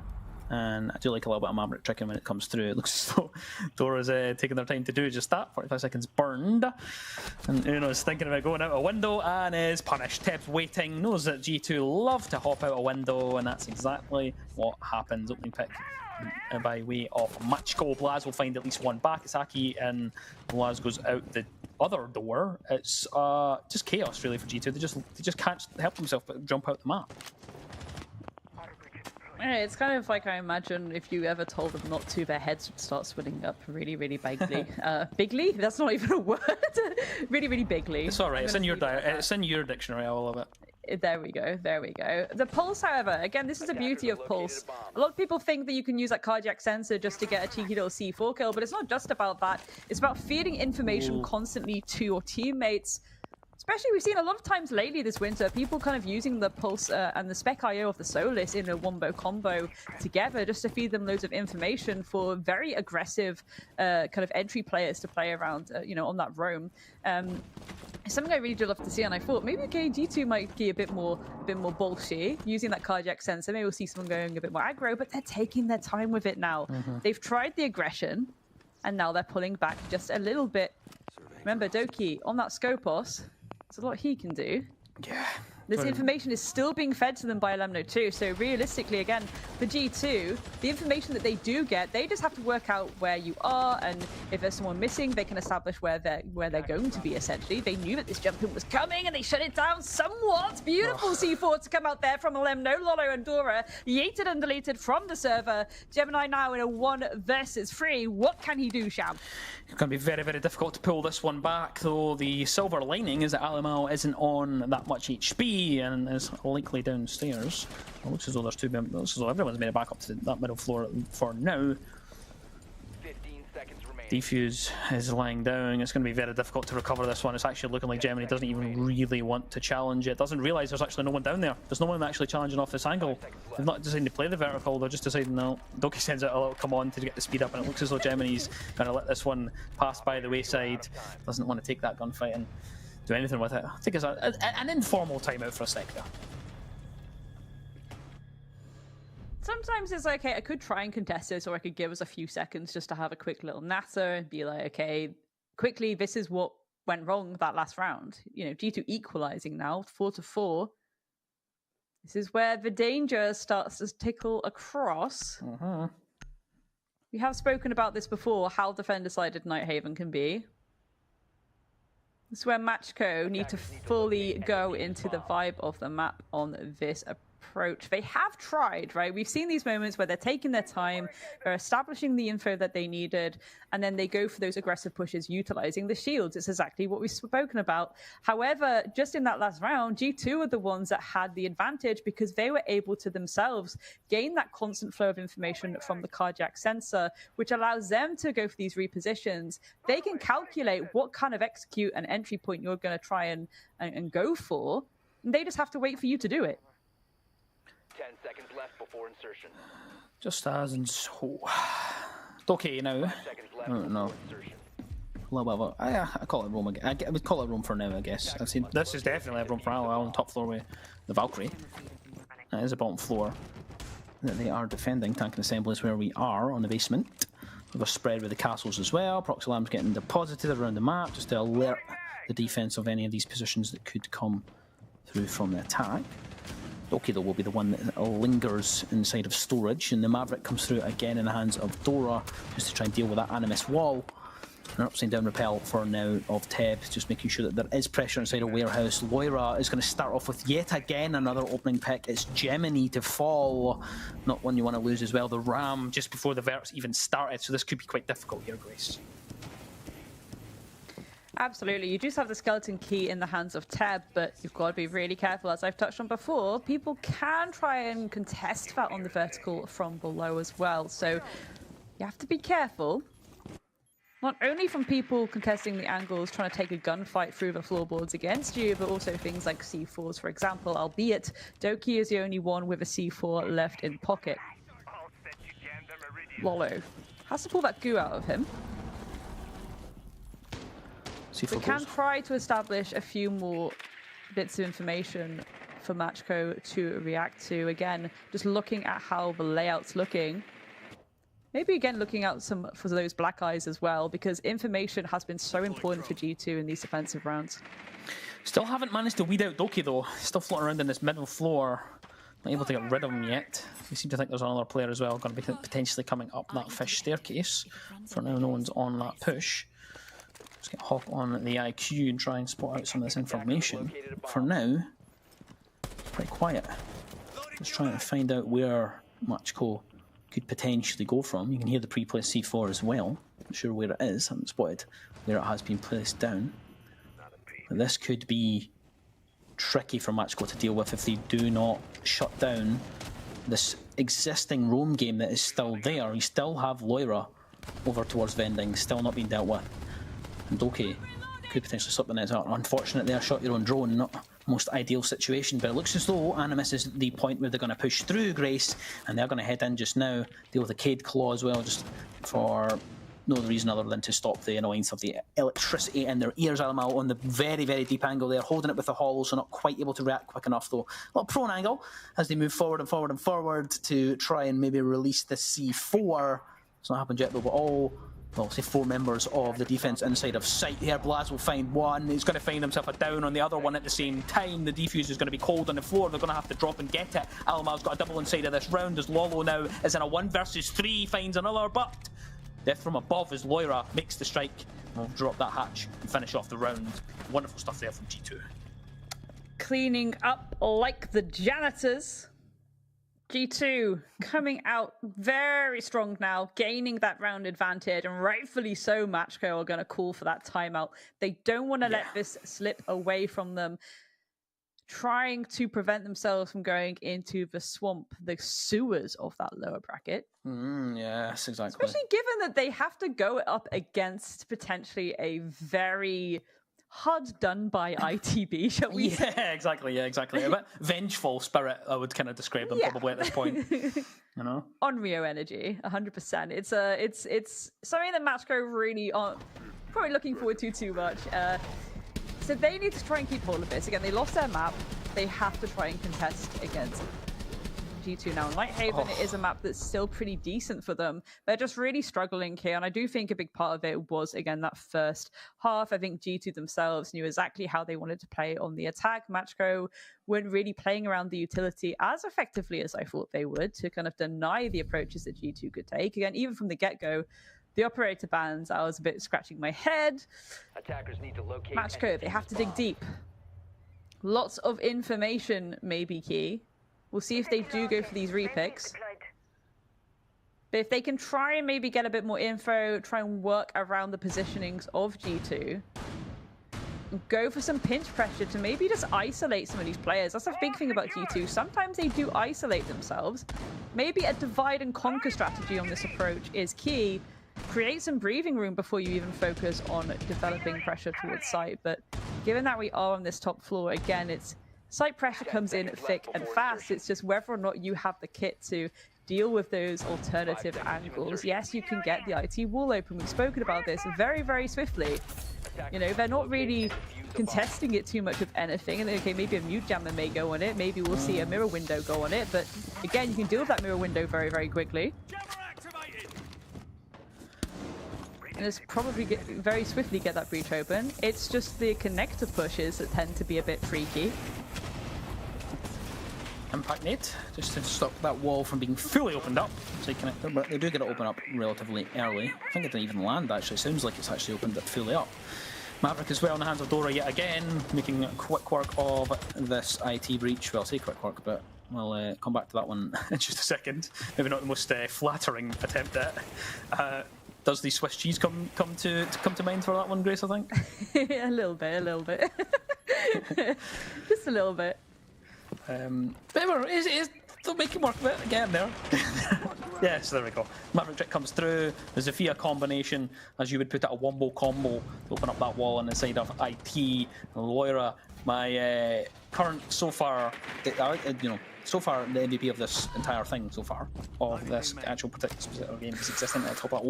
Okay, that's not ideal. Gemini fortunately gets caught out with a swing from Uno, and will leave the round inside a minute and a half. Shotguns on this site hold are always a sight to behold, but that was very nasty indeed.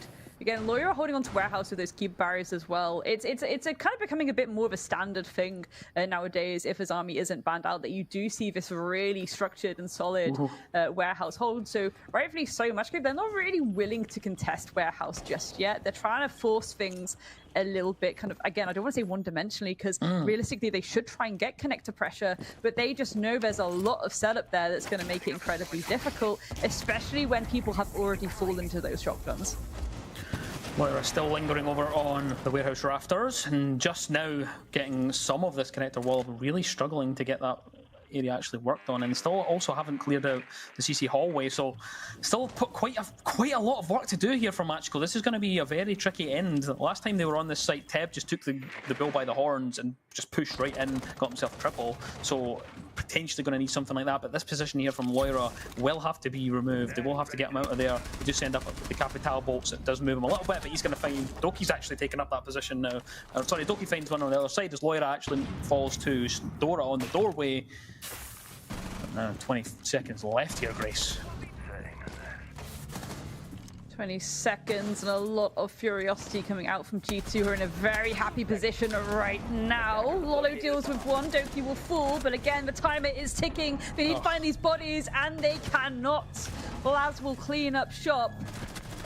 Sham, it's so unfortunate to see Matchco, the way that they play attacks, usually it's so fluid, so concrete, and they are falling apart right now against the Titans of G2. Match point, series point. Is this Matchco going into the trenches of the lower bracket? I fear it might be. But it is not done, as my friend Dianic would say. It's not over until the score is set. Happy birthday to Dianic today. It's not a birthday, but fake birthday. Malish highlighted it, I guess. Now, into this round, Grace. Doki on the Scopos, he moved around the map a little bit the last time, didn't do all that much with it. I think probably we'll try to get a bit more impact from it as well. Blaz as well on the castle. Pretty standard stuff, I think. The thing for me is that I just really want Matchco to, like I said at the start of this, please remember that Loira exists. Please, I'm begging you. He just seems to get away with murder, like genuinely just getting away with murder currently right now, and managing to linger in position. So I'm expecting Matchco to try and flush it, but they just don't. Loira way up on the top floor for now, putting some reinforcements out, and then you see that Pantheon shell getting set up downstairs so that Doki can get himself out of the site should they need to.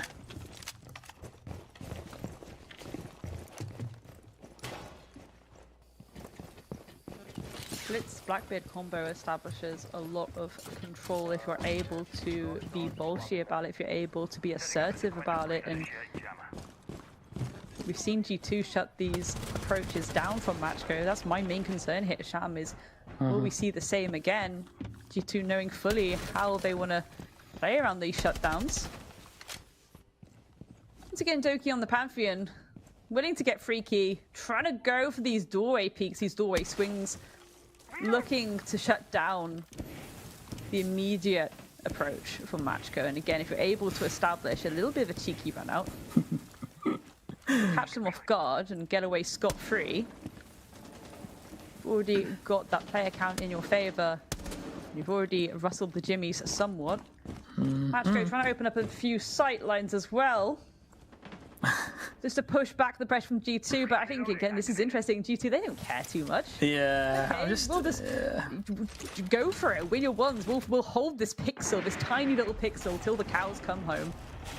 Yeah, I'm just giggling in the background there because I think that was a bit more of a on purpose Swiss G situation here. Doki's going to be feeling the pressure here now. The Blitz tries to hunt them down. Will deal with them though. Gets immediately refragged as Gemini comes in from behind and also finds himself down on the ground. Well, at the very least, Doki managed to shut down one of the prongs of this attack in the form of the shield operator Blitz. Gemini recovered, back up on their feet. Now they can start to make work of this vertical play, or the verti as you would say. And we'll see how that now starts to formulate the rest of this round in the final minute.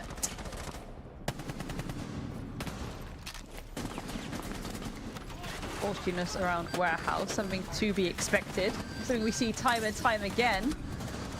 Molo desperately trying to find an angle, can't get it. Blaz and Loira on the cleanup. Uno will fall, but Gemini, my apple pie, that is heartbreaking. A 1 versus 3 to clutch it out, but look at his HP. Ooh. Tickle him and he will fall over. That's a third for the round anyway, dealing with Blaz. Hope is not all gone. Very healthy looking at Lemno, there we go. Yeah. Very, very, very convincing stuff there from G2, just like we kind of thought it would be on Nighthaven. They close that one out, and it is that man again, Loira with the MVP, the second of the day, an absolute heater for them so far. G2 are looking absolutely monstrous today. It's insane. But again, it's something that I wouldn't say we did expect. I didn't expect it to be quite in that fashion. I think, again, that first map, Matchco felt a little bit lackluster compared to what we've seen from them previously.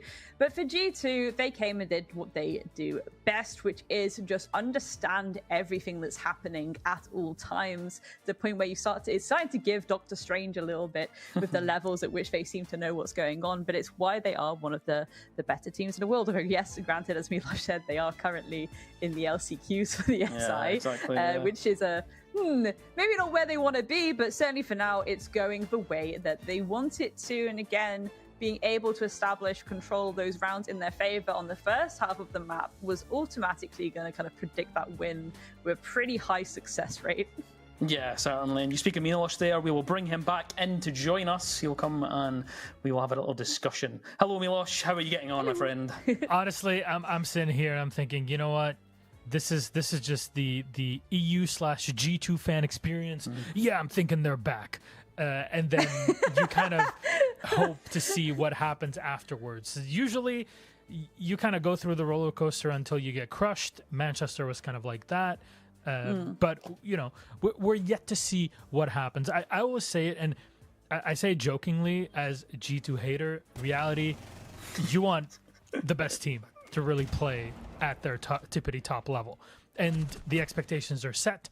We saw it in this game. Good, keep it up. You know, I'm not going to praise you for doing at this point what do we expect to be the bare minimum, but we have to praise the play and the flexibility that G2 have shown in this game, and of course being able to take in our second map. They start on the attacking side, not the easiest side. Also, as you both were talking about Nighthaven Labs and how it flows as a map in general, and yet still able to take it, Grace.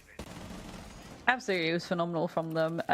Again, just another kind of disappointing moment at times from Matchco. I do think there were some incredibly lovely moments of standout plays. You know, I think credit where credit's due. The roster, they have players that can really certainly shine when they need to. Teb in particular throughout this entire series so far has been incredible.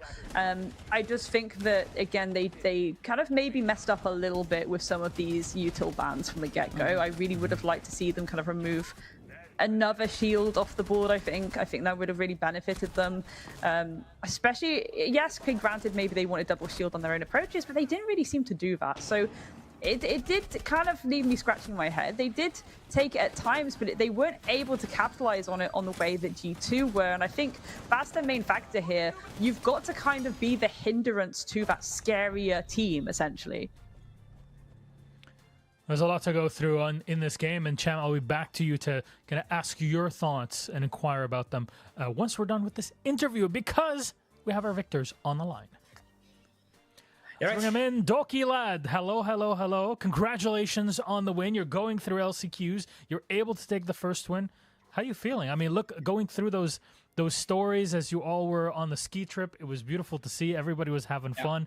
Were you getting that same vibe during the game? You know? Yeah, the family vibes? I'm doing good. But I'm even better seeing you. Haven't seen you in a long time on the broadcast. So how's it going, bro? It's my pleasure, Doki. My pleasure to be on here in general, but also here and have a chat with you, champ. Because With the best player in the world. I know. Look, okay. I don't know if you were hearing before, but I'm saying I call myself jokingly a certified G2 hater, and not for the reasons that you may think. The reason is because it's easy to farm the clicks when you say certified G2 hater, right? I agree. It's easy to put it that way. Many people on the analyst desk have exactly. They've said that on the analyst desk so many times to get the clips. But the way that I explain it is, you and the team, you talk yourselves up, and you have the skill. We know it, and sometimes you don't hit the level that you know you should be at, and that of course goes into the question of, well, you're in SI LCQs, you're deep into it, but you're not already qualified to it. Does that kind of give you the motivation to just do better and better? Because the open quals, there are times where I was watching and thinking, you know, there has to be some extra pressure on their backs. No, not really any extra pressure. Just like we weren't so warm because we had the vacation, like you said. And I've seen so much stuff on Twitter, like people saying that we shouldn't have went on vacation, like we don't care. It's not true. It's like we were having a tough time in the team before we went on the vacation. It was bad planning. I'm gonna put my hands up to that. But we knew the dates for the LCQ pretty late on, and it wasn't viable for us to cancel it. So we instead used it as a team bonding exercise. We fixed the problems we had inside the team there. It was amazing. Everyone's came back fully refreshed.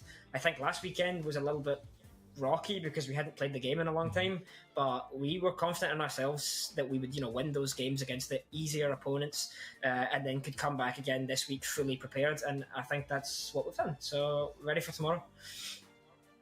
It definitely should. And I was having a chat with Packbull earlier, saying like, hey, Machiko, they really look like they want it. So based on what he was saying and knowing Machiko's history and the player histories, we're expecting an even bigger showing from them. Obviously today it was the G2 show, as you experienced it yourself firsthand. So the question is then, to those people that kind of like to go and lambast and talk as if they know what they're on about, what happens psychologically with you and as a team? Because that psychological team building part is not something that most people can grasp because they have not been in that situation. So can you explain it from your point of view? I mean, from my point of view, like, I have no problem with any of my teammates or staff members. I love them all. They're like a family. But when you're working together, 12 hours a day, 7 days a week for like 4 weeks, people start getting frustrated at each other. Like, there's some bad environments and stuff like that. And it's sometimes good, instead of trying to keep pushing and improve, like, take a step back, relax, don't need to worry about the game, like, just go back to defaults. So I think that could help a lot of people who are maybe in a slump, I guess you could say. So yeah, it's good advice. I think so. It's half the game is what happens in your head before you even get started with the match itself. So to me, that's pretty important. I'm glad that you're able to talk about it and kind of give everybody an insight on it. But now you get to play Asparagus. I don't know if you had the time to kind of see what they had done in their matchup. What can you expect there to happen next game? Yes, you do. Yeah. I mean, we played them last week. Wasn't a problem for us. It was a fairly straightforward game. Just another game we got to win. We'll do the prep just like we did the prep for Matchgo, and we'll beat them tomorrow. I'm very excited to see it. How do you prep against a team that you don't really have much to look back on historically? And I really want ITB to beat Matchgo, because ever since Citizen and me parted ways in G2, I've never played against them, and I really want to play against them so bad. So yeah, come on ITB, come on boys. I'm looking forward to it. That would be an absolute buster of a game. Very much looking forward to your match tomorrow. Anything you'd like to say to everybody out there before I let you go? No, thank you to the fans. Thank you to the haters. That's including you, Milosh. Thank you. Yeah, I'll see you tomorrow. Job's not done. Nothing to celebrate yet, so yeah. Fair enough. Thank you very much, Doki. Congratulations again to you and G2 on this first victory. 2 games away from the Invitational. We'll take a look at you tomorrow. And the team, there it is. We got it. And Cham, I mean, it's good to hear from Doki. It's good to hear from someone that has so much experience in competition and is definitely a veteran of the scene, even talking about the background psychology of it all. Today, G2 show as we expect. Yes, absolutely. And there's the statistics there just in front of us. Loira being the MVP of the day. 27 and 14. I mentioned him at the start. I was like, I feel like this guy's the underrated part that people don't quite pay attention to, and that is exactly what happened. You're ready for your Dokis, you're ready for your Alamals, but you're not ready for when Loira will hit you with a double round after round. And also, just while I'm here, it's also very nice to hear another Scottish accent on the broadcast. And my friend Doki, that's always nice. But yes, Loira, what a performance so far today. I love to see him doing well today, and I like that the G2 played off of that. And there's a few rounds where I think Matchko probably could have paid a little bit more respect to him in terms of letting him exist in areas where he probably should have, especially in his Legion round 9, just in the last map. Loira dropped the hatch right at the end and finished off what could have been a decent clutch, but they just let Loira live on the top floor. They didn't even entertain him, and he just sweeps up. And Loira, definitely my MVP, everybody's MVP, and I'm happy that I noticed that it was going to happen. I was like, yes, I know Loira is going to be playing well today. Honestly, this was a big conversation in Stage 2, at least at Loira's, when Loira actually jumped into the G2 squad, of how will this roster function now with Loira? Because we know Loira has a lot of skill, but having skill doesn't mean and always equal you're going to fit well within the team. And it was always nice to see whenever they play Alama in the background, them spending so much time together, that this is going to be what's going to build them up as a duo and as a squad. And clearly the Christmas outing that they had, the ski outing, helped them out and kept Loira in the running. There's so much to the mental of it. We know it as people who watch the game, right? Imagine what it's like then to have that clear mental when you're playing, Grace. And that's exactly it. I'm really glad that Doki brought up the point of, when you're in a team and you're with each other all the time, sometimes it is just nice to have that reset point. It's been a really big talking point for a very long time now within the coaching community as to how we're establishing wellness activities within teams. I think even back to the Berlin major, for example, where Rogue were like, we just made sure we had loads of downtime. Resetting and preventing burnout is such an important part. And I think, again, yes, Loira coming into the roster as a fresh face, there is that idea, okay, well, how is this going to go behind the scenes? Will they vibe? Obviously they are, but again, they're establishing these moments where they can hang out together, they can establish that trust with one another, because yes, skill is one thing, but you need to actually be able to trust your teammates. You need to be able to know them on a deep enough level where you can say, I'm going to do X, Y, Z, and I know for sure this is what you're going to do. It's like kind of automatically knowing the conclusion of something you do based on how tight you are with everybody else. Absolutely, and it's beautiful to see when all those pieces of the puzzle fit together and will transform into this victory. But there's still one more matchup to go, and Doki was talking about it when we were in there. It is still about survival, and it's Into the Breach playing against Machiko. There's no way around it. You lose the game, you're out of the running. You can't fight back and make it to the grand final here of the LCQs and qualify for the Invitational. But out of these 4 excellent teams, there's only one that can make it out. So, Grace, Cham, let's take a quick break. When we get back, we'll follow it up with our third and final matchup of the day.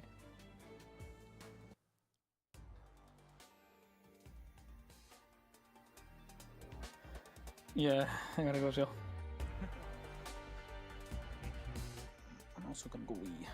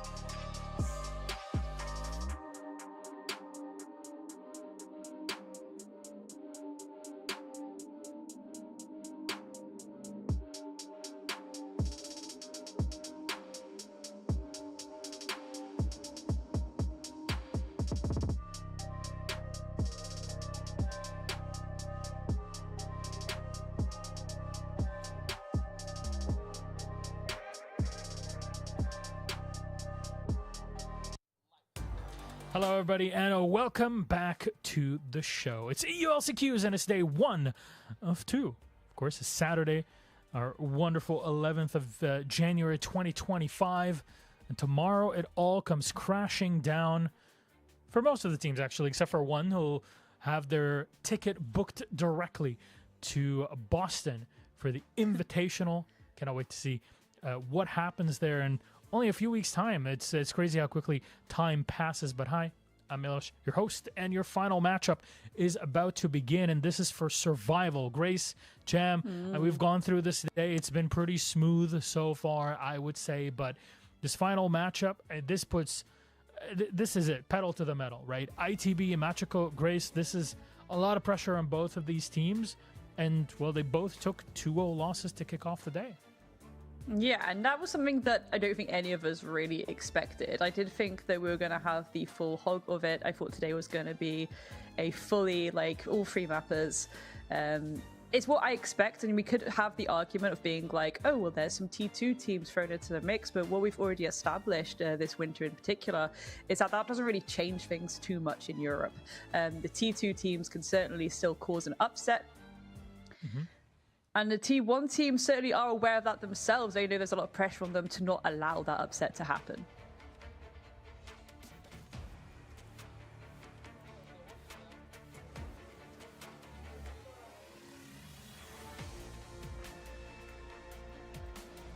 There you go. There we are, All into good. the breach. Hey, Yes. into the breach. Yeah, sorry, I was... No worries. Listen, first day jitters, you know. Listen, sometimes you all accidentally mute. Yeah, that's what. Everybody what, needs it to happens, forget that they were muted at least once. Exactly. That's It's the way you get into it, right? Oscar sits in Kendra, Creeds, and Sloth on the Into the Breach. I am quite surprised at the previous game. I was quite surprised that they didn't quite find the groove. Last week they were looking pretty good, though. I'm excited to see more of them. Really, we haven't seen a lot of what they can really show. Today, these are the statistics from today. Oscar 18-16 doing pretty well in that form, but Sloth not quite at the races for the 6 and 17. Grace, how do you kind of see this kind of the roster kind of formulating today? I was very excited when I saw the roster going through the motions of the qualifiers in general. It's really lovely to see Sloth back in the game. And of course, I think having an all UK lineup with some of the, in my opinion, best players in the UK, aside from Doki, of course, Sham, aside from Doki, having that kind of roster, there's a very high expectation when it comes to their ability to perform. And certainly this is a roster that can perform, but there is a potential of maybe things not quite working out as effectively as they wanted this weekend. And again, this is a roster that's been formed very, very recently. Sometimes it takes a little bit of time to work through those kind of nooks and crannies and get the kind of team vibes flowing and that kind of flexibility and fluidity with one another. We just mentioned this before the break, how important it is to have that kind of team trust established. And that is something that does take a bit of time to occur. It absolutely does. It's something that one can apply for in this very specific situation. You can apply it much easier to ITB versus Machiko, who technically have been together since forever, and these are considered over the years probably the best team to come out of Italy. I mean, Tab, Lolo, Aki, Gemini, especially these four that have been around since forever. I've met a lot of them in person years ago in Italy itself, through the 2018 Euro Cup. That was a beautiful thing in the day where Team Empire were able to win that entire tournament. But these are players that have been around for a long time. But what happens on the other end with ITB, because there have been changes from the ITB that we've known in stage 2 of EUL, and how does everything kind of fit together is the biggest question in this case. And one thing that I was talking about with Gibson and Whippet is Citizen and what he offers to the squad, and I don't feel we've really seen all of that out of one game so far, Grace. I I think it's something where on paper it feels maybe better than what is actually happening. You know, Citizen is a very highly skilled player, and certainly has been around the block for a while too. But again, I think so. We do believe that he is shot calling within this roster. It's how everyone else is working around that, and again, it really can just be down to the communication aspect within the team and how people are kind of communicating with one another, as opposed to Matchco, who they've been a full roster together again since September, right? It's like your favorite band getting back together. They've gone, you know what, full Italian stacky, let's do it again. So it's an interesting matchup in terms of both sides obviously should be on it in full communication. You've got one fully English communicating roster and one fully Italian communicating roster. There's not going to be any kind of crossed wires, so to speak, but it's just the fact that Matchco have had the longer time here. ITB are also coming back off a 2-0 loss against a team that I think they were really expecting themselves to win against. So there is always the kind of reset point that needs to occur during that last best of 3 we just did. Like the time that they had to kind of talk to one another and, you know, just shoot a little bit together and kind of just work through the motions of, okay, what is our plan actually going forward against this kind of lower bracket game? Because remember, if you lose here, you're kind of, that's You're it. out. You are out of the LCQs. You're absolutely done and absolutely correct in this case. Our map veto, though, is ready, and our first 4 bands will go to ITB, taking out Bank, then over to Machiko for Skyscaper, followed by Border and Lair. I'm so sorry, we're just not going to get Lair today. But, Champ, can you take us through our first 2 picks here? Yes, back onto Nighthaven. We've just seen it in the previous match, so we know exactly how Matchco can play it, and they played pretty well. G2 were just that bit better, so we don't have any info whatsoever on what ITB have got for it. Of course, they've not played it yet. They've only played a couple of maps. They only just formulated the roster in the last few weeks, so we haven't seen anything as of yet. Matchco, though, picking onto Kafe. Now, that is where I do have a little bit of concern, because we just seen it earlier. We've seen that ITB were just not at the races. Asparagus looked miles better on Kafe. So that is a little bit of a concern point for me when it comes to that. And, of course, Decider being on Consulate. I don't think I'm too surprised at that being on the deciding part.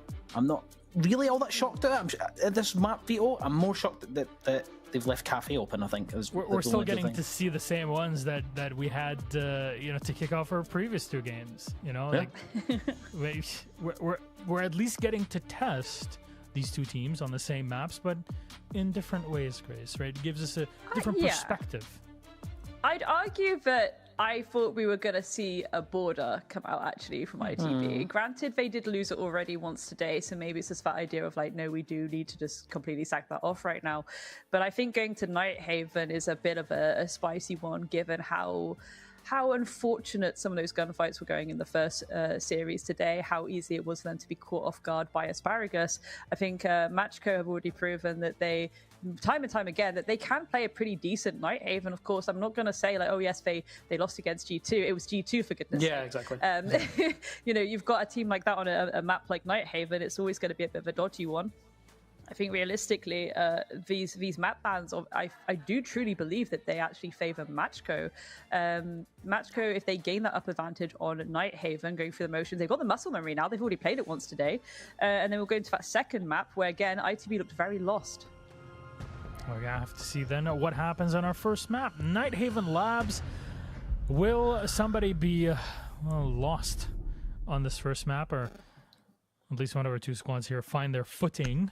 We'll have to see. Matchco versus ITB. Please, Cham, Grace, take it away.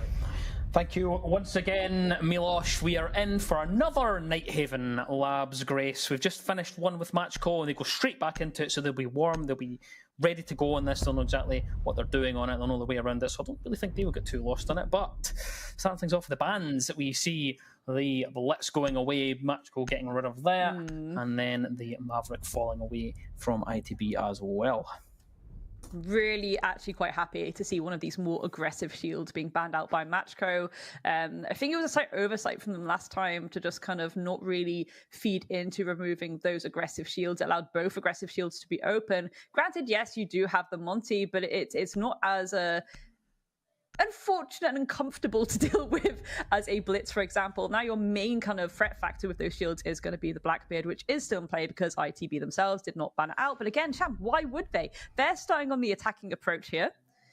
The Chubro ban is really lovely to see as well.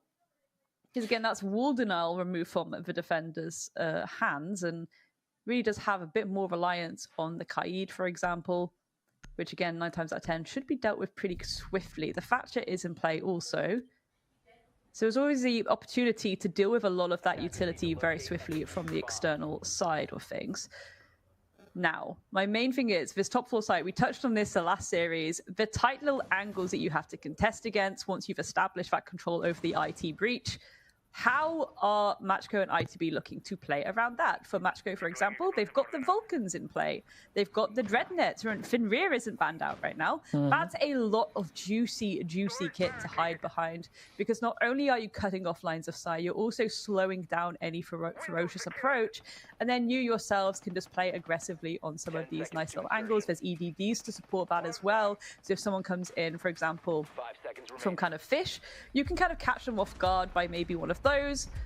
It's a nice little setup that Matchco are choosing to bring, but for ITB, they're already coming out with the Blackbeard, which is something I really did want to see, and they've got the Capitown. Remember, those firebolts can be so important when you are contesting against tight little angles, because it will push the defender away from that angle. They are worried about getting caught off guard by that fire, so they themselves will pull back.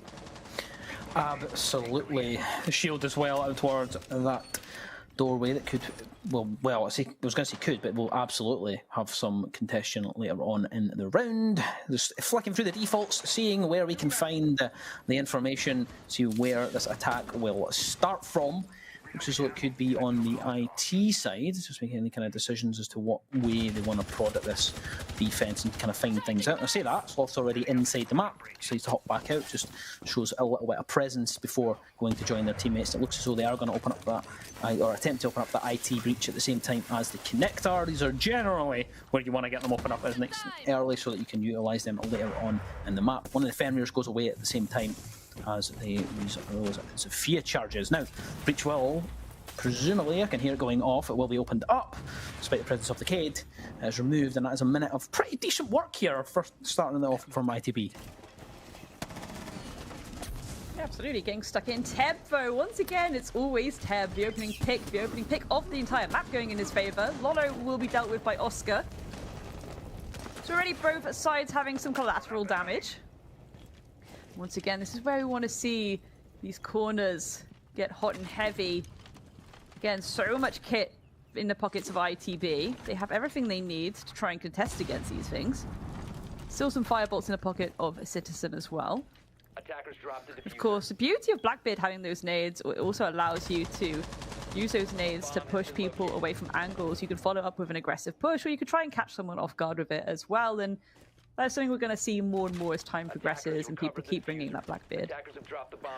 Absolutely. Oscar's HP not looking too hot though, so I was keen to say that this is favouring Matchco for now. They just have to wait here, but Creeds is just wading their way into IT, and Aki is lying in wait, and we'll deal with them. Can't quite get out of the flames in time to keep themselves upstanding. The Blackbeard here putting the pressure onto Teb as he pulls back door, not looking too hot for HP, and they'll leave the round as well. Oscar with that kill, and now it's Teb in a 1 versus 3 scenario. This is going to be very difficult to try and recover. The plant being attempted, a Blackbeard at the side, not going to be fun to try and contest. And ITB, they'll start things off with a round under their belt on Nighthaven. Absolutely, and this is exactly what I'm talking about if you've got that util in your pockets, the round certainly can go in your favour. You can use these throwables, you can use these firebolts. We even saw at the end there, yes, granted, okay, you're in a 1v3, the plant hasn't quite gone down yet, but they're in really good positions where we saw even at the end, we saw the bullet lines, right? There's so many crossfires there. What can you actually do? Nothing. So ITB, yes, they're clearing that space for them. They're using that utility to get into the site and get that plant, but then they're making sure they're in the right position. It is very clean cut from them right now, Sham. Absolutely, absolutely. And they were looking pretty good there. Well, pause for just a second as we just sort of maybe some issues, but we'll see in a sec if we're back into the game.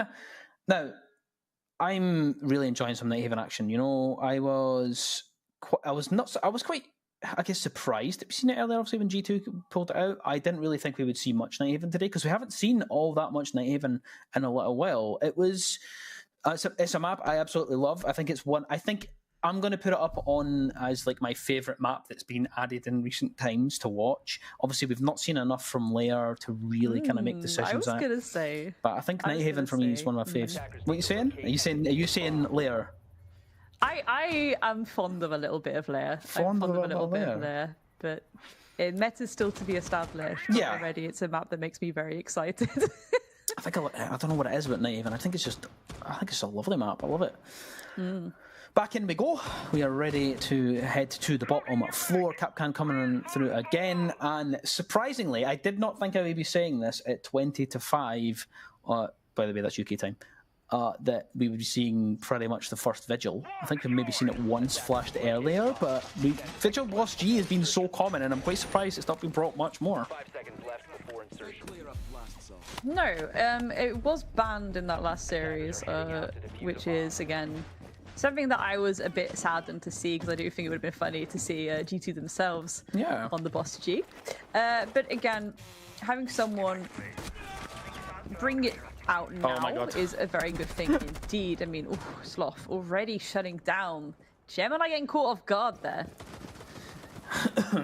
Yeah, just unfortunate there for the timing. Just caught out on the other side of that barricade, losing their lives. Not ideal. That happens. You just get caught out, not quite ready for someone to be in a position as fast. Get caught in the kind of setup situation. It looks as now, in terms of speaking of setup, looks like they're setting up to open up this breach here. Dora's going to have to try and throw down some of those bandit charges just to try and trick that one out. I think they'll probably get one side before they have to pull off the Vigil out on the roam. Not even using the Boss G as well, by the way, so they're speaking about it, but that's not what's going to be in the hands. Instead, going for the SMG instead, which, by the way, is one of my favourite sounding guns in the entire game. Your favourite sounding gun. Sounding gun, yes, exactly. Sounding that and Zophia's AR, lovely to listen to. Yes, for musical melodies of, birdsong, ocean sound, and the Boss G. No, not the Boss G. No, not the Boss G. The SMG for Vigil. Oh! Yes. Okay. No, not the Boss G, no. Meditative sounds of Sham. Going into it though, Sloth on the Jackal, that's a lot of information that can be gained, and I think that's the main thing here. Match code that on that Vigil, it does allow you a little bit of wiggle room when you are on that roam. It allows you to not be droned out as effectively, but they still have the Jackal to try and find some footsies and try and gain some info as well. And of course, for Zofia, those stuns are so impactful. It's really, really nasty, especially again, you're approaching these tight angles, you send in that stun, you can get the audio cue that someone's there, and you can swing them whilst their vision is blurred. Absolutely. Still the man advantage in favour of ITB. They hop through the breach and it looks as though they're going to attempt to go for the plant and going to get almost a freebie onto Aki, who just wasn't quite ready for it, but will eventually be downed. Have to push a little bit further here. Kenny realises that they're going to be stuck in kind of no man's land situation. They will fall off the back of it. It's a 3 versus 3 now. Still plenty of time for either side to work with. 45 seconds on that clock because Oscar, they'll find Aki now. 2 members for Matchco to try and work something, but Citizen on the covering angle, waiting for Teb to swing that player at the top of the staircase. He'll finish him off, and now Lolo has it all to do for the round. C4 will go out, doesn't quite find its mark on the kill. Creed's sneaking in from behind, and ITB, they'll win 2 rounds in a row here on Nighthaven. And that, again, is so solid on such a defender-sided map. But this is exactly what we're talking about, bringing that kit to establish the breathing room. I think there's been a few weird moments where Matchco's positioning has been slightly dicey, and they need to be a bit more mindful as to how much of their body they're showing at times. But ITB right now, this is coming in a lot more fluid, and it's really good to see, especially given the rocky start this morning. It feels like they've kind of shaken off the cobwebs a little bit, and they have a plan. They're going through the motions. If they can keep gaining these rounds on the attack, that's going to spell a danger for Matchco. I'm surprised that Matchco themselves haven't called for a timeout. Maybe we'll see if they lose out this next round. But again, for Matchco, those defense rounds are the most important things to keep under your belt. We're not seeing anything too spicy in terms of the operating picks from them. You know, trying to maybe wiggle things around a little bit, try and go for something else. They're not trying to reinvent the wheel here. We do have the Bandit and Kaid as a wombo combo. So it looks like Matchco are just essentially trying to batter down the hatches and delay the wider approaches, shall we say, from ITB. Maybe establish some funnel points that they can play a bit more aggressive around.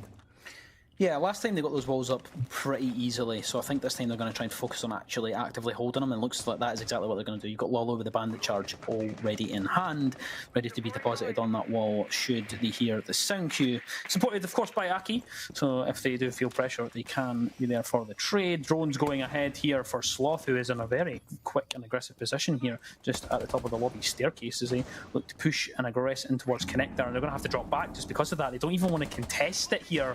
They just don't want anything. They do not want the smoke, Grace. They don't want to feed into it. They decide, what, we're going to try and keep that wall closed. And ITB, they get the wall open again, and just as efficient time, despite the fact that they've actually brought a player specifically to stop that.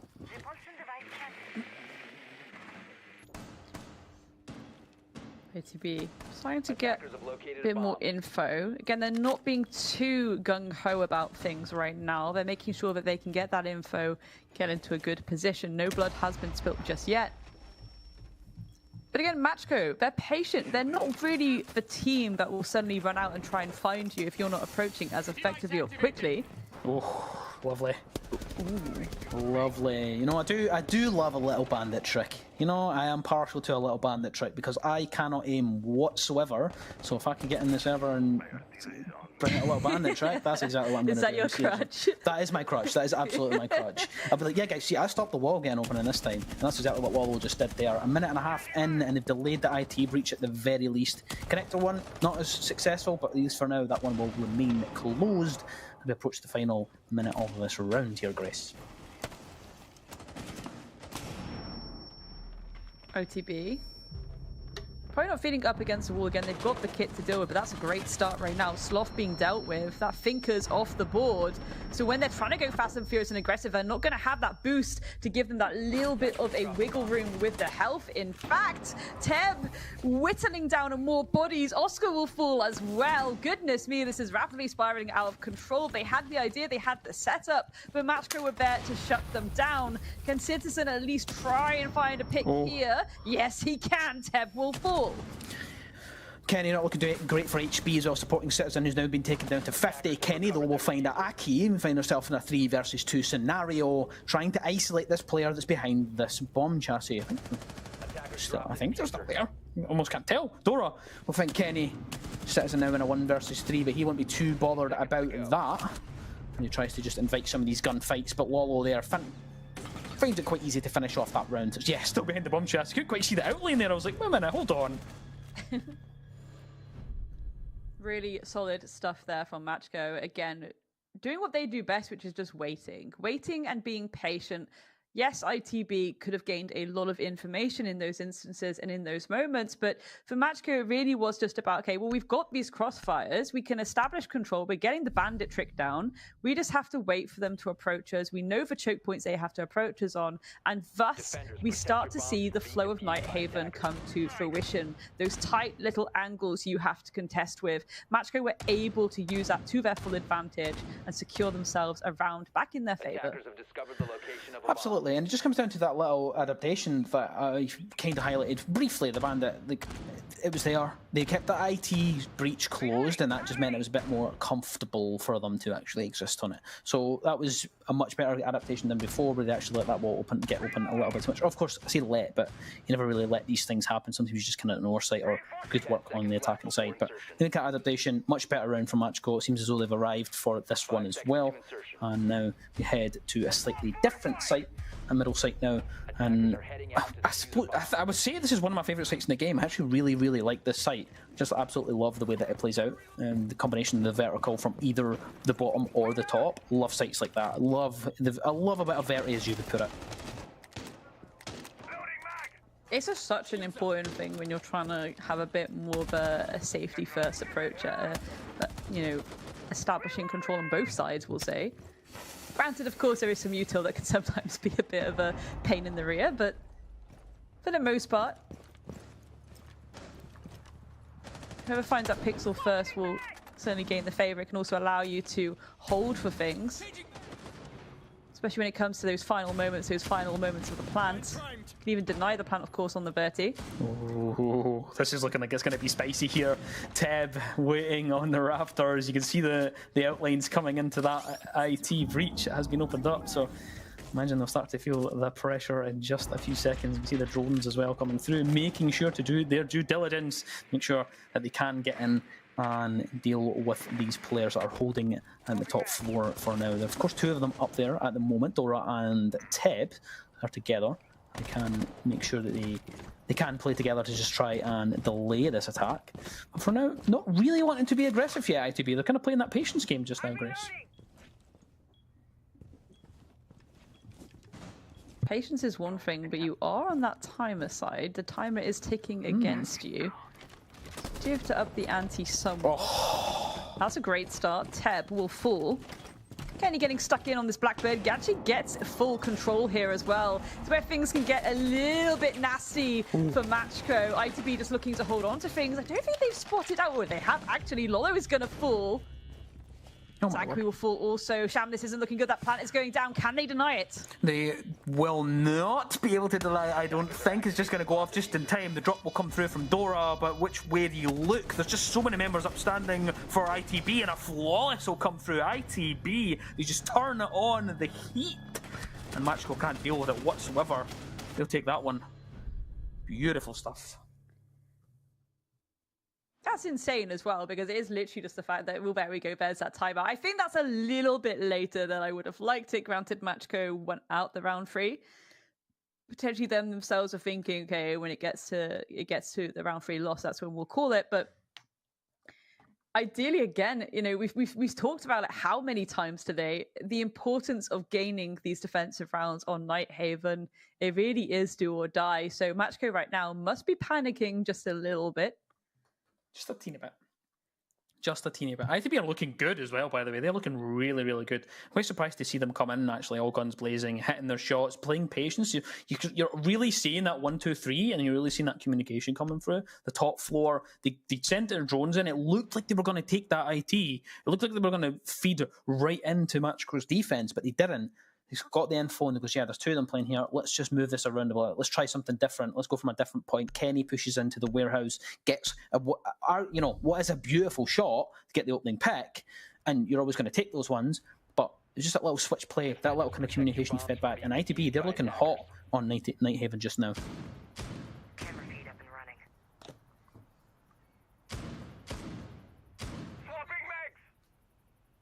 Matchco, what can they do? Again, not really relying on the kind of util that would allow them a bit more security when it comes to these final moments, these final collapses. ITB, they're really taking their time and then just going for it at the end. And instead, Matchco, they're bringing the kind of kit where, yes, there's a massive kind of bonus to taking something like the Vigil, for example, right now. But if ITB are kind of taking their time with things, how much are you actually going to capitalize off using something like that Vigil? Granted, you've got the castles to kind of cut off lines of sight, maybe, or just again slow down the approach at times. But you need some form of extension when it comes to this basement hold.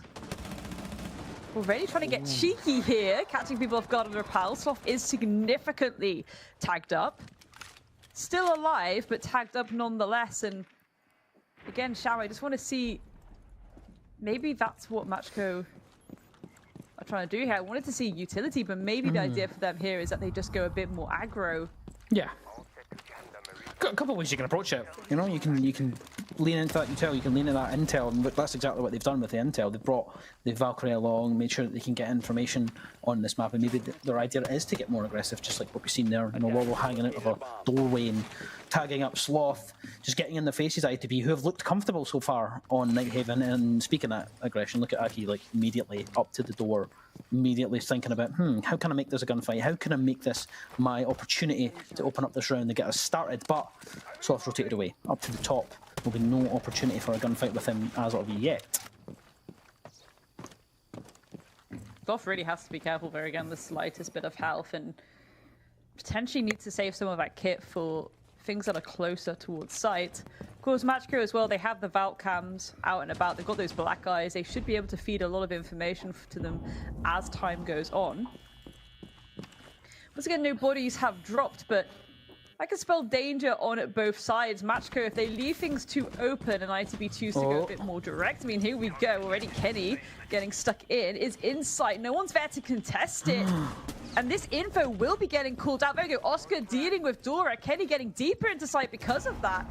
Can they hold on that Verti? Or is this going to be another round in the favor of ITB? They're sticking the plan. Oscar's going for it. No one quite looking like they're denying it just yet. Lolo trying to get back into sight. There we have it, a post-EP, Sham.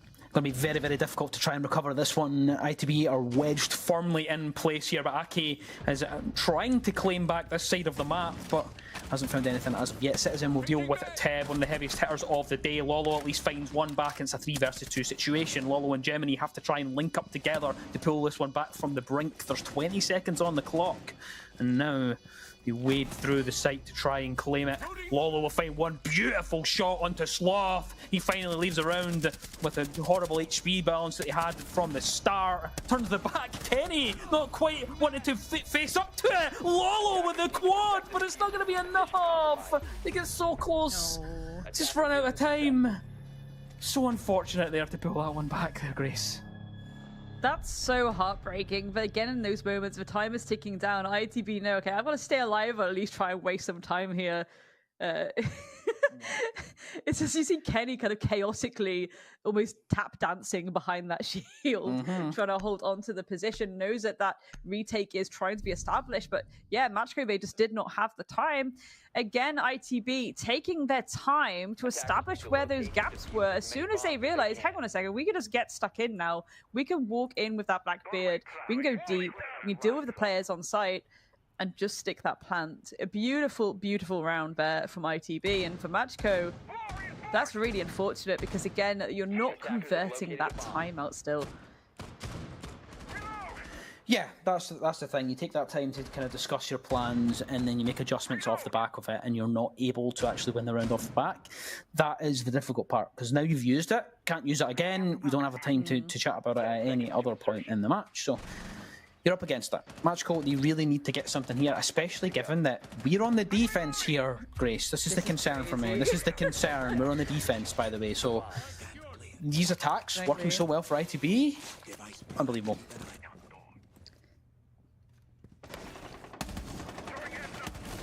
I think a really lovely thing about ITB is that they've still got kind of a player like Oscar on that support as well, because Oscar traditionally back in today was a very heavy hitter, very, very frag heavy player, and since going into T1 he's kind of gone into more of a supportive role. I believe actually for a while he was playing around that support more and more to try and establish some new presence and pickups in T1, but he's been really good on it, and I think that's the important thing for a roster like this as well. It's having those kind of heavy hitters on that support as well. So if your initial point of contact falls, you've still got people that can pop off just a little bit. Absolutely. Back to server is where we go. IT breach has been breached this time. So a bit more of a progress from ITB. Looks as though connector has also been opened up. Yep, Lolo and Aki though playing a bit more aggressive, a bit more loose with it, a bit further away, playing over towards that meeting side. So they're actually showing a bit more face instead of just giving it to ITB what they've done the last few times. So they're going to have to try and come up with something different here, ITB. And it looks as though that is what they're doing. They are kind of rotating players around. They've got this kind of space they're going to try and take at the top of rafters. It looks as though Creeds is just thinking about it. He's like, I can see the space. I want to take it. Can I go? I've done my job. I've opened up the wall. Oh, those ones, well, I say that actually, I've not even used it. It's a thermite that's did that. So technically it still has a bit of work to do, and that will be opening up this little wall into command center. Tev looks to try and potentially push onto it. Citizen will find the opening frag of this round, and it will be Lolo to fall here, Grace. No trade coming out for Matchco, and again, that means it's a needlessly wasted body, and that's unfortunate indeed. But Matchco themselves, once again, not willing to get too freaky with it. They want to use these angles to their advantage, use these corners to their advantage. Sloth will fall. Creed is there to deal with Teb. That's where things get a little bit dicey on the site. The bodies are falling. Gemini's going to go down as well, but Kenny getting dealt with. Loads of time still for ITB to work with as well. So right now, for Dora and Akwi, it's just about holding on to their hats. Oh, unfortunate. Dora getting shut down. Akwi still in it to win it. Has to try and secure this round for his teammates. Gets one, but the trade is there. And that's how you do it. What an incredible half from ITB.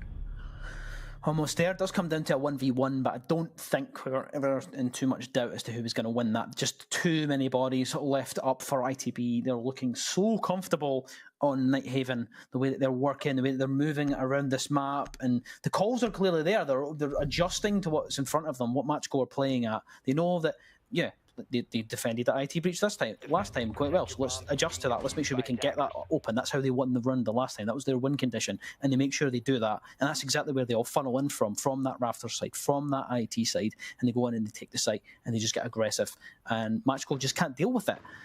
I really, really am a bit concerned just because of the side swap. Now, of course, we switched across onto the defense here for ITB.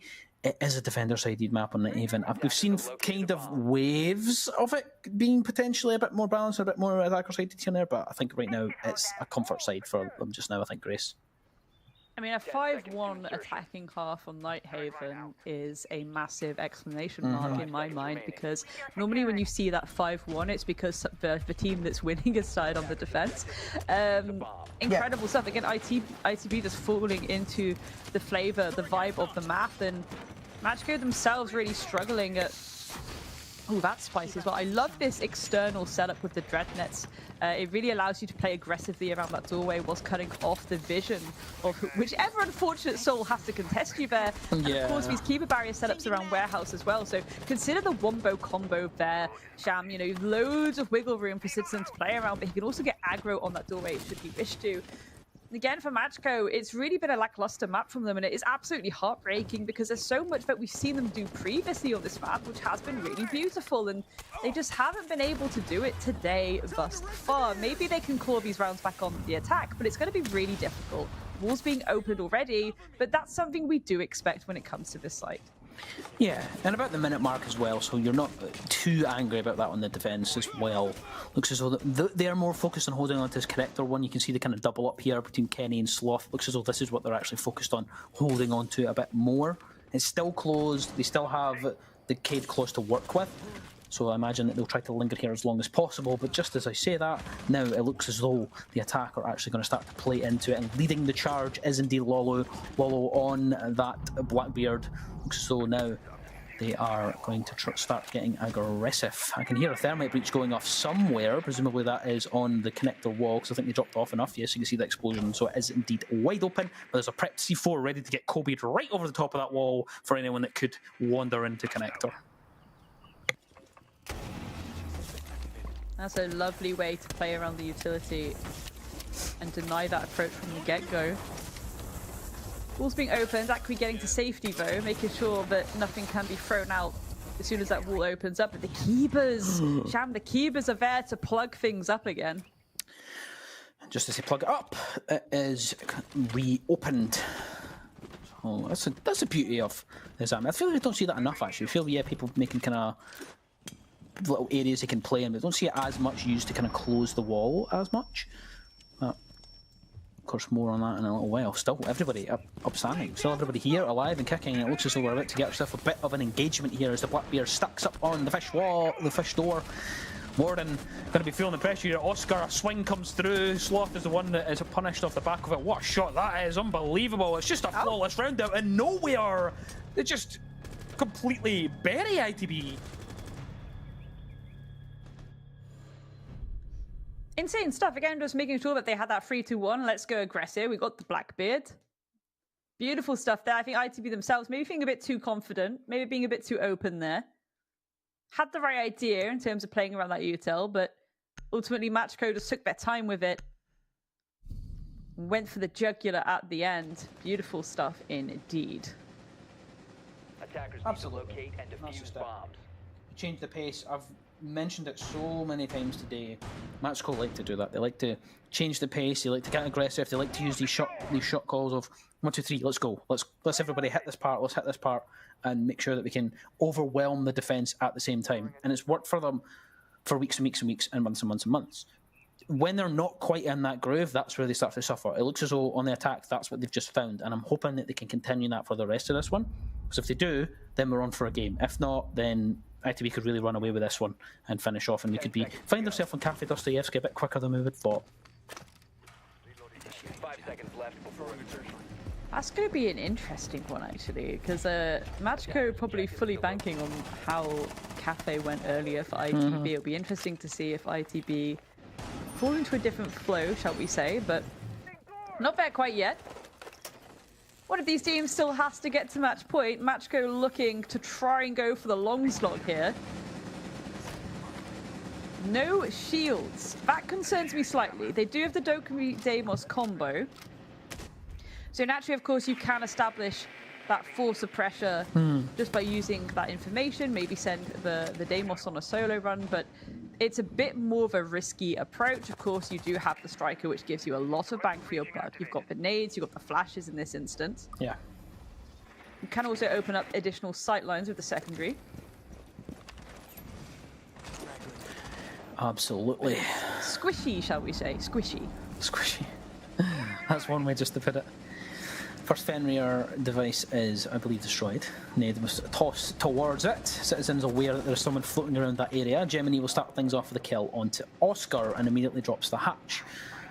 Looking to go on the hunt for some of these players that could be inside of Kitchen. There is a couple of players lingering there. It is Citizen that's waiting for it, and they're just showing some patience here, just holding on and waiting for someone to turn in that corner. See, of course, if the kill feed lights up as we check in with some of the other players who know exactly where Citizen is playing. It's Lolo and Aki that could be linking together and trying to hunt him down and deal with him. Of course, they've got the Deimos, they've got that information. They're all here, actually. It seems like the band, just like you would put it, are getting back together as they try to get themselves some control in this mid-floor.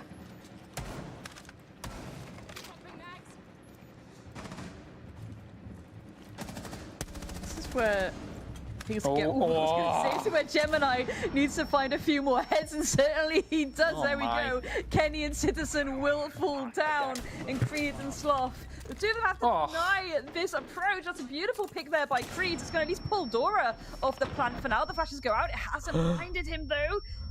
They're going for it. Sloth needs to get stuck in as well. That plant is going down. That plant is being stuck. Will they be able to deny it? No, they can't. This is a post-plant situation now. Sloth trying to go for a very long rotate here. Could maybe catch someone off guard on the back. No, he doesn't. Lolo is there. Great stuff from Matchco, securing another round on this attack. I thought it was squishy, and they proved me wrong. Wow, wow, wow. Are we seeing an attacker-sided Nighthaven today? I think that's what we might be seeing, Grace. Oh, It's feeling like that. How I feel about that. I don't know. As a sentence, it makes me feel very uncomfortable. It's like, really? Yeah. Is this happening? Do my eyes deceive me? It's looking like it, whether you want it or not. It's looking like that could be the situation that we are seeing here. Gemini there just decides to take the round by the scruff of the neck.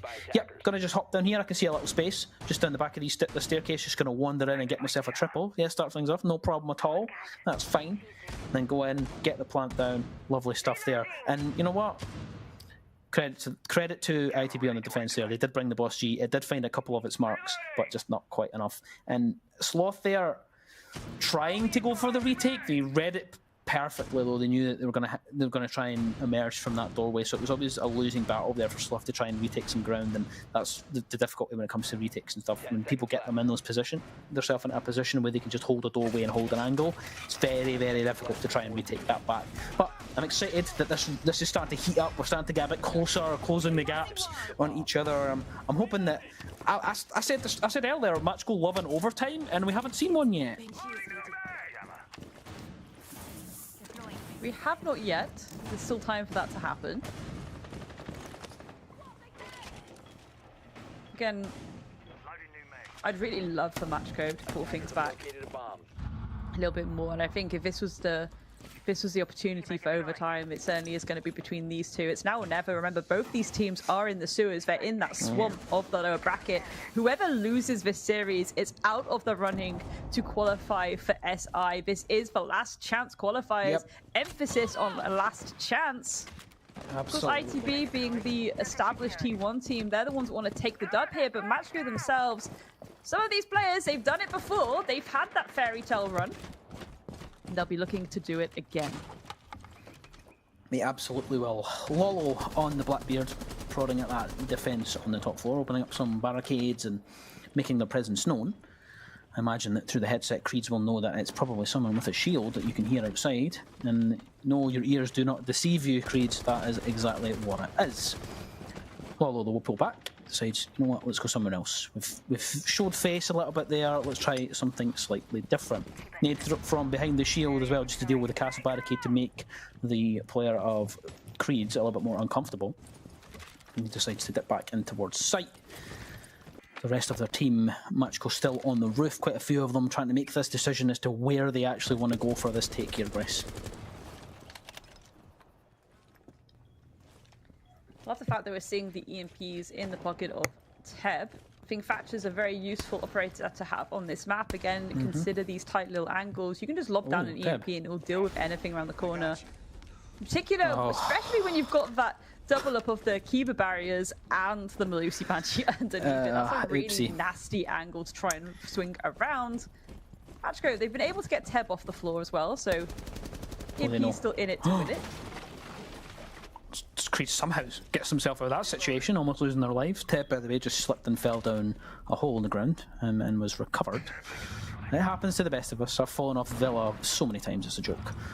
Now, though, Lolo thinking about going in the window, and that's exactly what they do. Oscar will slow down Aki on the other side, but Lolo is barreling towards sight, thinking about going for the doorway, but holds off just a second to spot another player at the top of that staircase. Deals with the default as well to make sure that their presence is not completely known. Teb will find himself a double, and the flank will somehow go down.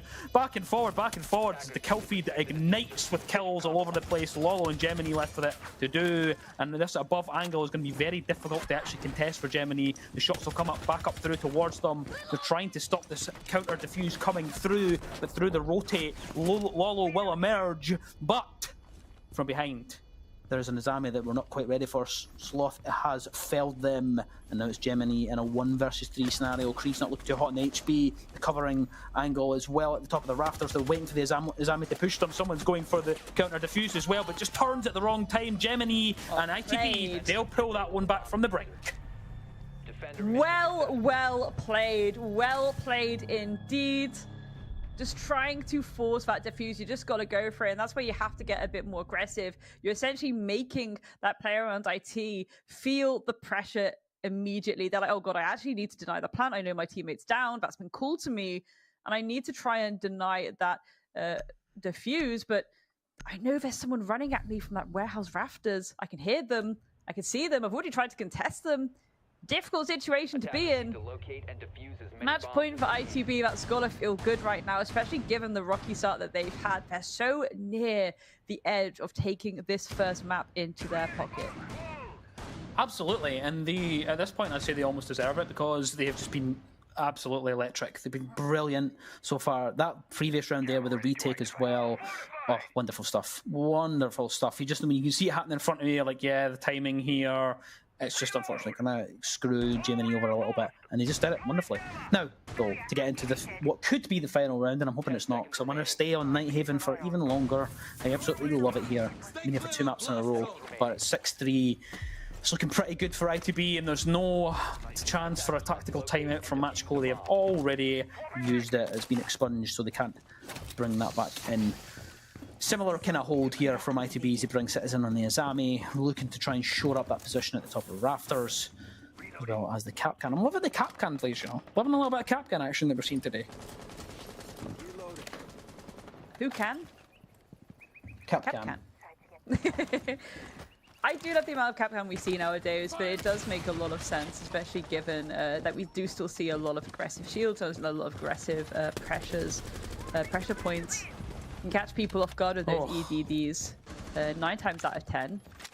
Of course, not as much as I'd like to see, especially nowadays. The last 2 months in particular, it's been a little bit harder, but it does happen. Yeah. Safety first aspect from ITB. They've used one of those reinforcements in pocket just to kind of give themselves an exit route almost and another point of defense, and I do like to see that. Ooh. Like the owls. We know how close that was to kind of getting himself one. By the way, Blackbeard is already gone from the round. Lolo was the first one to fall, let's say, of Sloth. So not a great player to lose, but pretty good work here so far from Matchco to open up that connector wall. Kenny's just playing with the idea of potentially trying to retake Electrical. Looks as though they have pushed in for now, but they are being actively held. Gemini on the other side, you can see an elbow, but just can't quite land it. Does a decent amount of damage onto Kenny, takes it down to half HP. Kenny still holding on to that position for now. Aqui dealing with Sloth. Those goons will still be out and about though. Again, Kenny's pulled back just a little bit. Whether these bodies have fallen a little bit on their side now, so it's time to play around the flow of the map. It's time to play around these tight little angles. I have a shotgun in my hand. Ashkin themselves, they're aware of it. They're trying to contest from connector, just because it does give you a little bit more breathing space if someone is behind that central cab of the servers. Kenny. What I'm talking about when it comes to these stuns, Zofia, so important, so impactful at the moment. We've seen a massive rise in Zofia and Ella lately. Okay. Teb dealing with Kenny. Shotgun, what shotgun? Doesn't matter. Creed is going to fall too. A 2 versus 3 now. 1 versus 3. Poor Citizen left on his top. Got to try and find these remaining players. Maybe shut down the attempt at plant. They have loads of time to work with. 30 seconds. They're going for it. Kit is being stuck, and there we have it. Matchco clapping back with a round of their own now. Absolutely there. Again, the change in pace that we talk about with Matchco so often, they just decide, yep, here's the gap, let's just send it straight through the connector breach. Let's get that defuse. It's begun. Teb is the one. He's been brilliant today. Absolutely phenomenal. Just spots that gap and is like, yeah, I'm going to just send it in there. See if I can, well, let's just see if I can win a couple ones and see what happens, really. ITB, they're not quite out of Nighthaven just yet.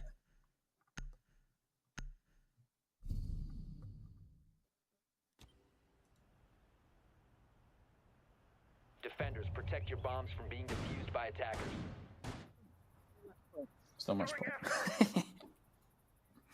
Still much point. Pressure's still very much on the back of Matchco, but we do have to say, to be fair, you've just, right, imagine, riddle me this. You're Matchco. You've just lost 5-1 on the defense. Mm-hmm. It's now 6-4. You're clinging on for dear life. Oh, yes. You've somehow been able to establish rounds on the attack yourself. Yep. Oh, the pressure's on them. Absolutely. 10 seconds left. Absolutely. ITB picked into this, though, and they did also ban the Maverick. The Dora ran most of the time on the previous Nighthaven map, so ITB were clearly watching it, because there wasn't really much to go off for Nighthaven for Matchco, so... You know, whether that was directly on purpose because Dora was running it, we don't know. But it hasn't made much difference for these attacking side because we're, like we said, like I said earlier, we're getting attacker-sided Nighthaven. And I'm excited for it. I'm excited for it. Double hard breach just to create a lot of entry points if they need it. Again, I do think the Selmas are a lot more useful when it comes to that connector as well. If you can open up those walls. Like we saw in that last round, you're forcing the defense back behind those server racks. Forcing them to play around that as a kind of built-in shield, but it does give you a lot more wiggle room. It allows you to not have to contest some tight corners. You then get to establish a longer line of sight. Things can go a bit more in your favor. So we'll see if ITB are able to at least deny that. They've got the electricals of the Kaye, they've got the bandit charges, but Matchco themselves, of course, they have those EMPs, so it really can go either way. Beautiful stuff. Gemini will fall, but Sloth is dealt with. 1 for 1 already. Again, ITB pulling back, reinforcing things, using these electricals as well to establish a bit more control for themselves. I absolutely love a mid-round reinforcement. I love them so much. They're just so good. Like, it's such an easy piece of utility. It's such an easy win. And you're like, yeah, okay, have that space. We're reinforcing you out. You think you've got that? You think you've taken that from us? Here's another layer of the onion that you're going to have to peel back, and that's what they're going to have to work at now. This connector is blown wide open. They're going to have to rotate Aqui down round with the Selmas to try and get the rest of this wall opened up as well directly into server, and also deal with the potential of a C4 over the top. But for now, both sides not finding it too difficult for each. So there's no one really heading out in front here. Looks as though now that wall will indeed be opened up. The doubling up of the EMP as well will start to build the pressure inside of the site here, Grace. They hear the walls opening themselves, and they know They can call out to one another. Are you holding this angle for me? I'm holding this angle for you. And this is where the teamwork certainly makes the dream work. This is where you need these crossfires to be established. 30, well, less than 30 seconds now. Dora trying to make that approach. Lolo getting held back by those keeper barriers. Dora, unfortunately, cannot establish that control. Going into IT. Beautiful shutdown there coming out from Creeds. Teb has been down. This is massive right now, Sham, but Creeds gets dealt with by Akwi. Pistol whip around the corner. Can he do it? Yes, he can. Deals with Kenny. But 4 seconds. All Oscar needs to do is hide realistically. They're chasing after him. They can't get to him in time. Just running away. A ring around the roses. A tale as old as time when it comes to Siege. Just seconds left to establish control. And they go on the hidden approach. Crouching Tiger, hidden Oscar. That's the way to win out this map number 1. I thought we were going to see it there. I thought we were getting the ace there. You can see him like, hands in the face in hands moment. I was like, whoa, no way. Unbelievable, but managing to hold off there. 7-4, relatively comfortable in the end, I would say. But very bizarre way that Nighthaven played out. Quite a lot of attacking rounds, but I'm here for it. I like to see Nighthaven being a bit different. I like to be able to see it a bit funky, and this is kind of what happens when two teams haven't played against each other and there's not all that much to kind of go off. You kind of start to see things that are a little bit different, but absolutely loving it. ITB are at the races, thankfully, because earlier on they were really looking like they were kind of snoozing a little bit, and I'm glad that they've arrived. So Kafe, I'm sure, is going to be a banger. Yeah, absolutely, but again, it's whether or not Matchco are banking maybe on ITB not having the best of times there. ITB might have been able to establish in that break for themselves what went wrong there. We will see. Time will tell. We're going to go to a quick little break, though. So don't go anywhere. We will be right back.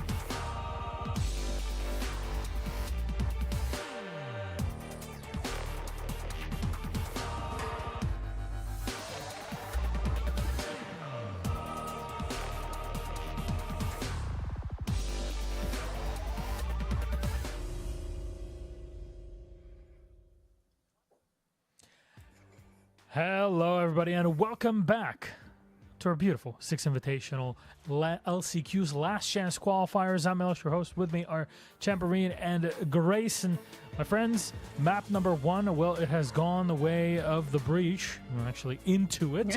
The question is now, will there be a recovery, or will this just be called and done and dusted? Machiko, it's all in their hands. This Italian squad has been here before. Can they progress deeper into the bracket? And the question is, how have ITB made it here so far? Because they've eaten a 2-0 just before this game, Grace. I think that's the thing, right? Again, it really does speak volumes to the resilience within that roster. Granted, they had a bit of a break during that second best of 3 series that we saw. But again, it's how you use that time, right? How you're able to sit there and be like, right, what went wrong? What went so horribly wrong that we lost that series that we assumed we would win? And how do we go against emotions here? Thankfully, Machiko, they've played a lot of different things in the last few months. So there is a lot of data to go off. There is a lot of VODs to go off. So they realistically know how Machiko play. And they themselves able to capitalize a bit on that. Again, a very attacker-sided Nighthaven. Because of that, they brought the kit they needed to. They knew if they went aggressive and just found the right picks, they could establish some breathing room. And Machiko, unfortunately, falling once again into that almost like staticness that they tend to do. And it's really unfortunate to see. However, we once again did see these standout players. Teb, for example, yet again, Teb, it is the day of Teb today. Yeah, it really is. I agree. I fully agree with you there, Grace. It's absolutely been Teb's day so far, but it's not just been enough for them. ITB are looking mighty comfortable, I think. I think there was points where I was like, yeah, okay, Machiko, they've kind of got here, but they just hadn't quite found that gear, and I feel like they just haven't found it all day. I feel like they just haven't quite been able to push themselves to that upper echelon that we kind of have been expecting for the last few months, and especially last week as well. So I'm hoping that we can get that on Kafe. The thing going into that is the positive for, at least for Machiko, is that ITB lost it 7-1, and they were just not there whatsoever earlier, so we've got that to go for them. Yeah, you never want to be caught with, kind of your spaghetti out of your pockets. That's never a good position to find yourself in. Unfortunately, that was the case for map 1 here, as you'll see it one more time. 7-4 ITB against Machiko on the other side. Citizen has shown up. He is indeed in the server and leading the squad for victory, or to victory, in game 1. We were talking to Doki at the end of the G2 victory against Machiko, and he was saying, yeah, you know what? I really would like to play against Citizen in the final, because it's kind of a throwback to the olden days. But what happens now as we refocus and kind of turn our attention to map number 2, Kafe Dostoyevsky, Grace? I mean, hopefully a bit more of an equal lifting on the side of Machiko, that's for sure. I mean, I just realized Teb on a 91% cost. That is very, very high considering that 7-4 scoreline. It means that Teb was doing some serious heavy lifting, and the picks he was getting were most likely trades.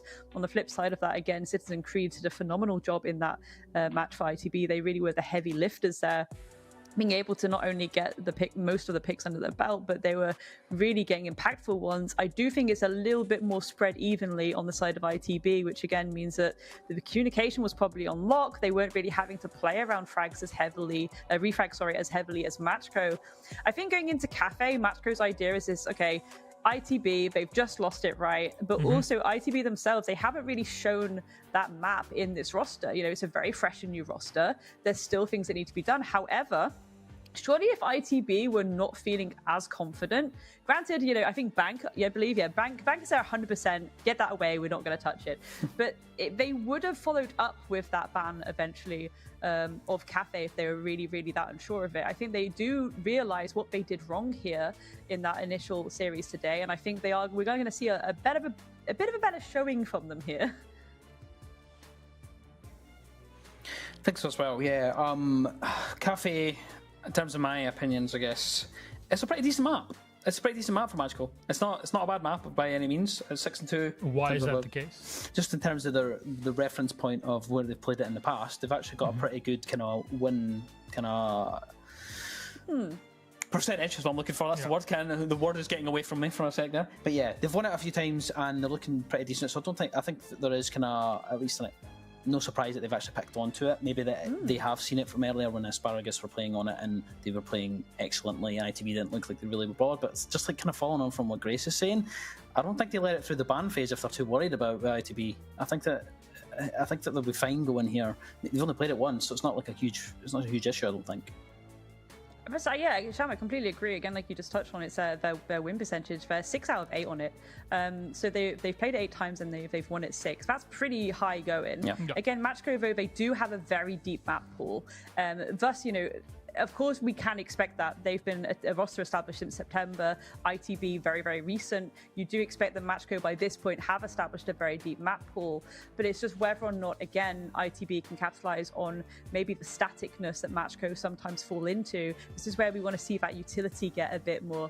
I hate to use the word spicy again, because I do use it a lot. But again, spicy. Lots of fire, lots of nades. That's the kind of things I want to see come out from ITB. And again, of course, most likely we will see the shields, guys. Definitely we'll see the shields. The shields have been through a lot over the past couple of years, and through all of the changes and reverted bits and changed bits and upgraded things and etc. I think they are in many ways still just pretty good. They're always going to be a good choice to bring in, especially if you coordinate around them. And we've seen it, be it the Blackbeard, be it the Blitz, be it even a few Shield, not just the Monty. You got so many of those different options. But, to kind of close it on this bit, ITB, you can also argue to be very blunt, they sucked so bad on Kafe in their game against Asparagus that there isn't too much to work with going into this game. Let's be very honest. It wasn't just the 7-1 where every single round was close, because those do exist. The score on its own doesn't tell you the whole story, right? But it actually was just barely present on there. Yeah, absolutely. And you could chalk it up to, what's the first game of the day, right? Maybe that was the case. They certainly did better on Border.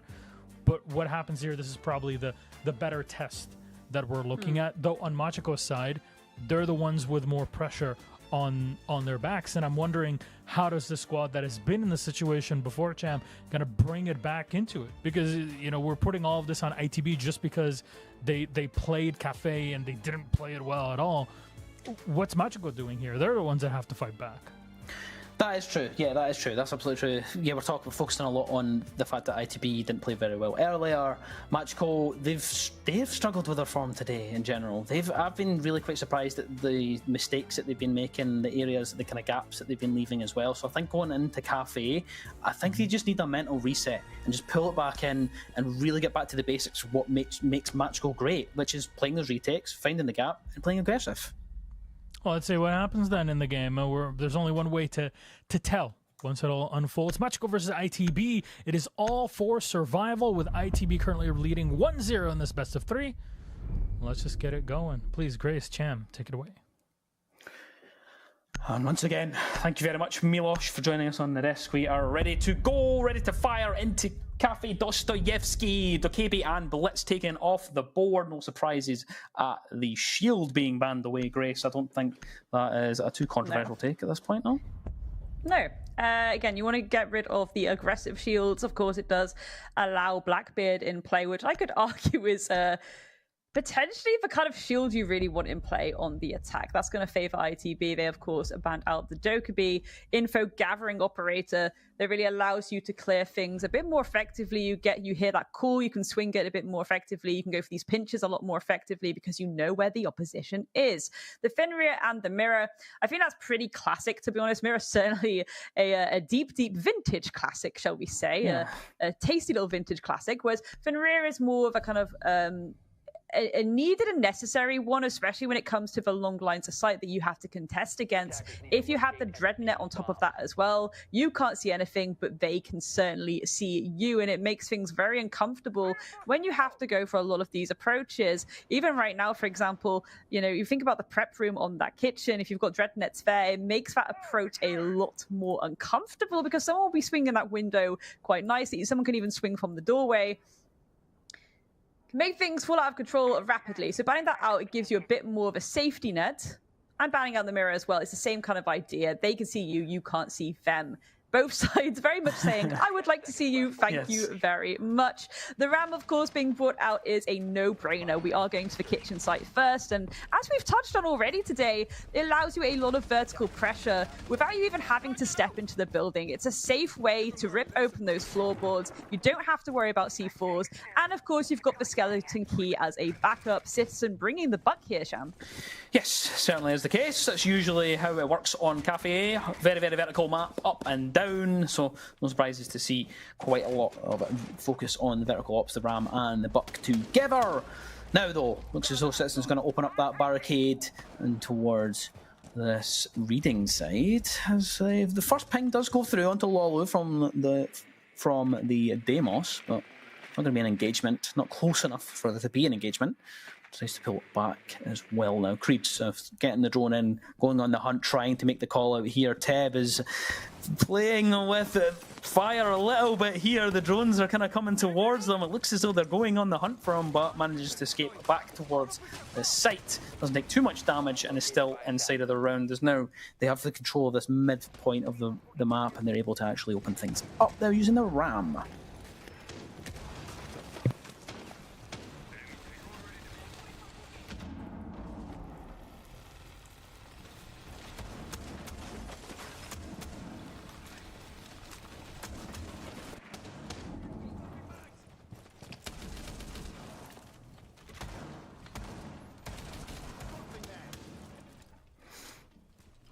Did you?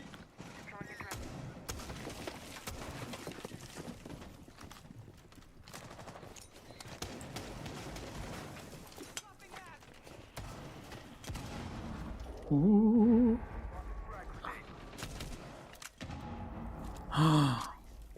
They haven't got it. Yeah, they are. The nade just rolled a little bit too far, so they weren't able to remove the electrical on the hatch. So that's going to be a bit of an issue here for the attacking side of ITB to try and work with. They wanted to open it up. They wanted to look like they were wanting to go for that freezer side, and they might be forced to go for something different. And that comes in the form of Sloth, just deleting Acqui on the vertical. They have so much of this to work with, but right now, Magic's just going to sit and wait. They're not really going to do much. They're not going to overextend a lot. It looks as though Teb's going to just move a little bit, but Dora's still inside of Christmas, still holding in there, still behind that Azami barricade, and they can actually still get comfortable, though I wouldn't be comfortable with a Blackbeard pushing up on me, and they're going to turn their back there. Ooh, Teb just not quite able to land it, though will land one onto Oscar, goes for the swing out right off the back as well, and can't quite react in time. Creeds, that's a crazy double kill! Unbelievable! I don't know how he's pulled that one off.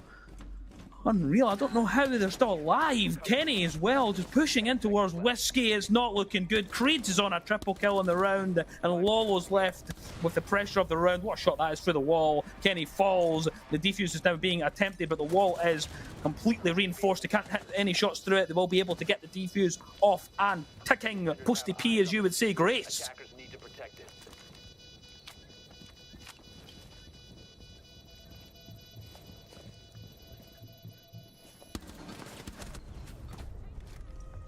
Oh.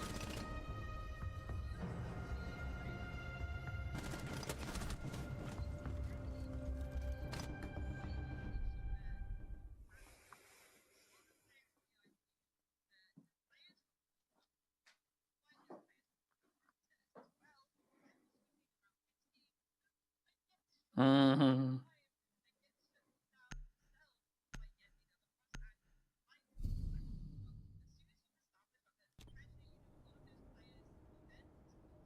Attackers need to locate and defuse bombs. That's crazy. What a wild round that was. I don't know how they were able to get away with that in the end. Wonderful stuff though. ITV looking pretty good to start with on Kafe Dostoyevsky. Middle floor now as we head to reading. Something different. I like the middle floors on Kafe. I like the range that you can get. You can play them from above. You can play them from below. You've got the pulse coming through as well, Grace. I like to see it. 100%. Again, a lot of people, when they see the pulse, they think, oh, they're going to play around the C4. But consider Kafe, and from the get-go, where you see people rappel up to, 9 times out of 10, it's going to be that roof. I like to call it the gravity waterfall map, because 9 times out of 10, people are starting on that top point of the roof, and they're trickling their way down through the map. It's kind of like a rainfall. By having the cardiac sensor, it allows you to establish, okay, what approach are they taking first to get that top floor control? Are they going for the El Clasico of holding on to Christmas and getting into Cigar by dropping the hatches, or are they going to go for a cocktail take instead? Usually people do like to try and go the classic route of going down the hatches and taking Christmas first, but again, the issue there is the fact that, you know, people set up the utility for that take. It's a tale as old as time.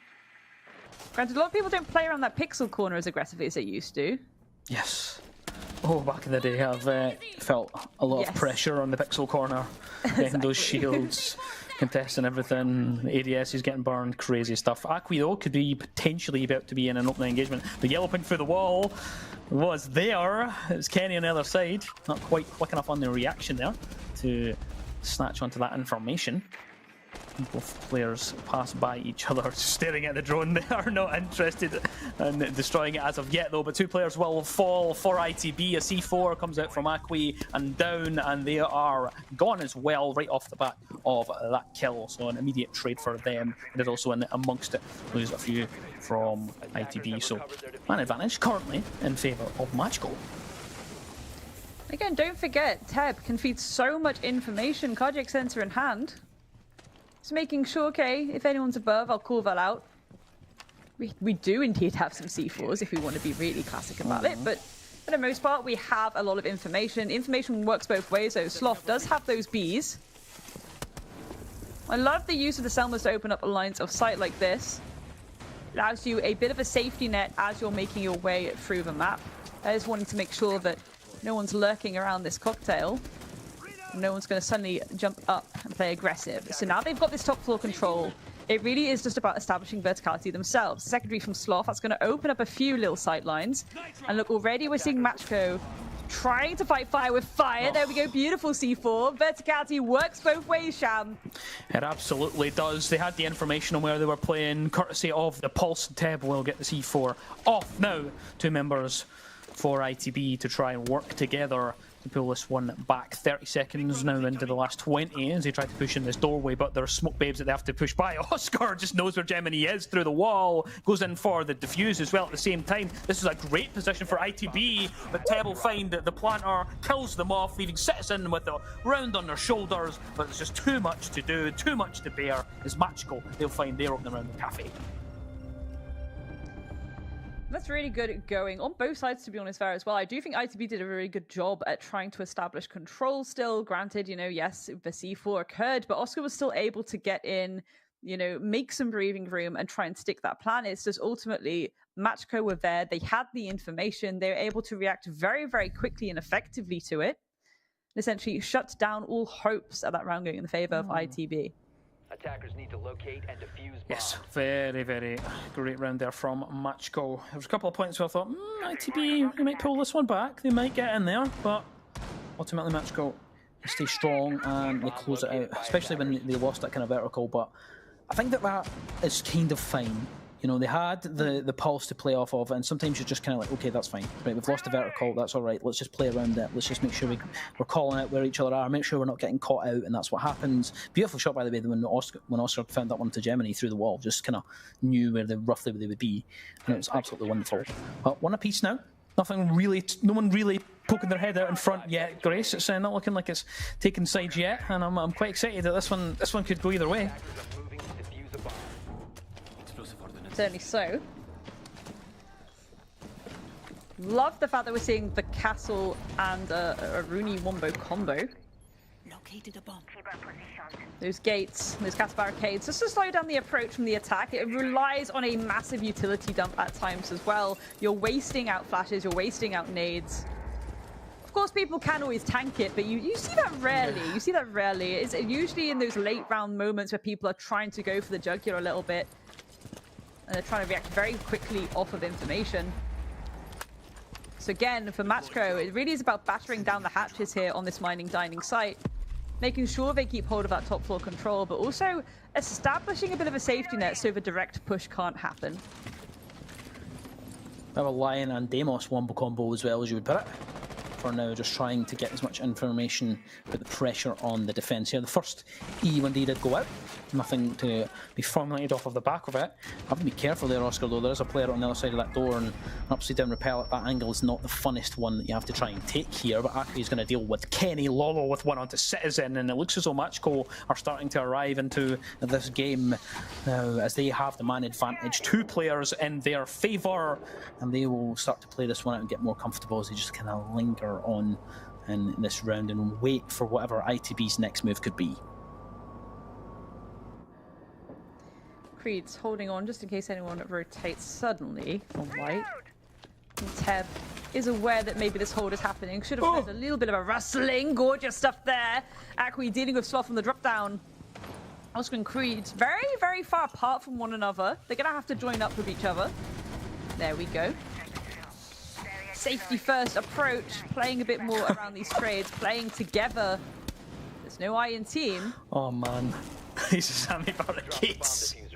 That's not looking fun. Gemini catches Oscar and Cocktail not quite paying attention as Creeds will at least get the trade right back off the back of that. 4 versus 1 now though. Creeds has to try and clutch this one up, and we'll just wait and see if anyone decides to go for a rotate round through reading.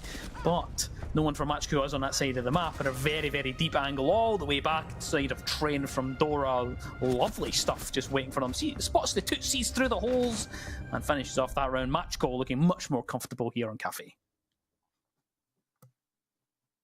Absolutely. Again, falling into the vibe of just being able to hold things down on defense, not going as static, making sure they're collecting those picks in their favor. Again, timed aggression. There's not too much aggression, but they're reacting quickly. It's that right level for them that I think feels comfortable. They're never really a team that like to be hyper aggressive, but they certainly can be assertive. And we talked about how the passivity today has really been a hindrance for them. Now they're starting to feel back into the flow of things again, and it's really good to see. However, we could put that down to it being do or die. Again, ITB winning that first matchup. Matchco really needs to get this map under their favor, under their belt rather. And it looks like they're going for the approach of just hiding around that util and reacting, and that's working well for them so far. It's something that they probably are going to do again. Again, we've seen the mute jammers come out, which not only is going to deny maybe some lines of sight being opened, it's also going to allow them to deny a lot of information from the pocket of ITB. Yes, exactly. Reminder. This could be the last map that Matchco are actually here for, so they really need to pull their socks up and really continue on with their aggression, really getting into this, like you just said, do or die. Like, they have to win this or they're gone home. That's it. They're the first one eliminated from the finals here for the LCQs. But I don't think it's going to be that easy. I don't think they're going to go without a fight. I don't think they're just going to leave and sign off without having something to say. For now, it looks as though the attacking side of ITB are just going to prod at that reading door, see if they can find a way in, and open up this white kind of castle barricade as well, see if anyone's playing around there. But up and down vertical plays, that's what we're seeing quite a bit. We're actually on the top floor for now, so seeing the castle downstairs inside the reading as well is quite nice. Precisely. It's again the importance of verticality on Kafe. It's why, you know, even sometimes. Ooh, indeed, Akwi getting dealt with. Sloth sneaking around, getting up that white stairs and getting that opening pick in the flavor of ITB nice and swiftly. And again, an isolated position like that, the trade's not going to quite come through. Nades coming out though. Gemini dealt with. Lolo tries to get some collateral damage back in their favor. Takes down Kenny. That's no more Grimbees in the pocket of ITB. Boils down to 3 versus 2 though. Lolo has found himself a double inside of this round. Sloth not looking too hot on the HP. Their early Citizen is gone. Teb, beautiful movement through the fireplace will find Creeds. Now, 2 on side for either side of this server so far. Minute though. Now left on the clock. As tensions subside for the time being. So trying to find out where each other are, try and gather that information. Only 1 drone for ITB, so it's going to be very, very difficult to try and find where these defenders are playing, and this is a lovely little angle here being played from below. Sloth is the one playing on that, just waiting for someone to go to the hatch, but no one's going to do it just yet. I'm going to go into that place. 45 seconds now, ready to go. Teb just going to plug up that window, Grace, and it looks as though it's getting a bit tight here for ITB. A little bit against Sloth on the tiniest bit of health, but we've seen it this before. We've seen what he can do even when his back is up against a wall. We saw in that map of Nighthaven. Just trying to find the right angles right now. The pinch could come through. Ooh. Thought they might 3-2-1 bat that player hiding around Freezer. Teb holding on for dear life here. Gets caught off guard. Oscar goes for that final flick. Can't quite get it. Lolo is there with that trade. Really well played on both sides. Unfortunately, the timing not quite being there on the side of ITB. Certainly not. There's Amy just lingering inside of the freezer, just waiting for them to swing, and then the cross angle being held. So it didn't matter if they got the kill inside the freezer, they were ready for the refrag. Match score looking much, much better so far on Kafe. I'm really quite impressed with the way that they are playing. Grace, what about you? How are you feeling about match score? How are you feeling now? Defenders, protect your bombs. I mean, I feel like this is going how it should be going, right? I feel like Matchco are in a more favourable position of being on that defensive side. I think they're doing a good job at being like, okay, we know that some control can be established with shields, for example, so we are going to have to be prepared for that. We're just going to have to play around denying a lot of information and gaining information in our hands. The way that Matchco are really focusing, even now this round, but you know, you've got the cardiac sensor down the pulse, you've got the black eyes of Valkyrie. That's a lot of information that you can react to, and this is what I touched on before. Matchco are being a lot more reactive, and this is usually how they tend to play. Like, you know, they'll get that info, they'll react to it very, very quickly, but it's something that they've been really lacking so far today, and it's nice to see them yet again get back onto top form and start to kind of play the Siege that they're used to playing, which is good Siege. It was good Siege. That's what's been kind of lackluster today, but they're here. They're on Kafe, they're in the lead, and they're doing pretty well. Speaking of Kafe doing well, looks as though they're setting up the site in a pretty good manner. You've got the black eyes spread out, as well as the default cam just flicking through, trying to figure out where this attack will start from. Pulse gathering that information, feeding it back to the team.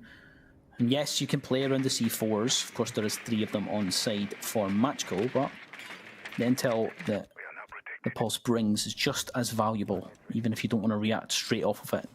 Find a kill right off the back of it. At least it gives you that information that you need. And outside, we do have someone holding onto the fireplace, so if someone does decide to rotate through, they do know that that's being held. Teb is aware, so they'll likely have called that through. And this looks like it could be a quick one here, Grace. Looks as though they could be sending it in. Kenny hops right in to train right through without even so much as a breath from the defence. Just smashing through the wall. It's one of those ones that people forget that Blackbeard can do now. Just opens it up and can go for the plant if they really want to. Citizen has the diffuser with them, so it's going to have to be rotated around. It's on the other side, so it's almost like they're kind of like caught in a situation where they don't have it where they need it. Teb, though, we'll find Oscar down below, and that's the vertical presence dealt with for now. And this is a really good place for Teb to be on that vertical. Can potentially deny from below with that C4. Yep. Again, the diffuser has gone into the hands of Creeds. It's a good little sightline that they had. It was a nice little quick approach to site that they had. They had the pressure on the window to cut off any rotations and any pressure coming in from reading as well. Oh man. I'm not sure if that's a slight oversight on their part. Creed sending out that global. Attackers recovered the diffuser. Kenny has the diffuser. He can try and get into place, use that shield to give himself a bit of cover as he sticks that plant. But remember, Teb is below. That cardiac sensor may give the game away. It's where they can potentially stick the plant as well. Okay, there's a bit of an inkling of the information there, but Teb, he's not aware that that plant is potentially about to be stuck. I think he thinks there's an approach, but will they be aware that that is the kit going down? It's not being denied, champ. This is massive. Citizen is there as well. Good read. They got the info. They reacted to it. They knew that was a factor that could blow things apart, quite literally, and they dealt with him nice and swiftly. A post plant now that Matchco have to fight their way out of. Creeds deals with Acqui. No trade coming through, and this is massive right now. Matchco, they can't quite get it over the line. They need to find these players. They cannot. Citizen finishes things off, and ITV sitting pretty now. very good going indeed. Really able to keep on top of things on these attacking approaches themselves. Again, light and day from earlier at the start of the day. Absolutely there. Teb, despite being downstairs, being able to utilise the pulse to call it where the players are, there's not much they could really do with it. They're in a difficult position. You can see it on the replay here. They send Citizen down to deal with them. They go, yep, you go down there, play the distraction. If you get the kill, great. But do not let them deny this plan. Do not let it happen. And that's exactly what Citizen does. Yeah, they get the kill. And that makes it even better. But they really just down there to keep him in freezer, because he can't get a C4 from that position. They can't get him there. So stuck in there, not much you can do with it. Matchco, the round slips away after that. I was a little bit concerned for ITB for a bit when he didn't have the diffuser in the position that they wanted it to be. It's Citizen that had it, and they had to kind of juggle it around the map, kind of special delivery around to where they wanted it. But they got it there in the end. They got it there, and successful round for ITB. And now they're kind of teetering on the edge of potentially a 4-2 or evening up the score before we go into that second half. But bottom floor is where we are now, Grace. Absolutely. I just can't get over how impactful it was for them to actually be like, yeah, that pulse is still downstairs, and we need to at less we need to do a little bit of a rustling so they at least know that we're approaching kitchen. Granted, yes, the pick can go either way, but as long as he knows you're there, he's not trying to deny that plan. Right now, this kitchen hold, we saw how this went last time. Yeah. A little bit chaotic on the side of Matchco, not really able to cover for each other. Maybe they'll have a better chance this time, playing a bit more snug and a bit more assertive. Oh, the jump out. Oh my word, that's unbelievable from Sloth. Teb almost had him dead to rights there. And Sloth just connects the shots, deals with the jump out, the aggression punished onto Teb, and that's one of the heaviest hitters of the day for Matchco dealt with very early on here, Grace. Yeah, that's massive actually. And again, Sloth staying alive, having those oh so important buggies in his pocket. He is on the ram. He's going to be able to use that kit to start to rip open those floorboards. And yet again, you should see Matchco push their way out of that site and into kind of safer positions for ITB themselves to try and capitalize on. Some openings occurring. Kenny once again using that shield, the full advantage, allowing a bit of soft destruction as he starts to approach this back freezer wall. It is half opened.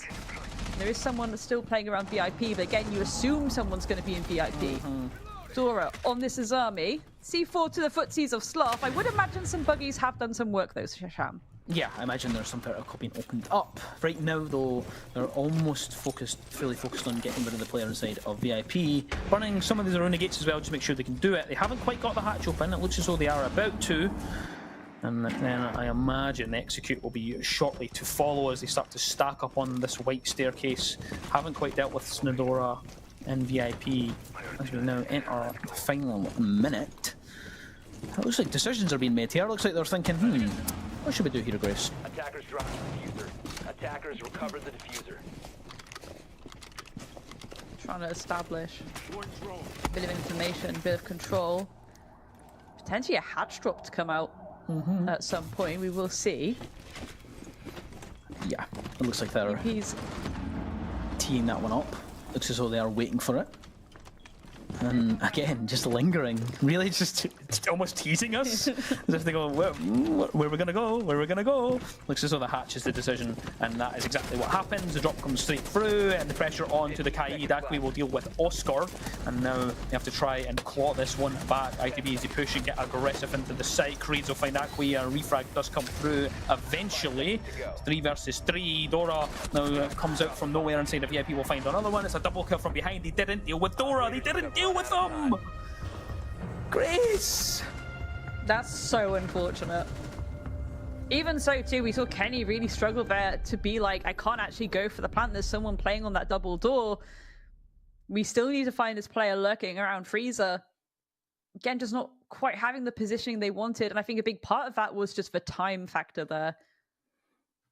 Switching sides now, though, Sham. And again, a 4-2 split. It's not bad for either side, realistically. No. Obviously, it does favor Matchco a little bit more because they have more of those rounds in their favor.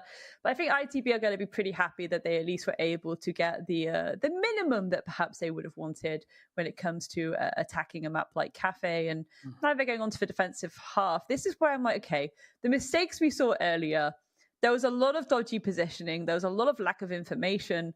Maybe we'll see them kind of adapt and adjust a little bit now, you know? Yeah, could be.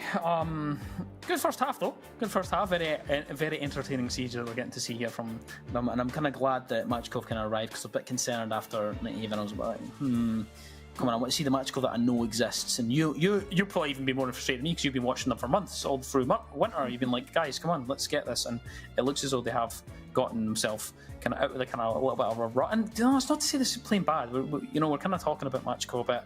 But they're not playing badly. They're just, I know there's that extra level just above. I know that they have it just up there, and I want to see them get there. And it looks as though they're getting there slowly and slowly. But ITB, I think they've got some time issues that need to be addressed in terms of decisions. That's a few times I've kind of caught it on that attack there, where they've kind of been like, right, wait a minute, can't decide where do we want to go, where do we want to drop.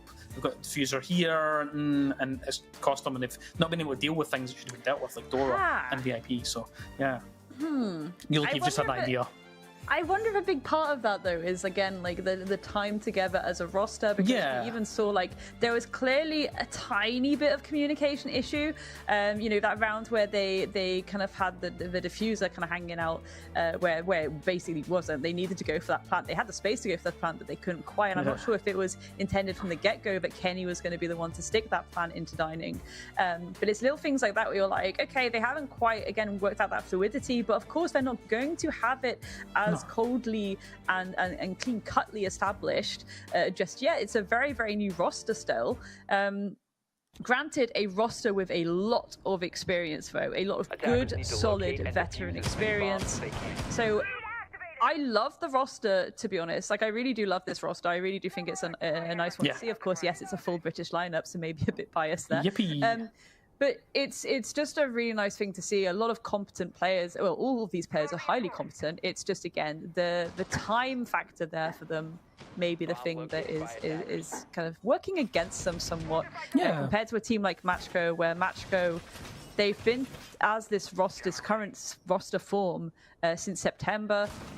You know, they had a bit of time kind of in different rosters beforehand. But a lot of these players are familiar with playing with one another as well. And now they're all together. It's, again, the fluidity and the comfort with each other certainly takes you to that extra level. I think maybe against G2 it was something that they, again, because it was G2, it was something that they kind of let slip away from them. But now it's kind of, they're certainly getting back into that form. Very, very curious to see what ITB do here, though. Again, they brought out the Ella. I did say we're seeing more Zoth, more Ella nowadays, and it is because of that stun and how powerful it can be, especially if people are bringing out the Blackbeard. Yeah, I do like a little bit of Ella action, a little bit of Zofia action. Back in the day, Zofia was my favourite operator. The CAG skin on that gun, by the way, stunning. Unbelievable on the M762. Love it. Don't say CAG too much, you'll summon Whippet. Yeah, exactly. Exactly. You'll appear out of nowhere. Off the top rope, as he would say. Like, you'll appear. Sloth, though, on the Scopos on the top floor, just behind that small bar, waiting for maybe an opportunity to hop out of a window and try and get a win, or to see if they can catch someone that's not paying attention as they reach through this wall. Yep, out the window. Yeah, just to go for the first option, why not? And potentially get two Sloth! Oh my word! Dora just can't deal with that aggression whatsoever. Two very quick kills to open things up. Citizen is the next one to fall, as Gemini at least finds one back and the wall rings out in chat. That's insane stuff. Like, how is Sloth getting away with that? Run out, maybe you get the one. The refrag was attempted. A bit of flustering there, unfortunately, on the side of Matchco. Not expecting it. Why would you? You know, you're on that advantage. You think the players would play a bit safer. They start leaping out of windows. You're like, oh, okay, I guess that happened. That's put ITB in a really nice position. And of course, a Sloth on that Scopos. You've got the Pantheon, which gives you a lot of movement here, a lot of flexibility, a lot of opportunity to be able to duck and dive and essentially hide and maybe go for a backstab later on as well, especially if the pressure starts mounting on the side of Matchco. Limited verticality now. They do have secondaries in the pocket of Gemini. But it's made things a little bit more funnily now, Sham. Again, consider they have to really work those stairs now. Yeah, they absolutely do. It's just a case of what shot that is. Lovely, by the way. Sloth not quite prepared for the fact that Teb's on the vertical. Like you keep on reminding me, vertical does indeed work both ways. They're not quite paying attention. And you'll be caught out though. The smoke's come through and they're probably expecting the glass to just wait outside. And Kerry's ready for it. Quee will unfortunately be removed from the round. Not quite ready for what could be covering. Teb will snatch one onto Creed, who tries to hit the flank from the back end. It's a 2 versus 2 now with 20 seconds left to go. They know one's inside a train, but they do not know where Oscar is. They've managed to go right round. Gemini will fall. It's Teb in a 1 versus 2. It's a 1 versus 1. Triple kill for Teb on the round. Knows where the last is, but Kenny on the prone angle will find the round for ITB, and they bite one back on the defense.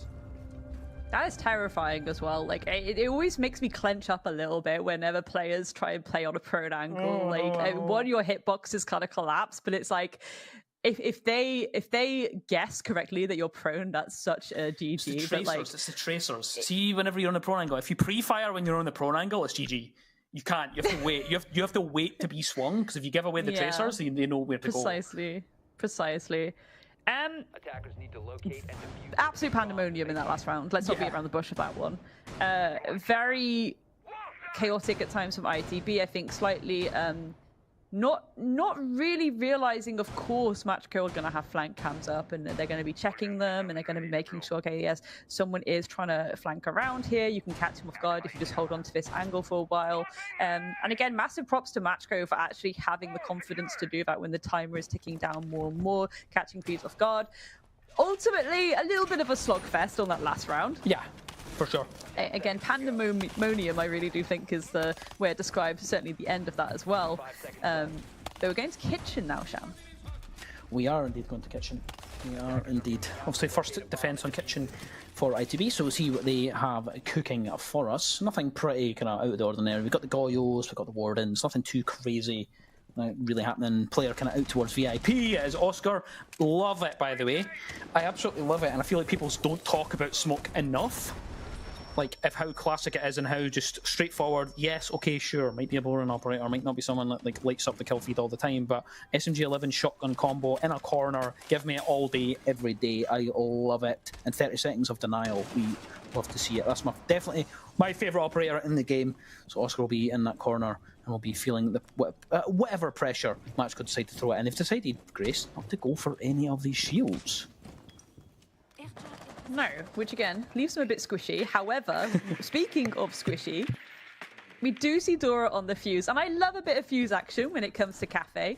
We talk about that verticality and the pressure you can establish, and I know a lot of you right now at home will be thinking, well, if the cluster charges come down from above, maybe it'll catch someone off guard. Yeah, maybe, but the most important factor of taking that fuse cluster charge is that you're clearing a lot of utility on site if you're able to get above and set it against the floor, especially when it comes to prep. There's anything around those corners, it's going to get dealt with nice and swiftly, especially those Vulcans. They really can be a hindrance when it comes to those final moments and those final collapses. Quite a bit of work here being done in the middle of this map, opening up all these vertical angles, the walls, making sure it is nice and comfy for Matchco to move around and challenge against this defensive side. Aqui is punished a little bit. There's quite a bit of damage through the vertical. For now, no one is yet to fall, and the first of the cluster charges will be placed. And I said that I didn't see any shields. It's actually Dora that's brought a shield on the fuse, which I love to see, by the way. You know, why not double down? Let's bring some utility and a shield. Why not? The cluster charges ring out. The breach is now, well, it was always pretty open, but the hatch is now open now.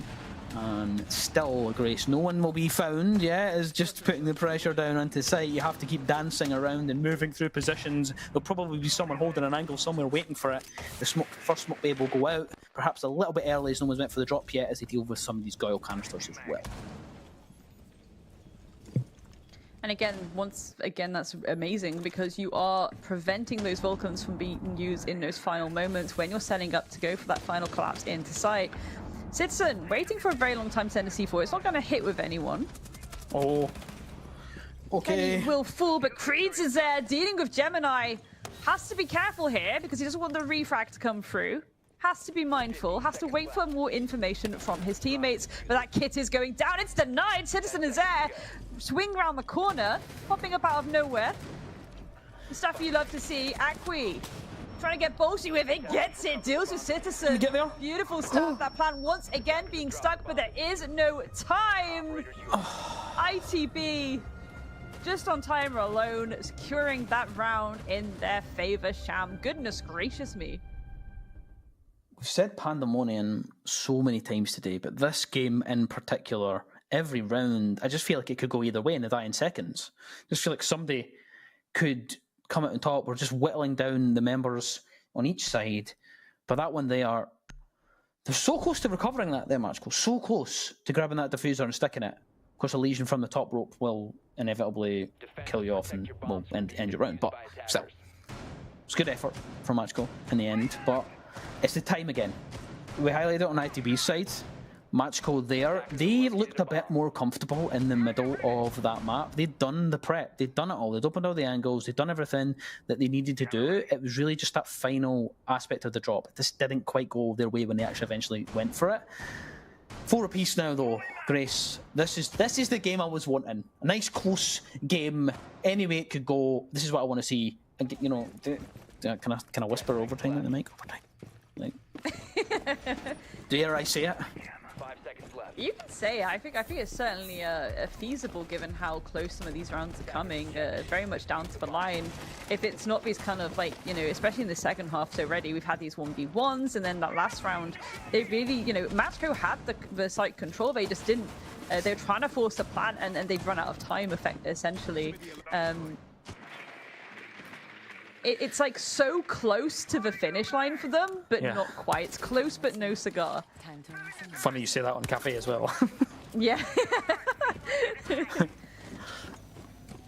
For those in chat that aren't aware, there is lots of cigars on Kafe. Lots of them. No. An irony, exactly. Interesting. Anyway, Zofia now making an appearance in the hands of Lolo, and that was, I actually didn't get a chance to mention it. The CAG skin is great on the gun, but also the TSM skin, the gloves are, what a skin that is. Absolutely love it, by the way. An oldie but a goldie, some would say. Still 5 apiece as the first minute is gone. We're on the top floor, and they are trying to do some work to make it uncomfortable for these defenders, and it does look like they're really that bothered. Really just going to play in these positions, just going to chill out for a bit and absorb some of that LA pressure, absorb some of these grenades and these Flores drones, and now the first melee will drop. I love that as well, by the way, being able to maneuver into the cigar lounge by deleting that castle barricade, and the first 2 picks do come through. Aquilo will find another as Oscar to fall, as ITB look like they're up against it here, but this is very, very sneaky here. Very sneaky. Kenny just hiding in the corner here, Grace. Yeah, it's such a good spot, but again, it's sometimes a predictable spot, so it should be checked. That's not quite happening. It looks like someone's really holding onto that angle for a while. They're expecting a run out that isn't quite coming through, and that's kind of put a little bit of a standstill to things. Here come those drones. They've spotted him out now. It's where someone might get reactive. I think Kenny himself is aware of that. He knows he has to move. He has to go for that reposition. He has to find that off angle. Just in case someone swings around that corner, he can potentially get the advantage here by catching them off guard. But they know where he is again. The play's happening here. So many angles, but think about how much time he is at least wasting. Dora pistol whips him down. Of course, that Monty still being in play allows a safe push now into sight. You do have to be careful of Sloth and Pixel. But Sloth and Citizen, this is where a lot of pressure is on them. They need to play together very well. They need to have the right positioning. They have to hold these beautiful little crossfires. Yep, the numbers advantage though still firmly in Matchco's favour. There's a player up on that skylight as well, so this is going to be difficult to manoeuvre around. You're going to have to dance your way through towards the cigar lounge. Citizen will deal with Teb and replenish their HP in the process, but now we'll start to feel that pressure bearing down on them. It's a Montaigne pushing up against them. Not the funnest scenario to find yourself in. Sloth will find himself down. Citizen almost winning one out there, but Lolo coming in from behind finishes that one off for Matchco, and they find another round here on Kafe. Once again, close but no cigar. Unfortunately, Sloth getting caught off guard by the player in Christmas. Really unfortunate stuff. The smoke and almost kind of baiting out towards Bar to try and bait the positioning. Not being able to see that player quick enough. Then Citizen left in a very uncomfortable position. Was at least able to deal with the Monty, but couldn't quite flick in time for that final little pick as a push around the corner came. Attackers need to look Very dicey still, though. Very dicey. I think that's the thing. It's a really good sign that these rounds are kind of going in the way where you're like, I really don't know how this is going to end. I don't know how this round is going to end at all, because all it takes is for one of these players to just go absolutely nuclear towards the end, or for, you know, people to not quite have the right positions that they need. It's really getting a bit intense, I'll say. It is, actually, you know. I'm starting to feel it. I'm starting to feel it deep in my gut that this could be a very tense end to the game. 5-4, currently underneath the match call. Again, they've got everything to play for right now. Absolutely everything. They have to win this map. They absolutely have to. They have to get full focus into this. This is what will keep them in the competition, keep them in contention for getting them to the SI in Boston. Reminder, that is what we are playing for. The last chance qualifiers for EMEA is where we are, and we will be deciding who will be going tomorrow. So remember and stay tuned for that. We still have plenty siege to get our teeth into, despite who might go home tonight. A match goal. They'll be wanting to remain in this competition as they lead the way in Kafe for now. That's the main thing right now. The pressure's more on Matchco. They want to secure that match point and the map to bring us to that final map. So they're still in it to win it. Remember, the loser will go home. No more SI run. And again, for a team like Matchco, for some of those players, it means no more Fairy Tale 2.0. That would be heartbreaking stuff indeed. Side of ITB, though, if they're able to keep in it, that's at least giving a little bit of hope for the UK Massive. The UK Massive indeed. What a C4 that is, by the way. Oscar sends one up right into the face of Gemini. They are removed very, very quick. They are not an ideal scenario. Sloth again with the jump out. Whoa! Falls victim to the same jump out that's happened before. Sloth, that's unbelievable. Teb, though, at least snatches one on to Citizen. So the round is not completely gone here for Matchgo, but a great start here from ITV.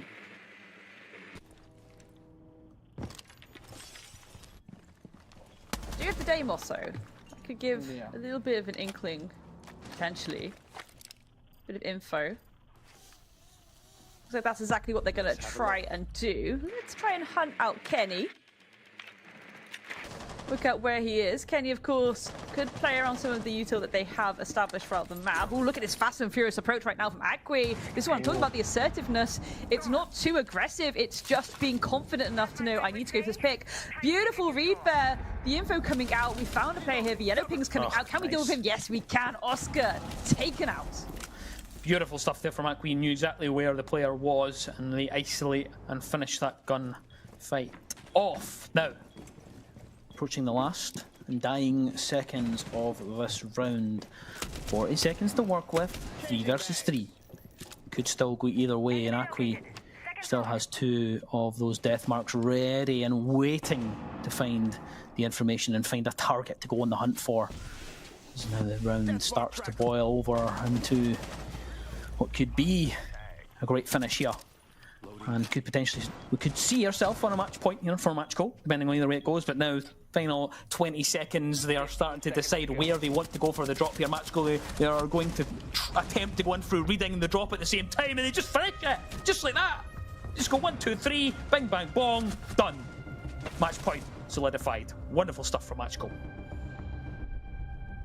Literally, like watching a twig snap in half. The instant push there from Matchco, and again, bit of an oversight from ITB, a bit of a wide open position when you're trying to contest that execute from what you think is going to be the pillars plant, but uncomfortable. Again, the hatch drop was going to happen.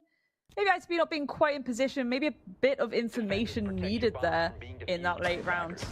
Just janky positioning, janky comms potentially. Again, we could put it down to the kind of young stages of this roster. Still a relatively new roster. Not quite worked out the comms side of things, of course.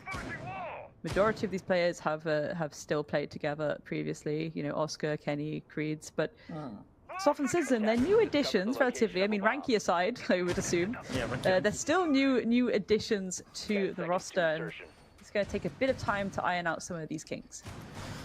5 seconds to insertion.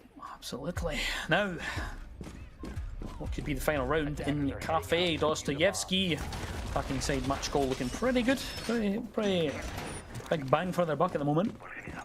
They can chain some of these rounds together and get us on to Consulate, which reminds you is the final map of the evening.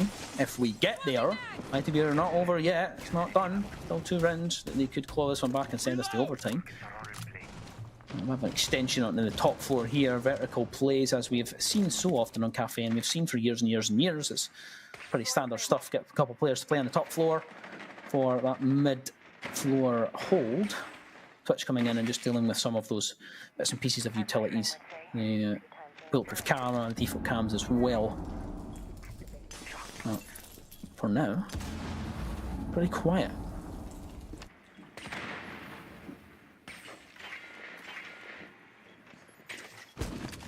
Lots of utility being dealt with already with Twitch drones coming out. But when it comes to these Vulcans, essentially placed there to deny that immediate collapse that we sometimes see teams do, the more direct approach. Having that kit removed already leaves a massive opening there. Matchco could potentially capitalize on. They're taking the time with it yet again. Again, I love the slow and steady approach they tend to bring. Just making sure they work through the motions, get the feelers out, get that info. Get a little bit more control, especially up above.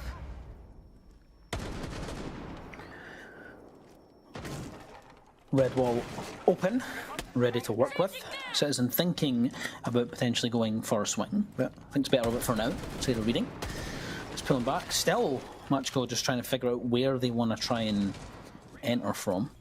Seem to think someone could be going for the jump out. Of course, the Cecil do it multiple times. Black Eye cams here, though, will come into effect. No IQ on side for the attack, so they are not going to be able to find these cams other than locating them manually. But still, all 5 members for either side still alive and kicking. This is just going to play out the same as every other round, Grace, isn't it? It's just going to be 1, 2, 3 chaos, isn't it? It's feeling that could be it, yeah. That is feeling like it could be like that. Of course, you do have some C4s in the pocket of Oscar and Citizen, so maybe they can try and play around the util a little bit more, but they're pretty heavy-hitting players that like to try and up the ante when you least expect it, so it really can go either way. And again, on the side of Matchco, they've taken their time to establish a bit of control. They've got a bit of presence upstairs as well. You already see that Dora is in train as well. Ooh, he's dealt with. Creed's shutting him down. Akwi deals with Kenny. 10 seconds though. This is where things get really nasty for Matchco, especially like that. Teb will fall. Lotto gets his one, but he can't really do a lot. Even if he can secure those gunfights, the plan wouldn't have been able to go down. And ITB clinging on by the skin of their teeth. Yep, it's that time again. The 6th defender coming into effect. People just not quite playing to it. Matchco, I'd say the slightly better one at playing against it, playing with it. But that one there, just really not quite managing it to the expectations that we would have thought there, and also losing a couple of players doesn't help when you catch yourself off and you play to the clock and you go, right, okay, this is what we're going to do, this is when we're going to go for our execute, and then bodies start dropping and you start losing parts of your execute that you actually desperately need. You lose a player in a position that they're on their own, there's no one there to refrag them, and that's how it's starting to collapse here a little bit here for Matchco. So 1 round away from either Matchco getting themselves into a 3rd map again, which would be Consulate, or ITB evening up and we get our first overtime of the day, actually. Precisely that. You did call it that potentially we will see overtime in this match of Kafe, so maybe your wish will indeed come true. Yeah, Matchco love an overtime. They love a little cheeky overtime here and there. I mean, certainly, again, like both rosters have the stamina to be able to deal with something like that as well, so it wouldn't be too far-fetched. Ooh, we're seeing a little bit of a pocket come out here from Matchco. Okay. Captile firebolts.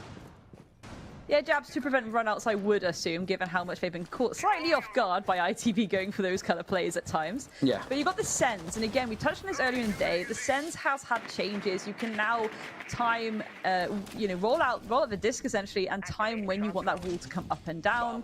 Allows you a lot of nice early round setup that you should be able to use very effectively as the round progresses. Main factor is, of course, Teb staying alive, but Teb He's put on such a good performance today, really doing a good job of not only staying alive, but getting a lot of picks under his belt, Sham. Huge trust there from Sloth, just to trust that their teammates were going to destroy that Selma before it opened the wall. And the wall is now eventually opened, and now they're going to be feeling that pressure on side of Kafe. Still here, still lingering, or sorry, Bakery should say. Still lingering and waiting for an opportunity to snatch one. Find a kill, find the head, find something. Sloth will wait. No windows to jump out for now. Everybody's stacking up. It looks as though this is a hard Bakery take. They want to try and weed these players out, really get the pressure built up here, but they have covering angles and so much waiting. Citizen just holding onto this breach. Sloth now will start to feel it. You can see the fire ticking down their health, and they will eventually die. It'll be Aquay to snatch that one. The Citizen still lying in wait for another one or another opportunity for a refrag. So this is the kind of approach that Matchco took in South, I believe, as well, was just using that utility to try and get that Bakery presence. They didn't want to faff about going for full map clearance. They wanted to go a little bit more direct. Fortunately, it has created a little bit of a standstill here. They weren't able to get as many picks as they wanted. I think they thought someone would be quite aggressive around prep, and I'd be playing a bit passive there just to make sure they're not giving away needless bodies. Of course, Sloth unfortunately was caught off guard. The Vulcans did do a bit of collateral damage onto Gemini, but he's been picked up again. So, Matchco, with that player advantage, they have to work out the approach that they want to take. And this is something they've been really good at in the last few months. It's these mid-round shot calls, repositioning. Repositioning is one thing, but Citizen popping up out of nowhere. There we go. Kenny gets his one as well. Cleaning up shop. Beautiful moments of aggression here from Creeds around Coach, but there Lolo deals with it. Dora gets one too. This has swung rapidly back in the favor of Matchco. Oh my god. Dora gets another one down to Citizen as well. Could this be it? Kenny in a 1 versus 3 does have the Elder. It's like a hot knife through butter. Can try and deny the plant, but Aquay is there. The wrong angle. And Matchco still in it to win it, taking us to that map number 3. Ooh, finally we get to see a 3-mapper. We're going to Consulate. Matchco looking much, much better there. Looking absolutely wonderful. Looking like they're finally at the races. A couple of points still looking a bit shaky, but they're here. We've got them. We've got them arriving. And Consulate will surely be a banger for us deciding the night, Grace. What a map that was in Kafe. Absolutely.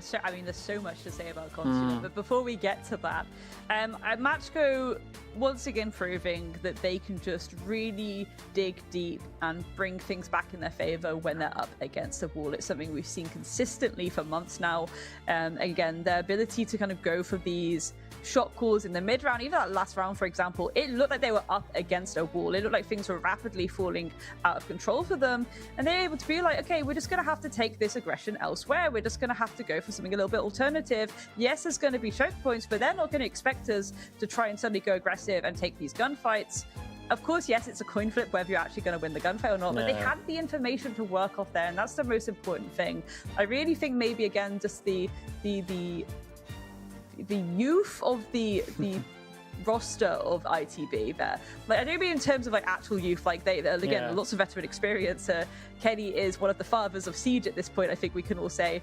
But it's the idea that you know, that roster is still very fresh, it's still very new, and you kind of saw that quite clearly in that map. That again, the dining push, for example, I think we were both just kind of like, oh no. Yeah. Bit of a miscommunication there. And it happens when a roster is that young.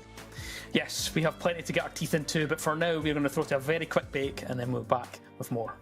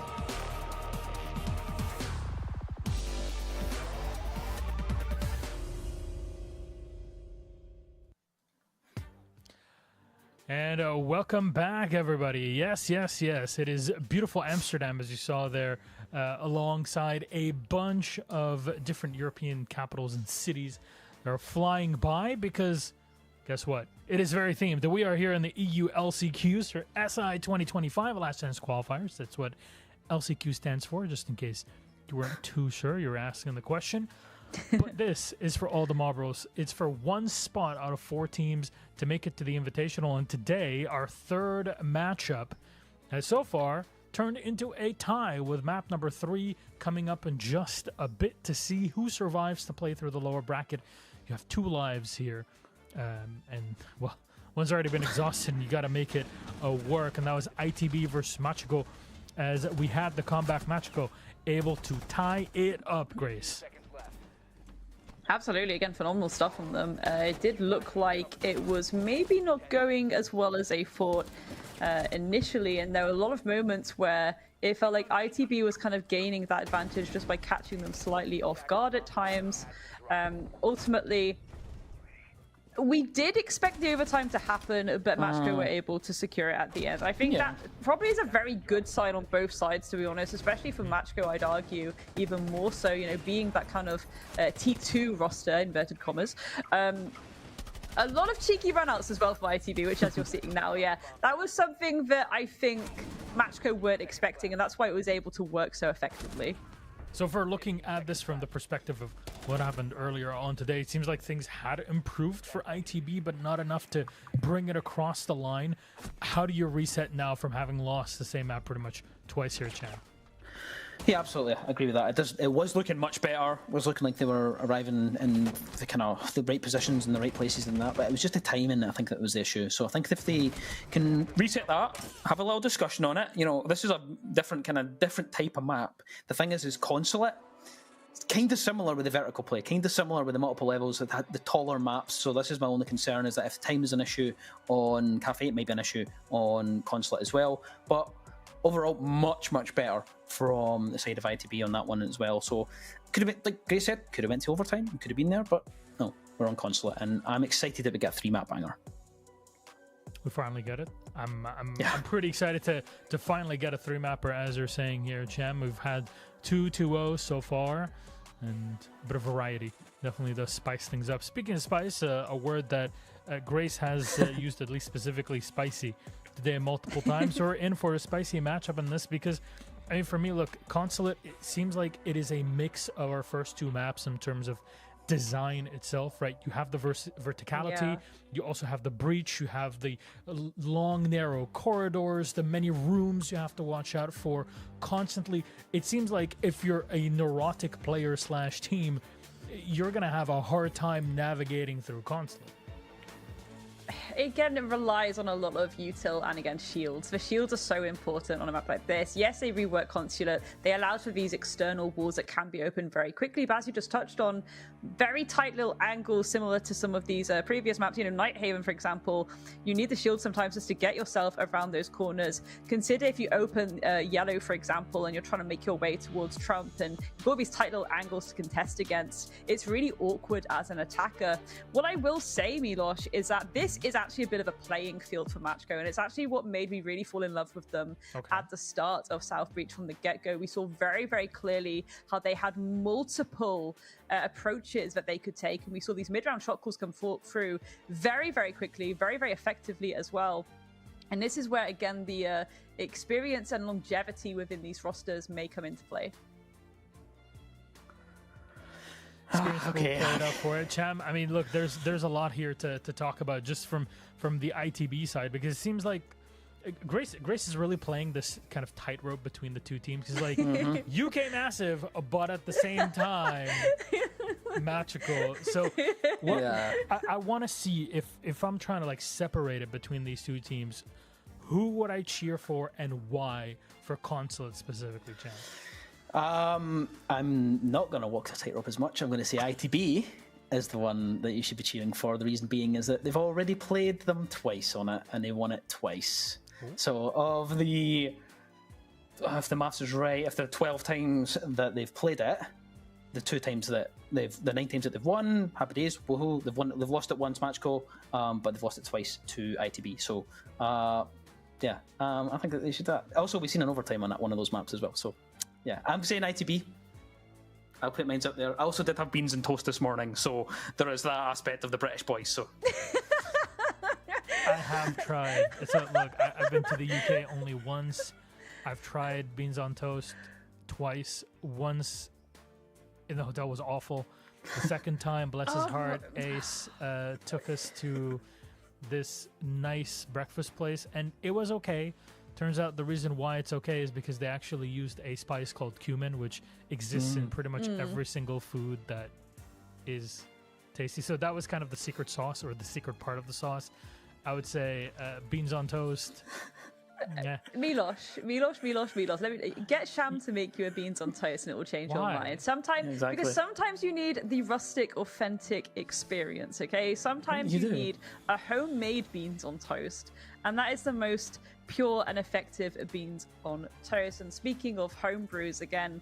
Matchco themselves being, I was not going to say beans on toast because obviously that would sound quite rude to the Italians, but they're looking to bring out that experience they have together and prove everyone wrong, especially you, Sham. Prove them wrong here and now on Consulate. I mean, I love it. I want to see the fight in the server, but also on the casting booth. So I'm definitely looking forward to it. It's beans up for this one here between ITB and Matchco. Two different kinds of beans that we're talking about. Italians use bigger white beans, whereas they're smaller white beans that you would see for ITV in the UK. So, hey, who knows what we get out of it. Casserole time with Cham and Grace. Enjoy. Thank you very much, Milosh. And day one, and I've managed to get Milosh to descend into complete and utter madness where he's discussing beans before we start the match. I absolutely love it. Work. Yes, let's go. Consulate, we are heading in, and it is a Blackbeard ban taken away courtesy of a Matchco, as well as the double shield up of Blitz. We've been here all day, and we've not seen a double shield ban, finally. This changes things so much, honestly. Like, the way that this can change things when it comes to these attacking approaches, again, we just touched on it. Consider the tight little angles that you have to go up against 9 times out of 10 on these sites. And again, how effective it can be sometimes at lodging people from these really powerful positions where they can have a bunch of kit on those walls or on those floors to support them. This is where Matchco may struggle a little bit then, but again, I will fight you on the point that, you know, yes, ITB have played Matchco twice on this, but Matchco traditionally, typically, it's been a really solid map from them. They're 9-3 on it. Again, it is the map that made me fall in love with them in November. I was like, goodness gracious me. I actually turned to people at the time and I said, we are so back. We are so back. That was how well Matchco were playing Consulate. And I want to see that again today. I want to see them dig deep and show me a beautiful Consulate with a lot of pocket strats. We're already seeing a lot of creativity and flexibility around these operator picks. We'll see if they do stick them. As I say it, there we go. But again, on the side of ITB, they're going to look at really capitalizing on playing around the flow of the map, which 9 times out of 10, yes, verticality, as Milosh touched on. There's a lot of kind of mixes of a lot of the maps we've already seen today present on Consulate. It's a chunky boy, it's got verticality, and there's a lot of tight little angles. So you do need to be quite flexible with the kit that you bring. Yeah, you absolutely do. You need to make sure you're covering these corners and checking everything and making sure that you're just really doing your due diligence. It's one of those maps, little nasty little corners you can hide in, doorways that you can be behind and lingering and stuff. Anyway, moving into this particular round to start things off, we've got one of the shield operators still on the board in the form of the Montaigne, and it will be picked onto. Dora will be the one bringing it along. Everybody heads to the roof. It's almost like it's kind of like Kafe in the way that it plays that way. Everybody jumps up to the roof and starts to get a lay of the land, a little kind of bird's eye view as we look down, and they try to kind of make those decisions as to where they want to take from, which kind of angles, and where the defense is kind of set up. You can see the yellow pings out. They do know that there's one playing at that long desk area. Is indeed the Goyo of Sloth, so you just pull back for now. But they do have the Demos to try and find where they're just hiding. A little bit of a slow approach. A lot of people playing with these externals soft nowadays. Again, they're likely going to be open pretty quickly and kind of allow you to be a bit more aggressive. Speaking of which, Kenny and Creed's getting things started already able to get these picks under their belt, being aggro, being bullshy with it. T4 goes out, doesn't land, but Gemini has been dealt with too. And Dora's now left in no man's land, especially now Acqui has been taken out. You're on that. You're one now on the shield, yes, but it's a 1 versus 4, and you are a clunky boy. Montaigne, it's not just the fact that you only have a pistol to work with, it's the audio cue that you are giving to the defenders as well. Yes, absolutely. And the chaos continues. That's what we're seeing on Kafe, and we get to see even more of it on Consulate. Very hard and fast, quick rounds. They all start to double up. Okay, we'll line up there for a sec, but to be strength in numbers, they do finish off the Montaigne, despite almost lining up for the kill and the finish. First round in the bag of ITB.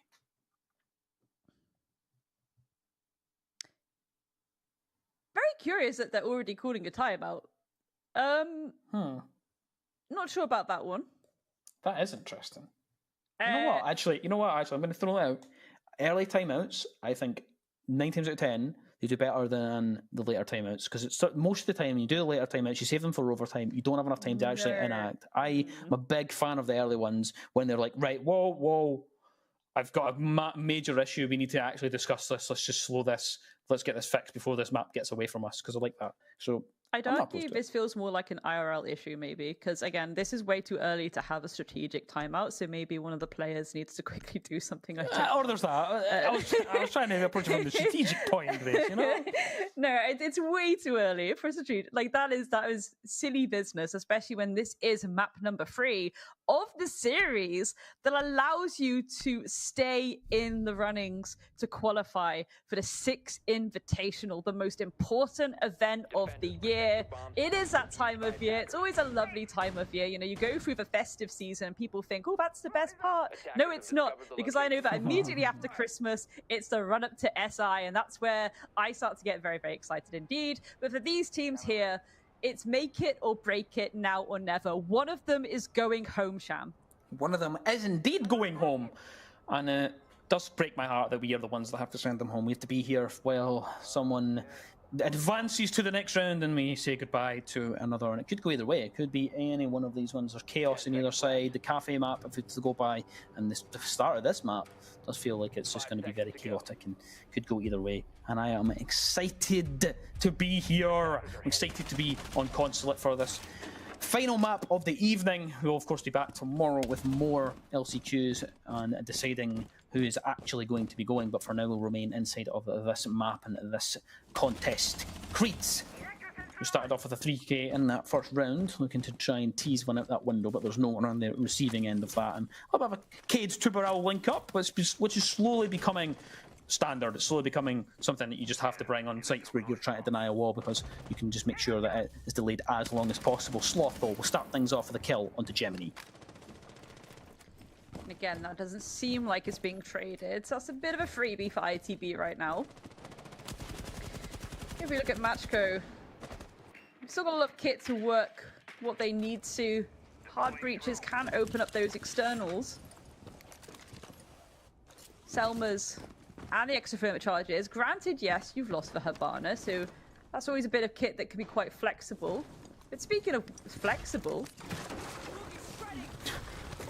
this is where you have a lot more breathing space as the attackers, because you can establish vertical control whilst you hold an alternative angle. You don't have to worry about your feet being dealt with, as we've touched on time and time again. Acqui as well going on a very aggressive push alongside that buggy, potentially going with the audio just to give a little bit of cover there as well. So he can get stuck in and start to find a few nasty little corners, maybe looking to catch someone slightly off guard. Absolutely. We'll see as time progresses.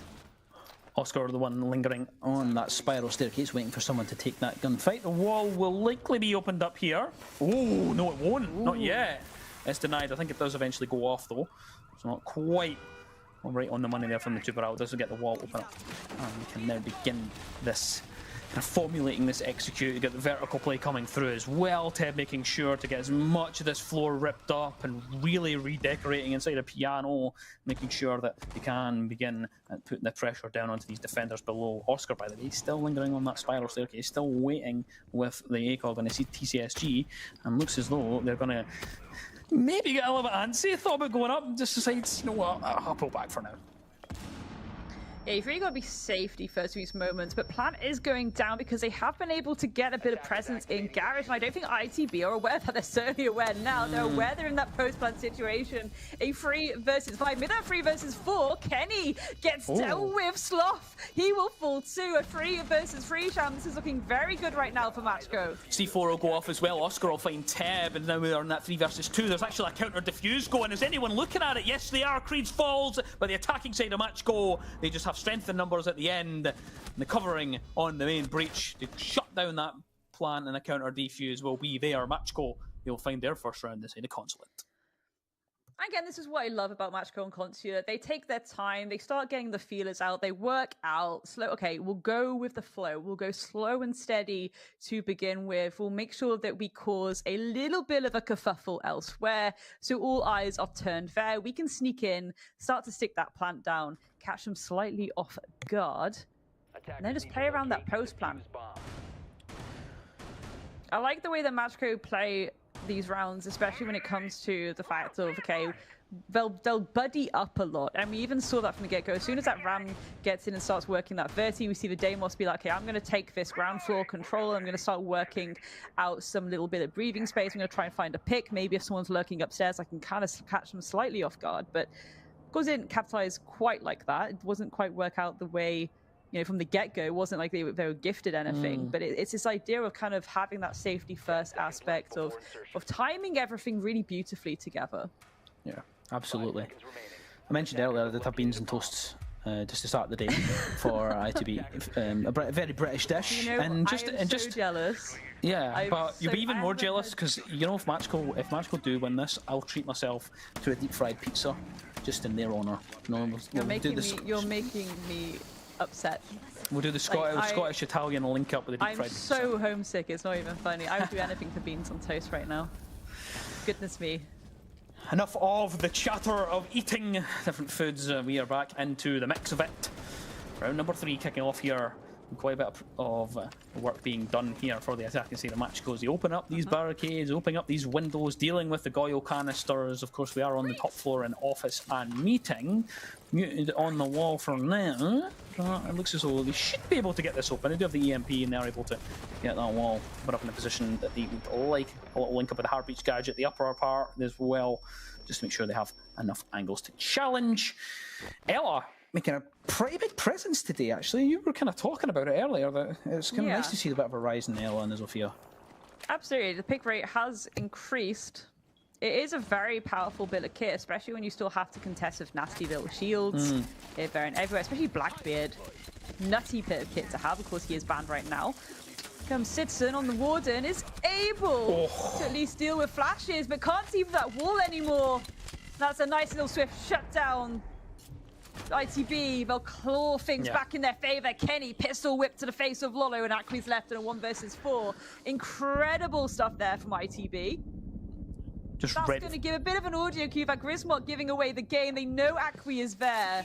And look at this, they're all just waiting for him to waddle in. Akri, rightfully so. You can use this time to just sit on the roof and have a little bit of an added timeout. This is the benefit of being in this 1 versus X. You can just sit there and be like, okay, let's have a natter while I try and just work out a few things. I'll maybe send a few things out. I maybe send some bees out at some point. But it's giving Matchco the opportunity to have essentially what is a free timeout, right? Yeah, for sure. Yeah, you just hop to the roof and you just go, yeah, I don't feel like challenging that. Because there's not really any...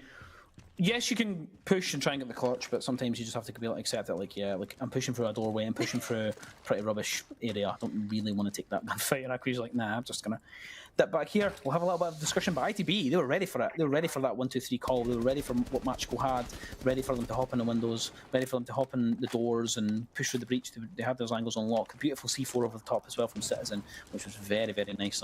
But now we're just basically filling air until the room ticks off, really, because Akri's just chilling. Not really doing much. I think he's going to start peeking things, getting a bit antsy and finds one at least. Sloth, at least it's a consolation for the round if someone goes to go for another peek as well. Could be the Zanik to fall. We'll see if he has it. As the two of them just go back and forward, trying to one-tap each other. Yeah. And it's over. ITB win their third round of the match.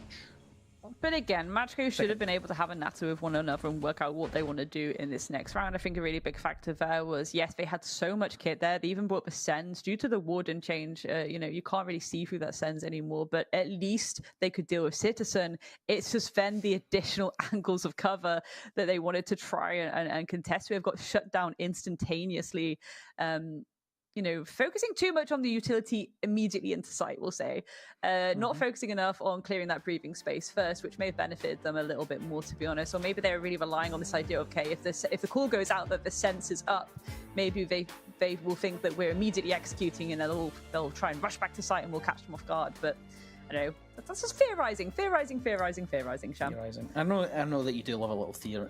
I know you like to try and figure these things out before they happen. I know you've got like a third eye ready to see in the future, trying to figure it out.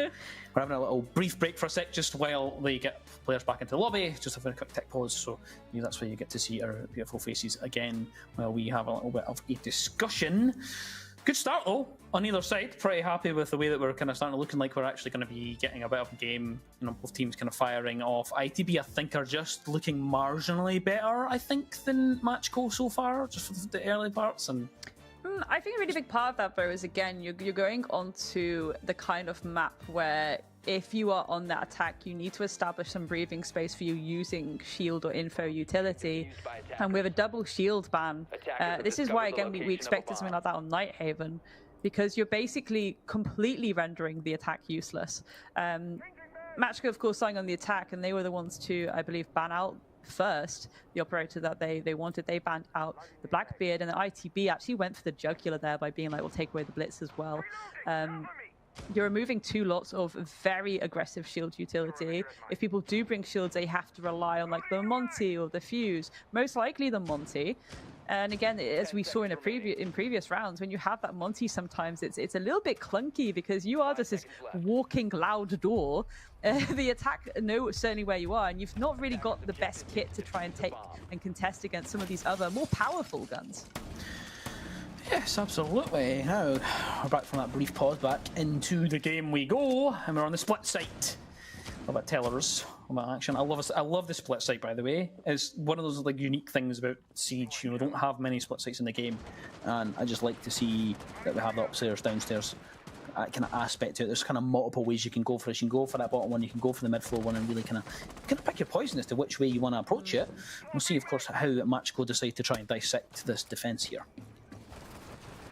I'd argue this slight pick stresses me out slightly, but it's just yeah. It is. I just feel sometimes there's a massive reliance on a lot of cover across multiple floors, and sometimes that can spread things a little bit thin. But it certainly shows a lot of confidence on the side of ITB, who are looking to basically hold on to their positioning for as long as possible. And that is the key factor here. It's not leaving the breathing space there. Ironically, only one C4. Yeah, exactly. Which I do think sometimes as whole people like to bring a little bit more, but you do have a lot of cover that comes out of those keepers should Oscar start to throw them out. For sure, Kenny will open things up with a kill onto Gemini. MP7 rings true, takes quite a bit of damage in that engagement, but will at the very least get the kill off the back of it.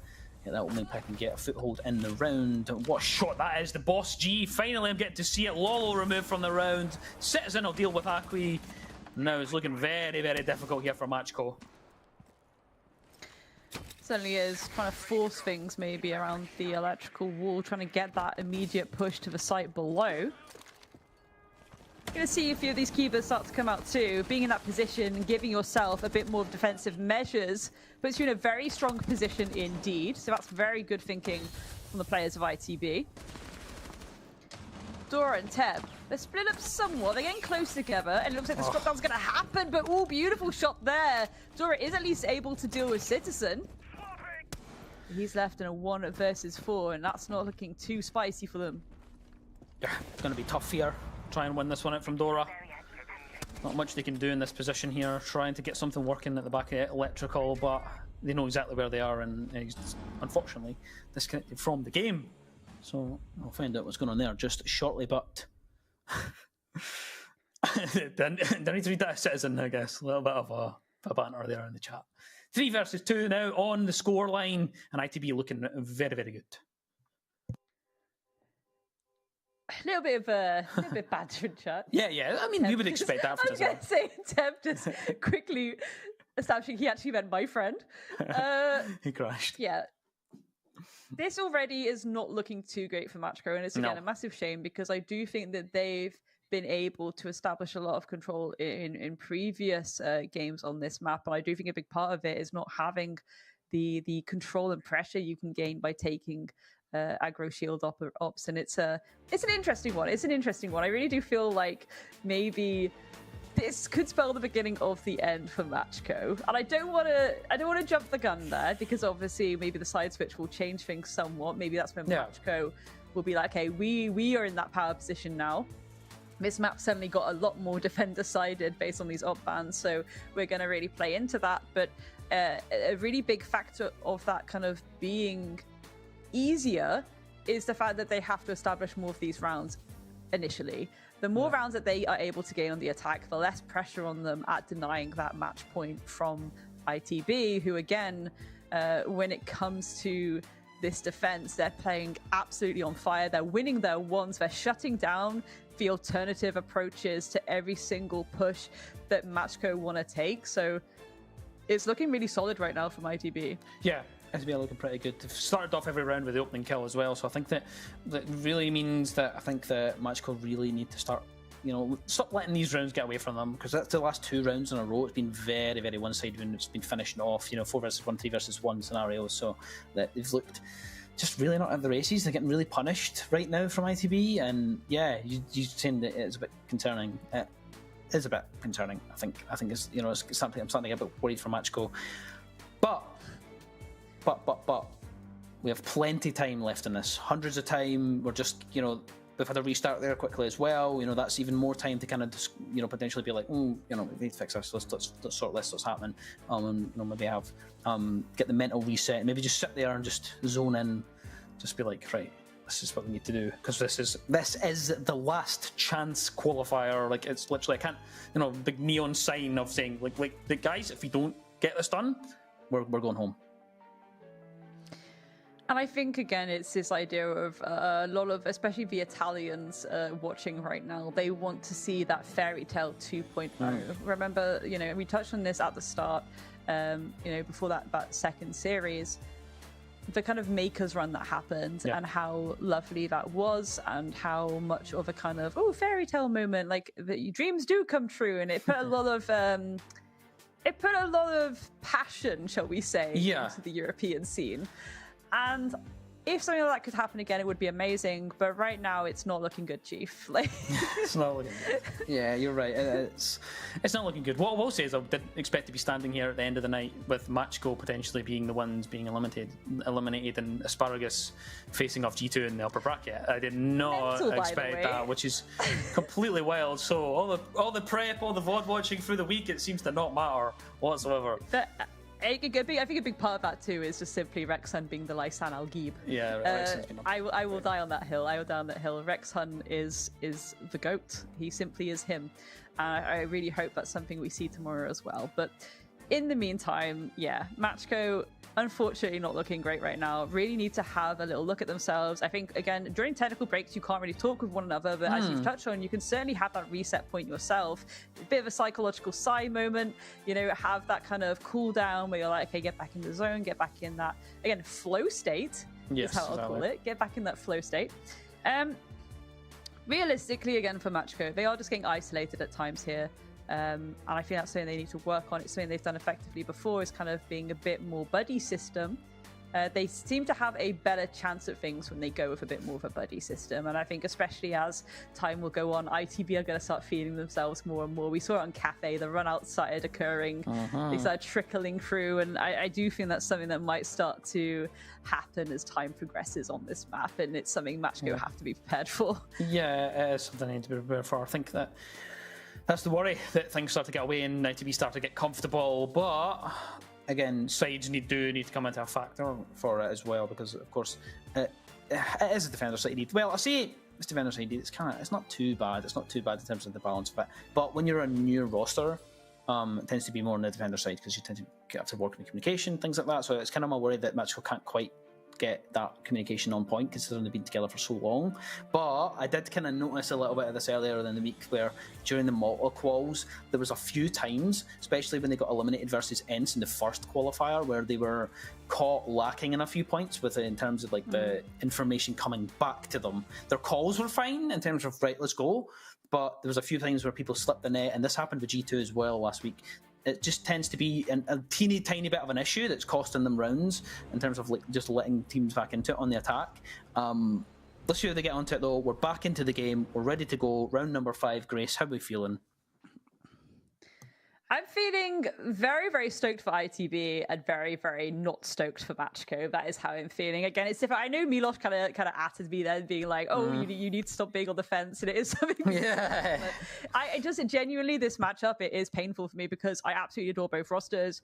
Of course, we love the UK Massive. Again, Oscar is one of my most favorite players ever, ever, ever. I think a lot of people know that. They know how passionate I get about Oscar. And again, on the side of Matchco, they just really took my heart in winter and autumn with how they were playing. It really just reinvigorated a lot of my energy, and I was literally saying to people, we are so back, and I'm not quite seeing that same vibe right now, and that's where the heartbreak starts to kick in.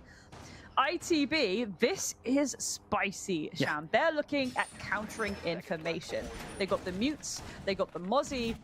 Of course, they got the Ellas and the Goos as well. They got Creeds there on the Warden. But again, you've got to think about the wombo combo there of, okay, drone denial coming out from ITB in conjunction with things like the Goo mines and those Grismot mines in Sloth. It's chaos that can be created for Matchco as they go for these approaches. They have to make sure that they're able to maintain that information still. Of course, they do have the Dokkaebi, which gives the audio call, so that's going to be something that they may have to rely on a little bit in these first moments. Every single time I see Mute and Mozzie paired together, without a fail, it's like that scene out of Ratatouille when he flashes back to his childhood eating the Ratatouille. That's what happens with me. I flash back to when SSG were running it on way back when they won SI. That is what every single time I see it around, doesn't matter what it is, that's how I feel every time I see it. We'll see, of course, if it can be as effective in the hands of ITB on this defence citizen downstairs, lurking around that yellow staircase, and Akwi now deciding to come up from below, entering into tellers, and this could actually be a bit of an issue here because must just kind of sneak in at the back end there. Sloth will find the opening pick onto Gemini and start things off in round number 5. And that's really awkward for Matchco because, again, think about those firebolts, those smoke bolts, all that utility that Capital brings that can really enable you when it comes to tight little angles, especially on a site like this when you're approaching. Granted, yes, you have to try and get a bit of top floor pressure first, but again, that has 97,000 angles itself, so not having those firebolts to move people out of these very, very nasty positions is certainly going to be a hindrance. They do have the Brava. Not only can that acquire a few cheeky house cams, it can also acquire maybe a bit of kit in your favor. Certainly can maybe deal with those mute jammers as well, just to give you a little bit more breathing space, help you open up some of these walls maybe. Vertical play now beginning to take effect. So I'll open things up. Citizen still on that little linger and lurk down on the bottom floor. Has to be conscious of where they can come from. So they decide to go up that yellow staircase, decides to just appear from behind for a backstab. Looks like for now, it's yellow where they will be lingering around. The door is open for Matchco to enter, but they're not going to be that side of the map for now. So they're looking to mostly put the pressure on the other side. Still, not really much inroads being made, and this is the issue when you lose a member so early. It really messes with your timing, it really messes with what you can do. That being said, Dora's just in and planting, but Kenny has a C4 with his name on it and will remove him from the round. That's a 2-man advantage now in favour. Now call it 3 for ITB. They are looking like they are firing on all cylinders so far. Akwi and Teb have to try and pair together to stop this round and this map from getting away from them ever so slightly. Player still in reception. Teb, though, will remove Kenny. And it's now 2 versus 4, but I don't think there's going to be much they can do as Teb now ends up with it all in this round. And ITB, they're looking pretty good. Dominating right now. Again, that last round, not the most ideal for Matchco. ITB really starting to get their claws out now. getting feisty with it, catching Machko off guard at times as well. Last round on this defense. If they can end on a 5-1 split, that is heartbreaking for Machko, but absolutely insane for ITB and the UK Massive. Let's see how this goes. Let's see how this goes. It's not over till the fat lady sings. That is true. That is true. That is true. Yes. There's still plenty of Siege to be played. There's still so much Siege to be played. And if Machko managed to squeeze this round out of it, a 4-2-1/2 isn't bad. You're not going to scoff at that, especially given how difficult they found it. If they managed to squeeze a 4-2-1/2 out of this, I think they'd actually be happy with that, actually, if that's where they end up in the result. Loads of kit in the pockets of Machko, Sham. This is stuff you love to see. We'll see if they do stick with it. For now, though, again, for ITB, it's very much more of the same when it comes to this site. Delaying those approaches. That really is the main factor here for them. It's evenly spread out across that top floor. Waiting to deny. Remember, last time, Machko, they really struggled with establishing these extra dimensions. That's something that may happen again. This is a bit spicy. Creed's is on the default plant position. Maybe waiting for a rappel to occur. This is what you said. You said this, though, that when it gets to the point when we're getting a little bit away from then about a gap happening, ITB would start to get a bit more zesty with it, start really hanging out the windows, maybe hopping out and getting in the face of Machko. So I think it's too surprising to see that position being taken upon Creed's shoulders, but for now, just pulls back. Same the double up here for the hard breach on that main breach. That will begin the pressure from that side of the map. As now, decisions for Machko. Which side do they want to go for? Where do they want to bring this execute in from? Looks as though they have an idea, bringing along the IQ and just trying to spot out where some of this utility could be.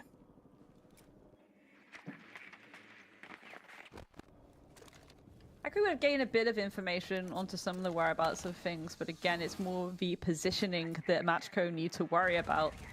It's more of a way that ITB are going to be positioning themselves and essentially creating this lockdown effect that Machko have to go up against. It's curious to see the buggy being brought out.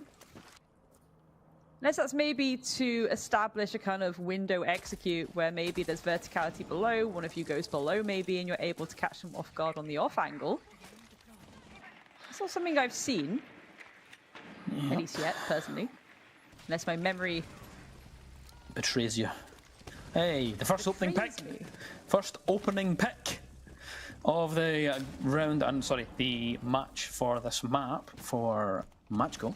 You'll find it. So Dora now going for the plant. Lolo on the cover now, just thinking about going for the swing. Actually, Aki as well is going to be there. Sloth will find one back. It's a 3 versus 2 scenario. The plant does go down, and now we're in a posty P. 2 versus 3. Man advantage for ITB. They know there's one outside that breach. They know where they are, and they know not even actually outside the breach. Not quite ready for them to be so close. Gemini will deal with Sloth. Now it's a 2 versus 2. HP's not looking great for ITB though, so this could really be difficult for them to try and recover this. The nade goes through, and now they're going to try and go for this one. Citizen will go for it. There'll be a jump out elsewhere from Oscar, and there's not really much you can do about this. Though it's going to just tick by. Surely is going to be dealt with. Yes, indeed. Dora will shut down Citizen. Another round on the board for Machko. That's such a shame. ITB had the right idea. Okay, I've just got to go for this run out. Even if I die, I'm delaying time for this diffuser to be stuck. But they weren't aware that there are actually 2 players outside there. So that congestion was still happening from the window. And that's really unfortunate. Again, backed up against the wall a little bit there. But for Machko, that is amazing. They've at least established that 4-2 split on the attack. And they're going on to the defensive half now. They've denied a lot of that pressure that could have followed them into this second half just by getting simply 1 extra round. I cannot stress that enough. Machko again. This is what I'm talking about. The cheeky pocket strats that they like to bring. They're bringing out the Clash Sham to get things started. Their first round of defense, and they're already being a little bit freaky with it. The stuff you love to see. Yeah. And again, consider the tight little corners you have to swing against. You have a Clash there instead, and she can just feed so much information whilst also doing a little bit of damage. And it's a really nice bit of kit to have on the defense. You're essentially just a walking, living drone for the defense to use. Yeah, that's exactly what you are. The only issue is that when you are that, you unfortunately don't have a gun in your hand. So that is the trade-off that you kind of pay, I guess, for when you bring that along. So we'll see, of course, what position Lolo actually decides to play in and where they want to kind of hang around. We've seen the bandit coming through from Teb as well, like to try and hold on to that main wall, just make sure that they can't funnel their way in as easy as we've seen it on the other side. But we'll see what they have in store for us on this attack here, ITB.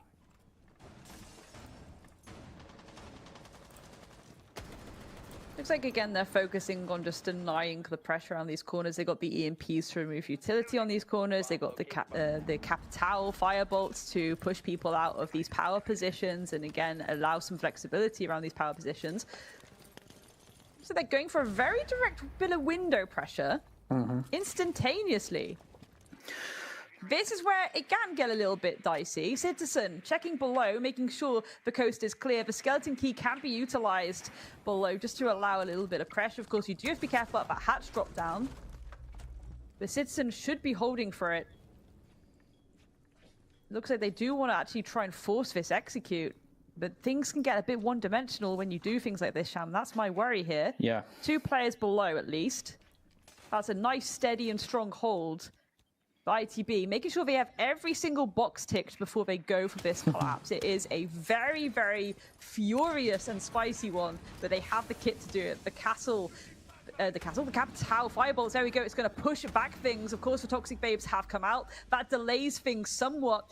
Utility works both ways, especially when it comes to denying or preventing that pressure from coming out. The air jab, that gives an audio cue to the players below as well. Kenny getting tagged up significantly, has to dive out of there. Sham, this is pandemonium. Absolutely, as we've seen this quite a few times where teams have to hop in and out of that window to try and get something done. Citizen will open up the round over the first pick of it. Be Teb to fall, and the bandit will be gone. Still on this vertical though, Citizen is waiting for someone to float through that area of the map. Sloth to find another, it's Lolo to fall, and now they could surely are in a better position to get a plant, but Dora has at least something to say. It's a 3 versus 3, and they've managed to go down and deal with Citizen as well, and now it's in favour of Matchko. It's flipped all the way around. It's Oscar and Kenny to try and link up and get something done, but now it's going to be very, very difficult to get something cooking here as Kenny goes down. Oscar and a 1 versus 3. Germany finishes that off. It's not looking too great here for the rest of this round for ITB. Certainly not 1 versus 3, and again, not really too much kit that you can work with. You really have to rely on info and gunfights here, and this is a really tricky part of the map. Think about how many nooks and crannies you have to contest against. Oscar, though, he's done this many a time throughout the years, but will he be able to do it now? Is able to get one? No, he can't. Akwi is there to shut it down before that kill can be confirmed.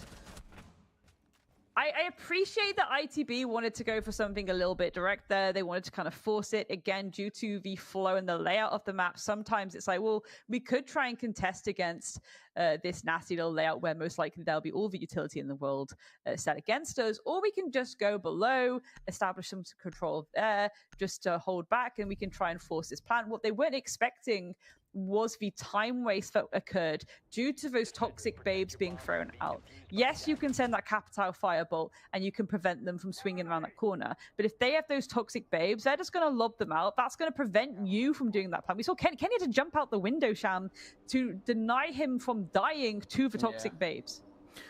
I'm not too surprised at that. We see it quite often. Usually it's the Amaro, though. Usually you'll see that coming through. Usually you'll see that hop in the window, then back out, and then try to burn the utility. I think that was what their issue ultimately was. They didn't have the Amaros. They couldn't do it as quick as what you would probably wanted it to be. They just kind of tried to recycle it, then Kenny ends up with too much HP lost, and then you're just like, oh, this is actually quite difficult here. So I get the vision. I see the vision. I see what they were trying to go for. It just doesn't quite work on the execution here, and it gives Matchko a lifeline, a way to pull back in. I did say that they wouldn't scoff at the potential of finishing that half with a 4-2 split, because to be realistic, Matchko weren't quite at the races in that first half, and now they've managed to close the gap to just 1 round. So it's what we play for just now, Grace. Certainly is. I think I'd argue it's to be expected right now. We nearly saw overtime in that map number 2, and we should realistically have an inkling of that in this map too. This is where the slogfest needs to occur, though. This is where the gloves need to come off. And again, the way that Matchko can play so creatively around the util on this map in particular, You have to be careful for that. You have to be careful that they are going to mostly be playing around that util. That's the way they approach a map like Consulate. So going a bit more direct doesn't really help too much. ITB, they need to be a bit more patient here. They need to be a little bit more old school. Go for these clearances, both in terms of people and utility. Sloth struggling a little bit there with that hatch. Not quite able to get the pellets in the right positions to actually get rid of the claw or even make any damage on the hatch. So I think I'm wasting out quite a bit of time here.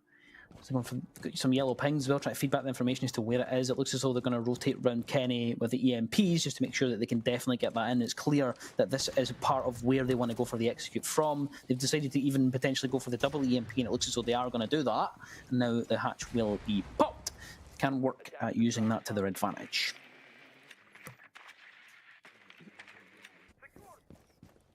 They can establish control in servers, at least gives them a nice horizontal bit of pressure that they can start to establish. It looks like we are going to see a rotation from Creeds as well, potentially looking to get that garage wall open. So, bit of a split push here. Once that pressure is established on the garage wall as well, it does make the movements of Matchco a lot more static, but that's where they have to be careful. They can't let things get too static, because we've seen them get caught off guard by that before. They still need to play around each other. They still need to duck and dive and use that utility, that kit that they have. You know, Lolo again on that Pantheon. Always rotate back if he needs to. He is on the top floor right now. Again, this is where the flank could come through, and it could be massive. Maybe if Lolo goes for a massive rotation, but the time is ticking down. So it may be too late to do something like that. Yep. That could be the case. Oh, prone angle here that'll be heard from Gemini, not doing too hot in the HP, and will be removed from it. The round and the hit in the back there. Lolo just comes in from the yellow side, using the scopus to move around the map, and very comfortable end from Matchco. Looked like ITB weren't even there. They just decided, yep, we'll just finish the round then. That's it. We'll just take that. Thank you very much. And we'll even it up at 4 each. Gorgeous stuff. And again, that's what I'm talking about when it comes to the Scopus. The amount of breathing room and flexibility it gives you. Albeit, you know, sometimes you do want a bit more of an aggressive backstab, but it was still an attempt at doing something, an attempt at repositioning and catching ITB slightly off guard there. Really, really well played. That's exactly the stuff we want to see. Yep. That is what we want to see. Matchco are looking like they are much better. They're much more up to this, up to the task. 4 each. Oh, Grace, I'm starting to get excited. I'm ready for... Hopefully, please. Actually, you know what? I'm not going to say it. I'm going to keep it to myself. Grace. I'm not going to say what I think, because last time I cursed it, so... Oh, I know you want it. I know you really want it. We will see. I hope so too. I'm not going to say it either, but I hope so too. And I'm sure the audience know what we're talking about. I'm sure. Ooh, this is spicy. I love to see things like this. The Twitch and the Brava combo, when you're taking multiple drones with the additional utility, it gives you a lot of bang for your buck, because not only are you getting the information, you're also allowing yourself to establish a bit more breathing space by removing utility from the hands of Matchco. Not only that, but again, Brava allows you to get some house cams very, very quickly if you want it. There's some really impactful cams you can get just to cut off bits of rotations, give you that info if people are going to flank around you. On top of that, again, yeah, the Twitch drones, it will remove a lot of bear bugs, shall we say. I'm looking at the EDDs there, but again, EDDs with the Brava, I mean, it could happen. I don't know if they're really going to focus too much on that when it comes to the Brava. I don't think they'll be focusing too much on kind of hacking those cap cams. I think it really will be down to just establishing things like maybe the Banshees and the house cams, but we'll see as time progresses. Yeah. We will indeed. Teb there attempted to go up the yellow staircase, caught out by a drone. It was a Bravo drone, so you know you're at least happy that you get to destroy one of those. So that's nice. There's a little bit of utility. For now, Matchco just waiting, seeing what ITB have to throw at them. First minute has been burned away.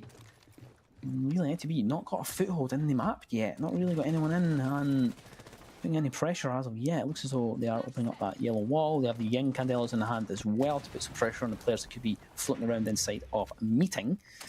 Now they link up together to push through, and they will catch one out. It'll be Gemini to fall, but Aki's there for the trade. They're playing off of each other. It's the buddy system that you mentioned that you wanted to see a bit more of, and it looks as though they have been listening to you. They felt your presence through the ether, that they should be adapting to that, and it's 4 apiece. Now, 4-4-4 everywhere. It's almost like Shaiko's in the server. Oh my goodness. Citizen buggies will do their bits. Still holding around Secretary, looking maybe to see if someone's going to establish a bit of aggression. Pushing back against his presence upstairs. It looks like right now Matchco aren't trying to do that. We do have door and break room, and that's where things could be nice if they don't know he's there. Potentially he can cause a little bit of collateral damage yet again. Yinkandela's going out, and it's making things a little bit more dicey on site. You've really got to be careful. He's actually crouched down, just tucked around these corners, trying to hide from the aggression that's now coming through from these floorboards. Bit of interior design a la Citizen. Yes, that's one way to put to find heads just yet, though, Sham. That is indeed one way to put it. Drop down right into a Legion mine here, so you have to stall it for just a second, Sloth, and pull it out the ankle. Make sure you don't die to that one. There is a down as well to come through. Sloth does eventually fall to the vertical play. Lolo is going to get a C4 onto Creeds as well. And now it's 2 upstanding left with this round.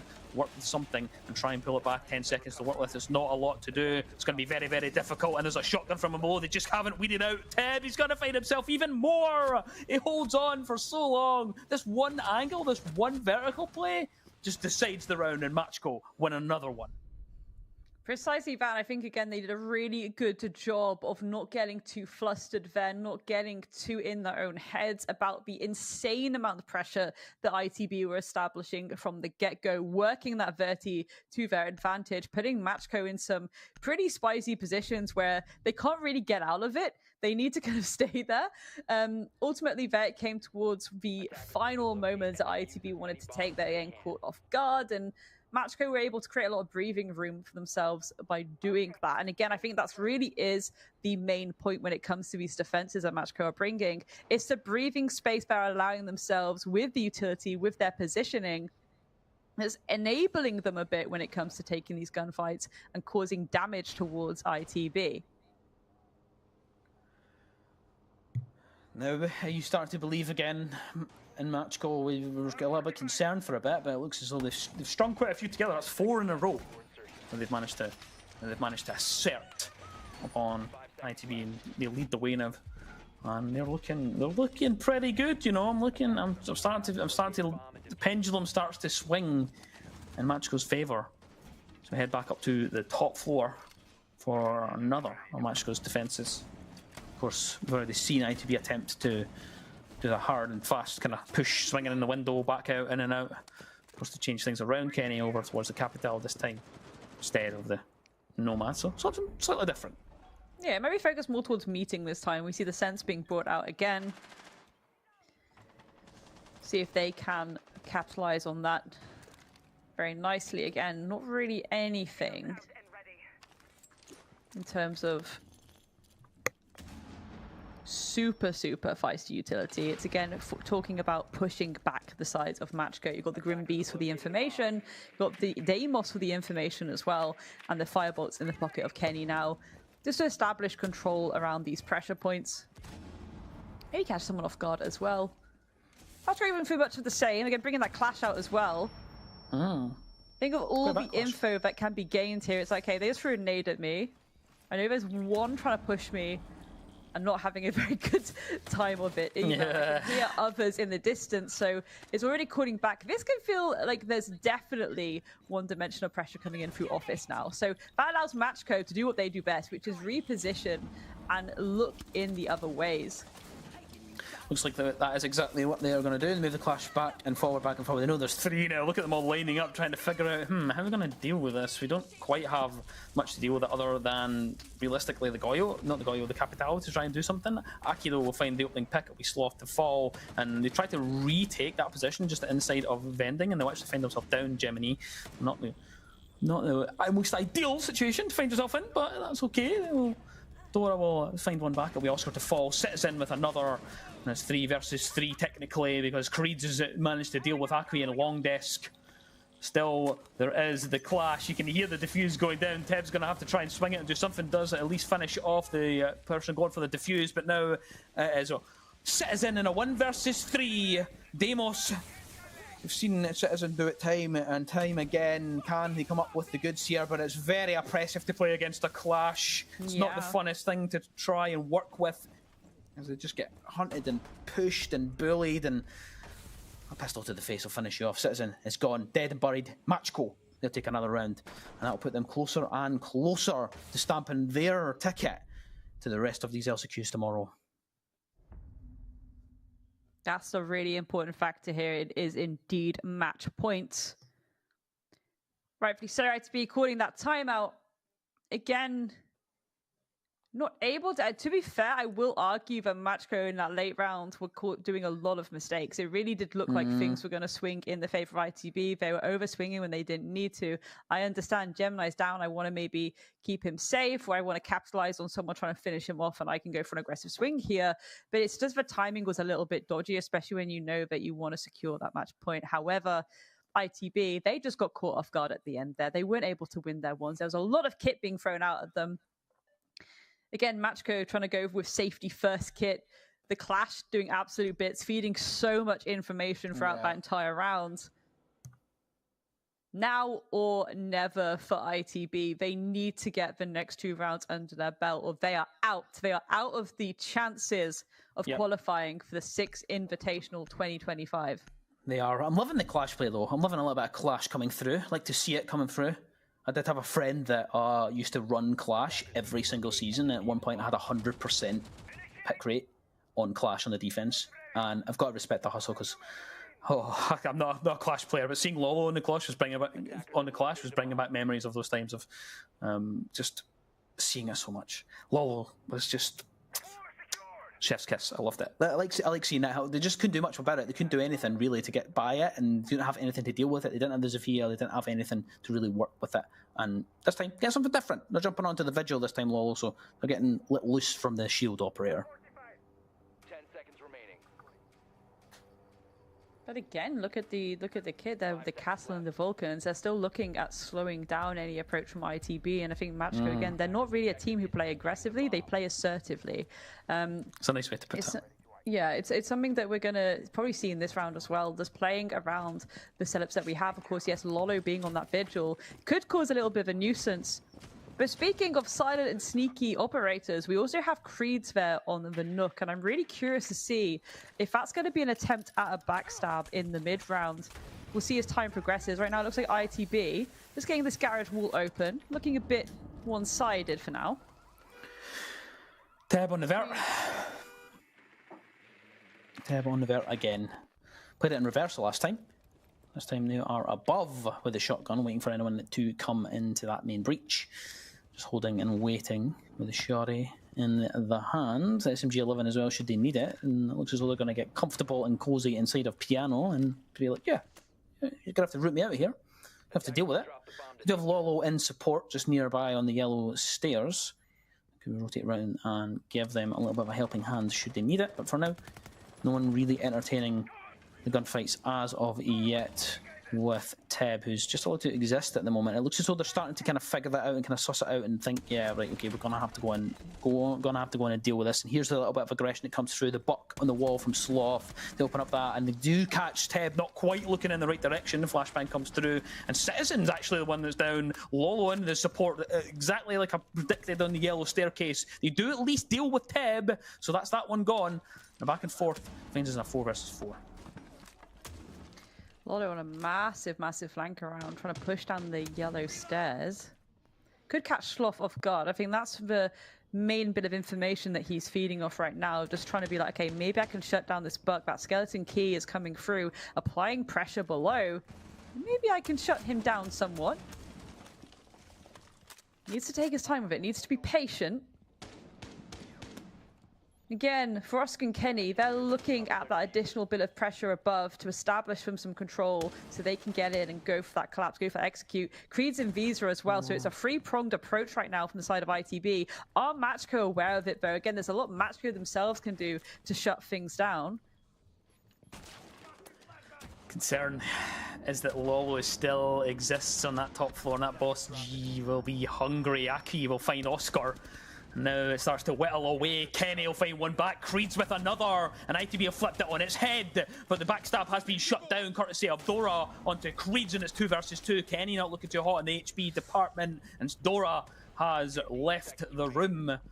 It's now Lolo in a 1 versus 2. There is indeed a plant going down. It will be successful as Sloth will finish off Dora. Lolo has to try and clutch this one out to potentially send Matchko to the next round tomorrow, but it's going to be very difficult. Yes, they've got the Boss G, yes, they've got the ACOG, and yes, they have full HP, but they've only got 30 seconds to work with. What a shot that is! Lolo removes Sloth from the round. A double kill for them, but do they have the information? There's only 20 seconds to work with. They're having to face check everything, and I don't think they know they're on the prone angle, and Kenny will just lie in wait like a snake, ready to jump up and snatch that round. No problem at all for him. Calm, cool, collected, keeps them in it. Matchco are still not through, still on the match point. Oh, I'm excited here. I'm excited, Grace. We're having a good time. Certainly so. I really want to see if ITV can just get it over the line. Just a little bit extra here. Really well played by Kenny there, albeit, yes, Matchco did not have the information, but being so patient, so still, not to give any inkling away, but you're lying in that prone position. As you touched on it beautifully, lying like a snake in the grass. Stuff you love to see. Going back upstairs now. It's not upstairs, it's the Piano Expo side. I do apologize. Again, yeah. Lots you can do here, though. You still have to hold that top floor. And again, having those Banshees there will prevent that final execute. You don't have the Vulcans here, but you do have that Banshees. You do have the Dreadnets. And the way that you can stack those up on each other can be quite delicious, quite freaky, quite fruity, the stuff you love to see. The Pog mats as well coming out from Lolo is an interesting one. Because again, I think a lot of people think like, okay, if a team are bringing the Pog mats, it's because they want someone to be down to that map, but not necessarily. Sometimes you're actually using it just for that audio cue, essentially, or a little bit of an additional bit of pressure when you want to contest someone that is jumping in a window. They have to look down and shoot out that map. You can swing around the corner very quickly. Of course, they are doubling up there with the goo just in case people do get downed by it, but 9 times out of 10, there's so much more than just a simple down that Pog mat can bring to the table, and I do think it's a really interesting thing that you see a lot of times. It's something we've seen a lot today, actually, as well. People reacting to the info that the Pog mat gives. You've said the word spicy quite a lot today, and I feel like this is genuinely the definition of spicy. Creeds with the shotgun on the Deimos. Ooh, lovely stuff. And a little link-up play with the EMPs also, that they can take that space very quickly at the bottom of the yellow staircase. Have to be very conscious of this. Saki on the Legion just waiting and lingering. The drones have went ahead as well of Creeds to make sure that they don't go too quick and don't go too fast and furious and potentially leave themselves open to that flank. But for now, patience seems to be the aim of the game. The first minute has gone. But this, I'm very concerned of Creeds being in this position. He decides, actually, you know, I'm going to drop down below. Got suspicions that there is someone that could be on the flank there.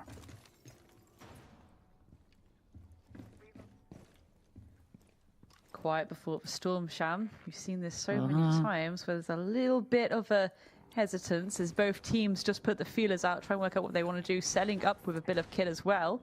Gandala's thrown out by Oscar. The pressure to be established by Kenny as well. It's holding onto that yellow stairs for a very long time now as Creed's following up behind him with that shotgun, as you pointed out. And it's where things can start to get quite interesting. Are Matchco aware of where these approaches are coming from? They themselves are nicely spread out. We've got a bit of pressure above. Nice little duo play could come through from Gemini and Dora. No vertical pressure from ITV this round either. Going a bit more tunnely, shall we say. Yes, very interesting approach so far. The Deimos link up with the Kafe as well to try and get some information here. Look at that for a shot from Aki. He just wanders into Piano. Not quite aware of the position there, Creeds, but at least Kenny is there for the refrag. As we get the opening kills with only 30 seconds to go. Kenny now attempting to get the plant down. Oscar takes quite a bit of damage as Lolo now heads right through to get the plant defused. It's denied. It's unbelievable. There's somehow Matchco do it. They just stop it in its tracks. ITB gone, dead to rights, and you have your next players, next team into the next round of this competition. Matchco, they snatched that one right away from ITB. It looked like it was their round, but they will be heading into the next round tomorrow. Oh, ITB, they were so close. They were so close to getting to the overtime. They were so close indeed, but as a famous saying goes, ciao Bella, ciao Bella, ciao, ciao, ciao. Let's get Milos back in, because again, that was a stable scorcher of a map, and I really want to know Milos' opinion actually on how that went.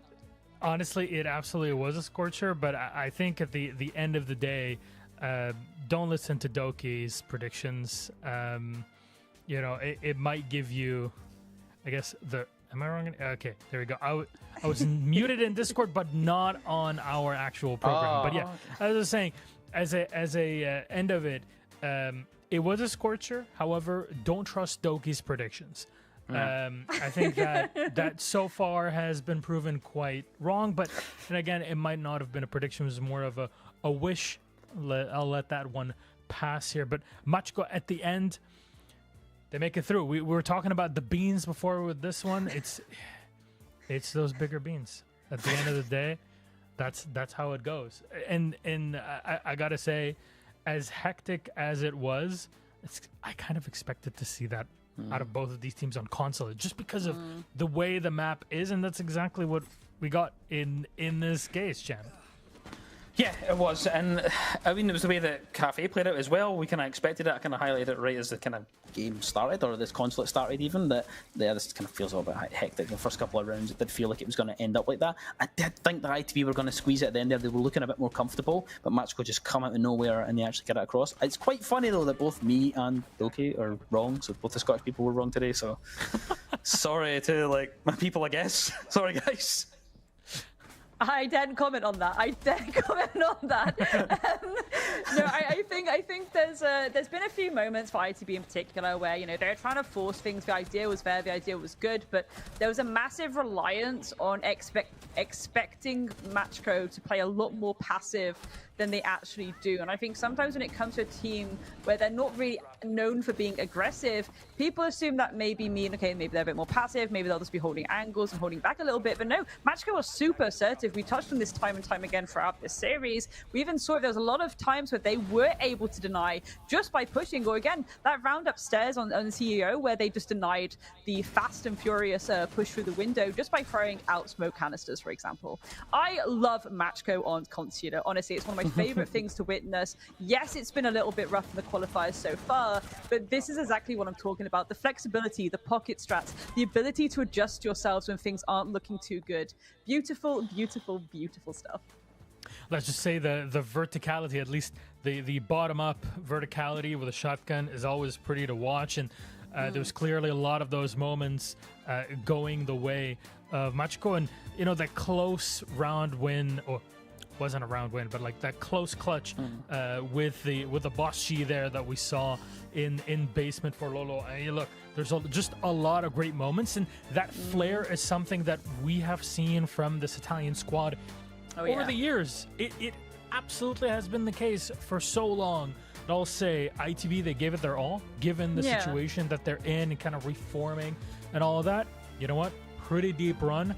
Machko, the team that is stuck together since pretty much forever in comparison also, they did excellent. They're going to keep it going through the qualifiers here, and this is what our bracket will look like. G2 already through, and we went through their game earlier on today. Asparagus is their opponent. They'll be playing against one another. The victor will make it to the grand final, be one step closer to the Invitational. However, if you lose the game, you are not out just yet. You'll get that second shot in the lower bracket.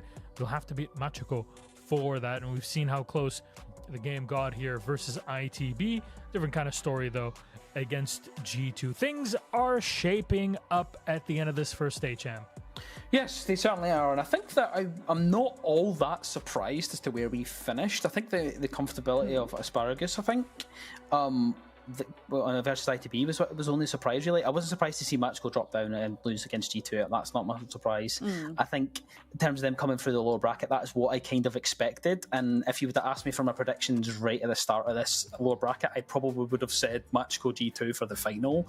And I'm pretty confident in that, although I have just had an absolute howler with ITB, so don't trust me too much. I just can't get over Asparagus winning that initial series. I think ITB, again, it must be just a factor of just not hitting the ground running from the get-go. That's going to be a really interesting one tomorrow for me personally. But again, for ITB, it is a shame, but they will go forward, I hope, as this set roster. And that is a very exciting concept indeed, because one, they've already qualified for the LCQs, right? They already qualified for they got this far from the get-go, so they're still proving they are one of the kind of better teams in Europe right now. But I think it's time, Milosh. It's time, right? They need a little bit more time to work things through and get that fluidity and working together properly as a team.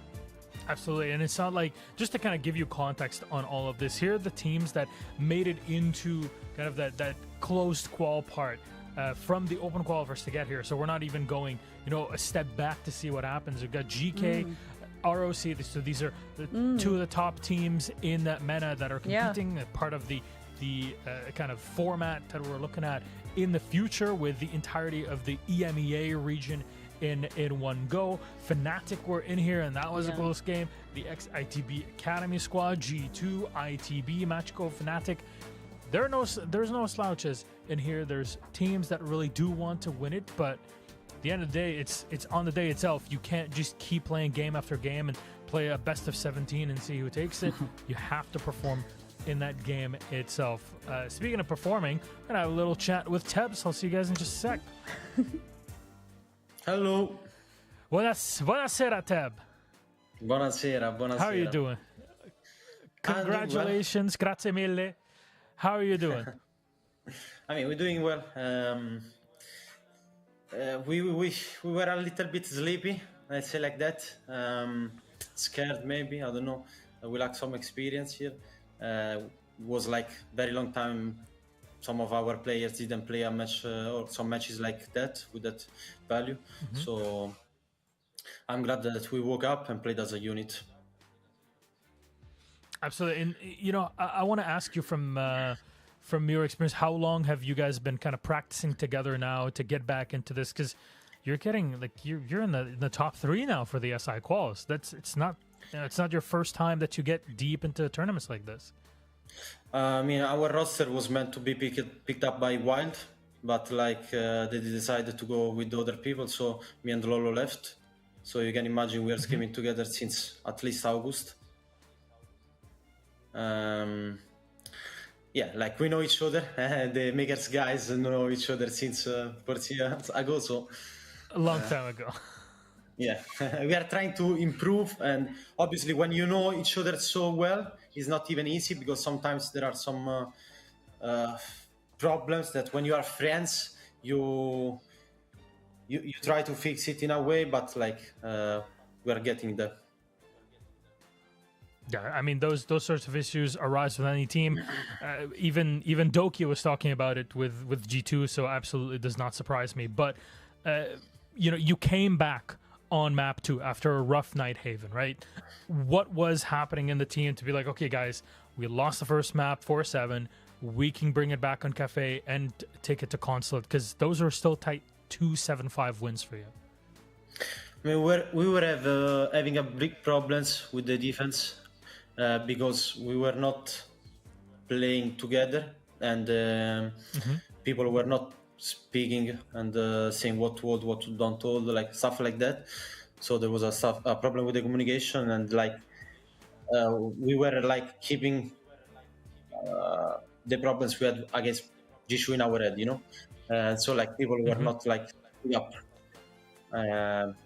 After the first map, we said, wake up, this is the last map, we need to win now and start to get back, and we did it.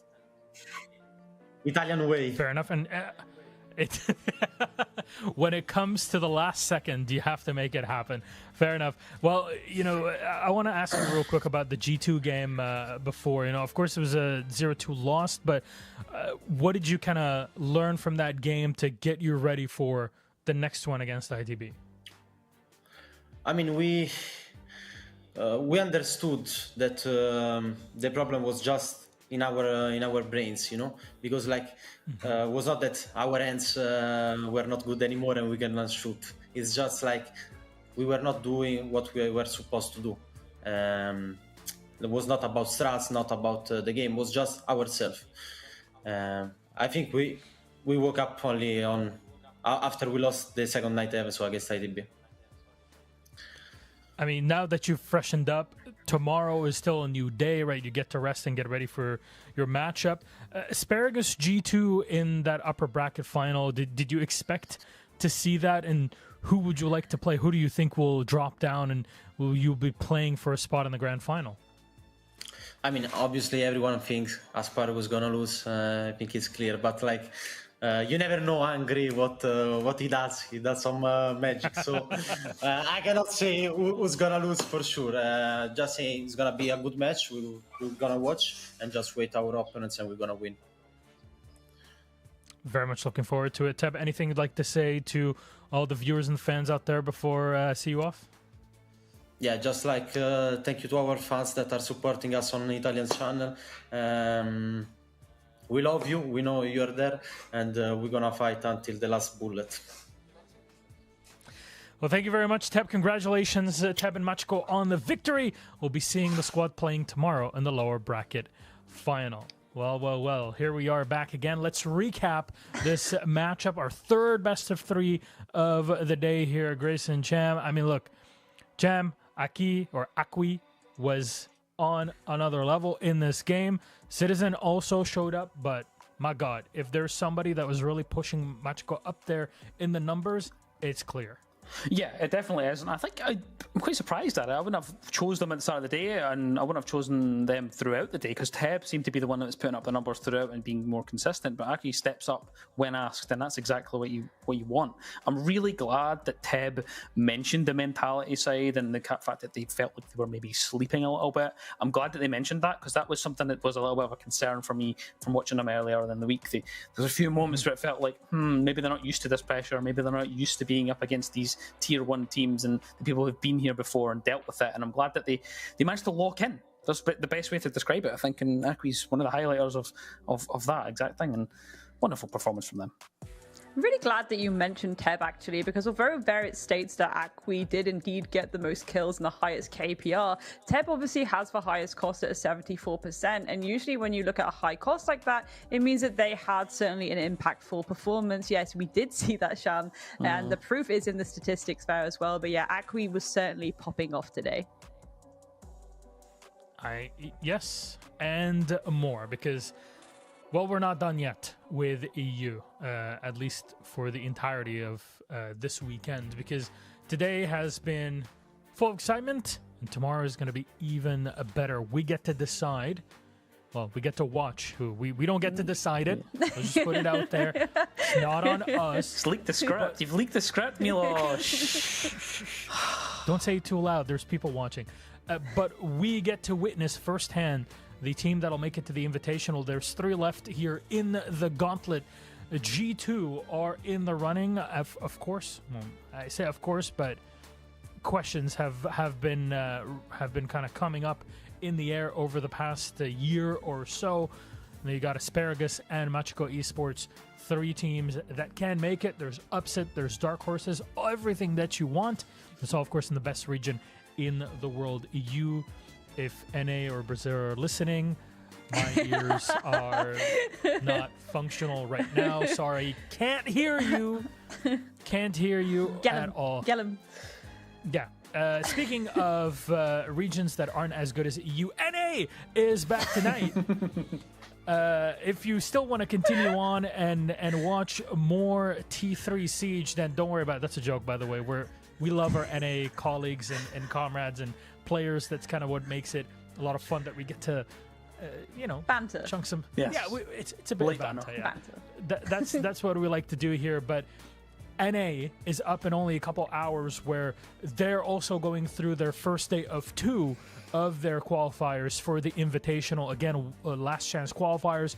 You got someone like Bosco and Kansan that are playing in there with Wildcard. Nurs is in there with Yaga for OXG. Team Cruelty is in. We have a Mexican squad that is competing, coming in from LATAM. I know Gibby and Whippet are hearing this right now. And they're like, yeah, let's go. And on the other side of it, Loyalty is Scarce, which is absolutely the most NA-coded team name you could ever have with Mr. B on the squad. Tell me I'm wrong. NA player tweeting at 2 a.m. loyalty is scarce. That is it. That is tippity top NA player behavior. Anyways, you'll love to see it. I'm very excited to see what happens in those scores, and maybe tomorrow morning we'll have a little chat about it, seeing all those highlights and seeing what happened in the night before. But Grace, Cham, it's been an absolute pleasure to have you on today, and all of us to have a chat about favorite game and our favorite region, some of the best teams that are out there. How do you feel like for the two of you now to be together casting SI quals? Buzzing, absolutely buzzing. Yeah, I'm absolutely stoked. I've wanted to work with Sham for a long time, so yeah, I'm on top of the moon right now. I'd probably if you're on the moon, I'm on, I don't know, Jupiter or whatever one's further. I don't know my planets that well, but if you'd have told me a year and a bit ago when I was playing my PlayStation 4, casting to absolutely no one, that I would be here at LCQs with Milos of all people. Whew, crazy. Absolutely crazy. What a day. I've enjoyed every second of it. Cham, it is my absolute pleasure that we're finally on here and having fun all together. I solo casted the SI 2017 qualifiers from home, also in my own way. So yeah, I know how this feeling is like and how to be here and enjoying it, because it's a different kind of feeling. Yeah. And I'm so glad, I'm very happy that we're all here together, and I'm very thankful for our production team who led us through the day and our players that gave us an absolute blast. That is it from all of us for tonight. Remember, NA is on in a couple hours. Don't you worry, you'll get Top Tier Siege coming back and watching who gets to qualify from North America to SI 25, and it's happening in only a couple of weeks pretty much at this point. And otherwise, we'll be back tomorrow, same starting time as today. 3 best of 3 separate us from qualification in EU. Till then, we love you so much. Have a good night. Bye-bye.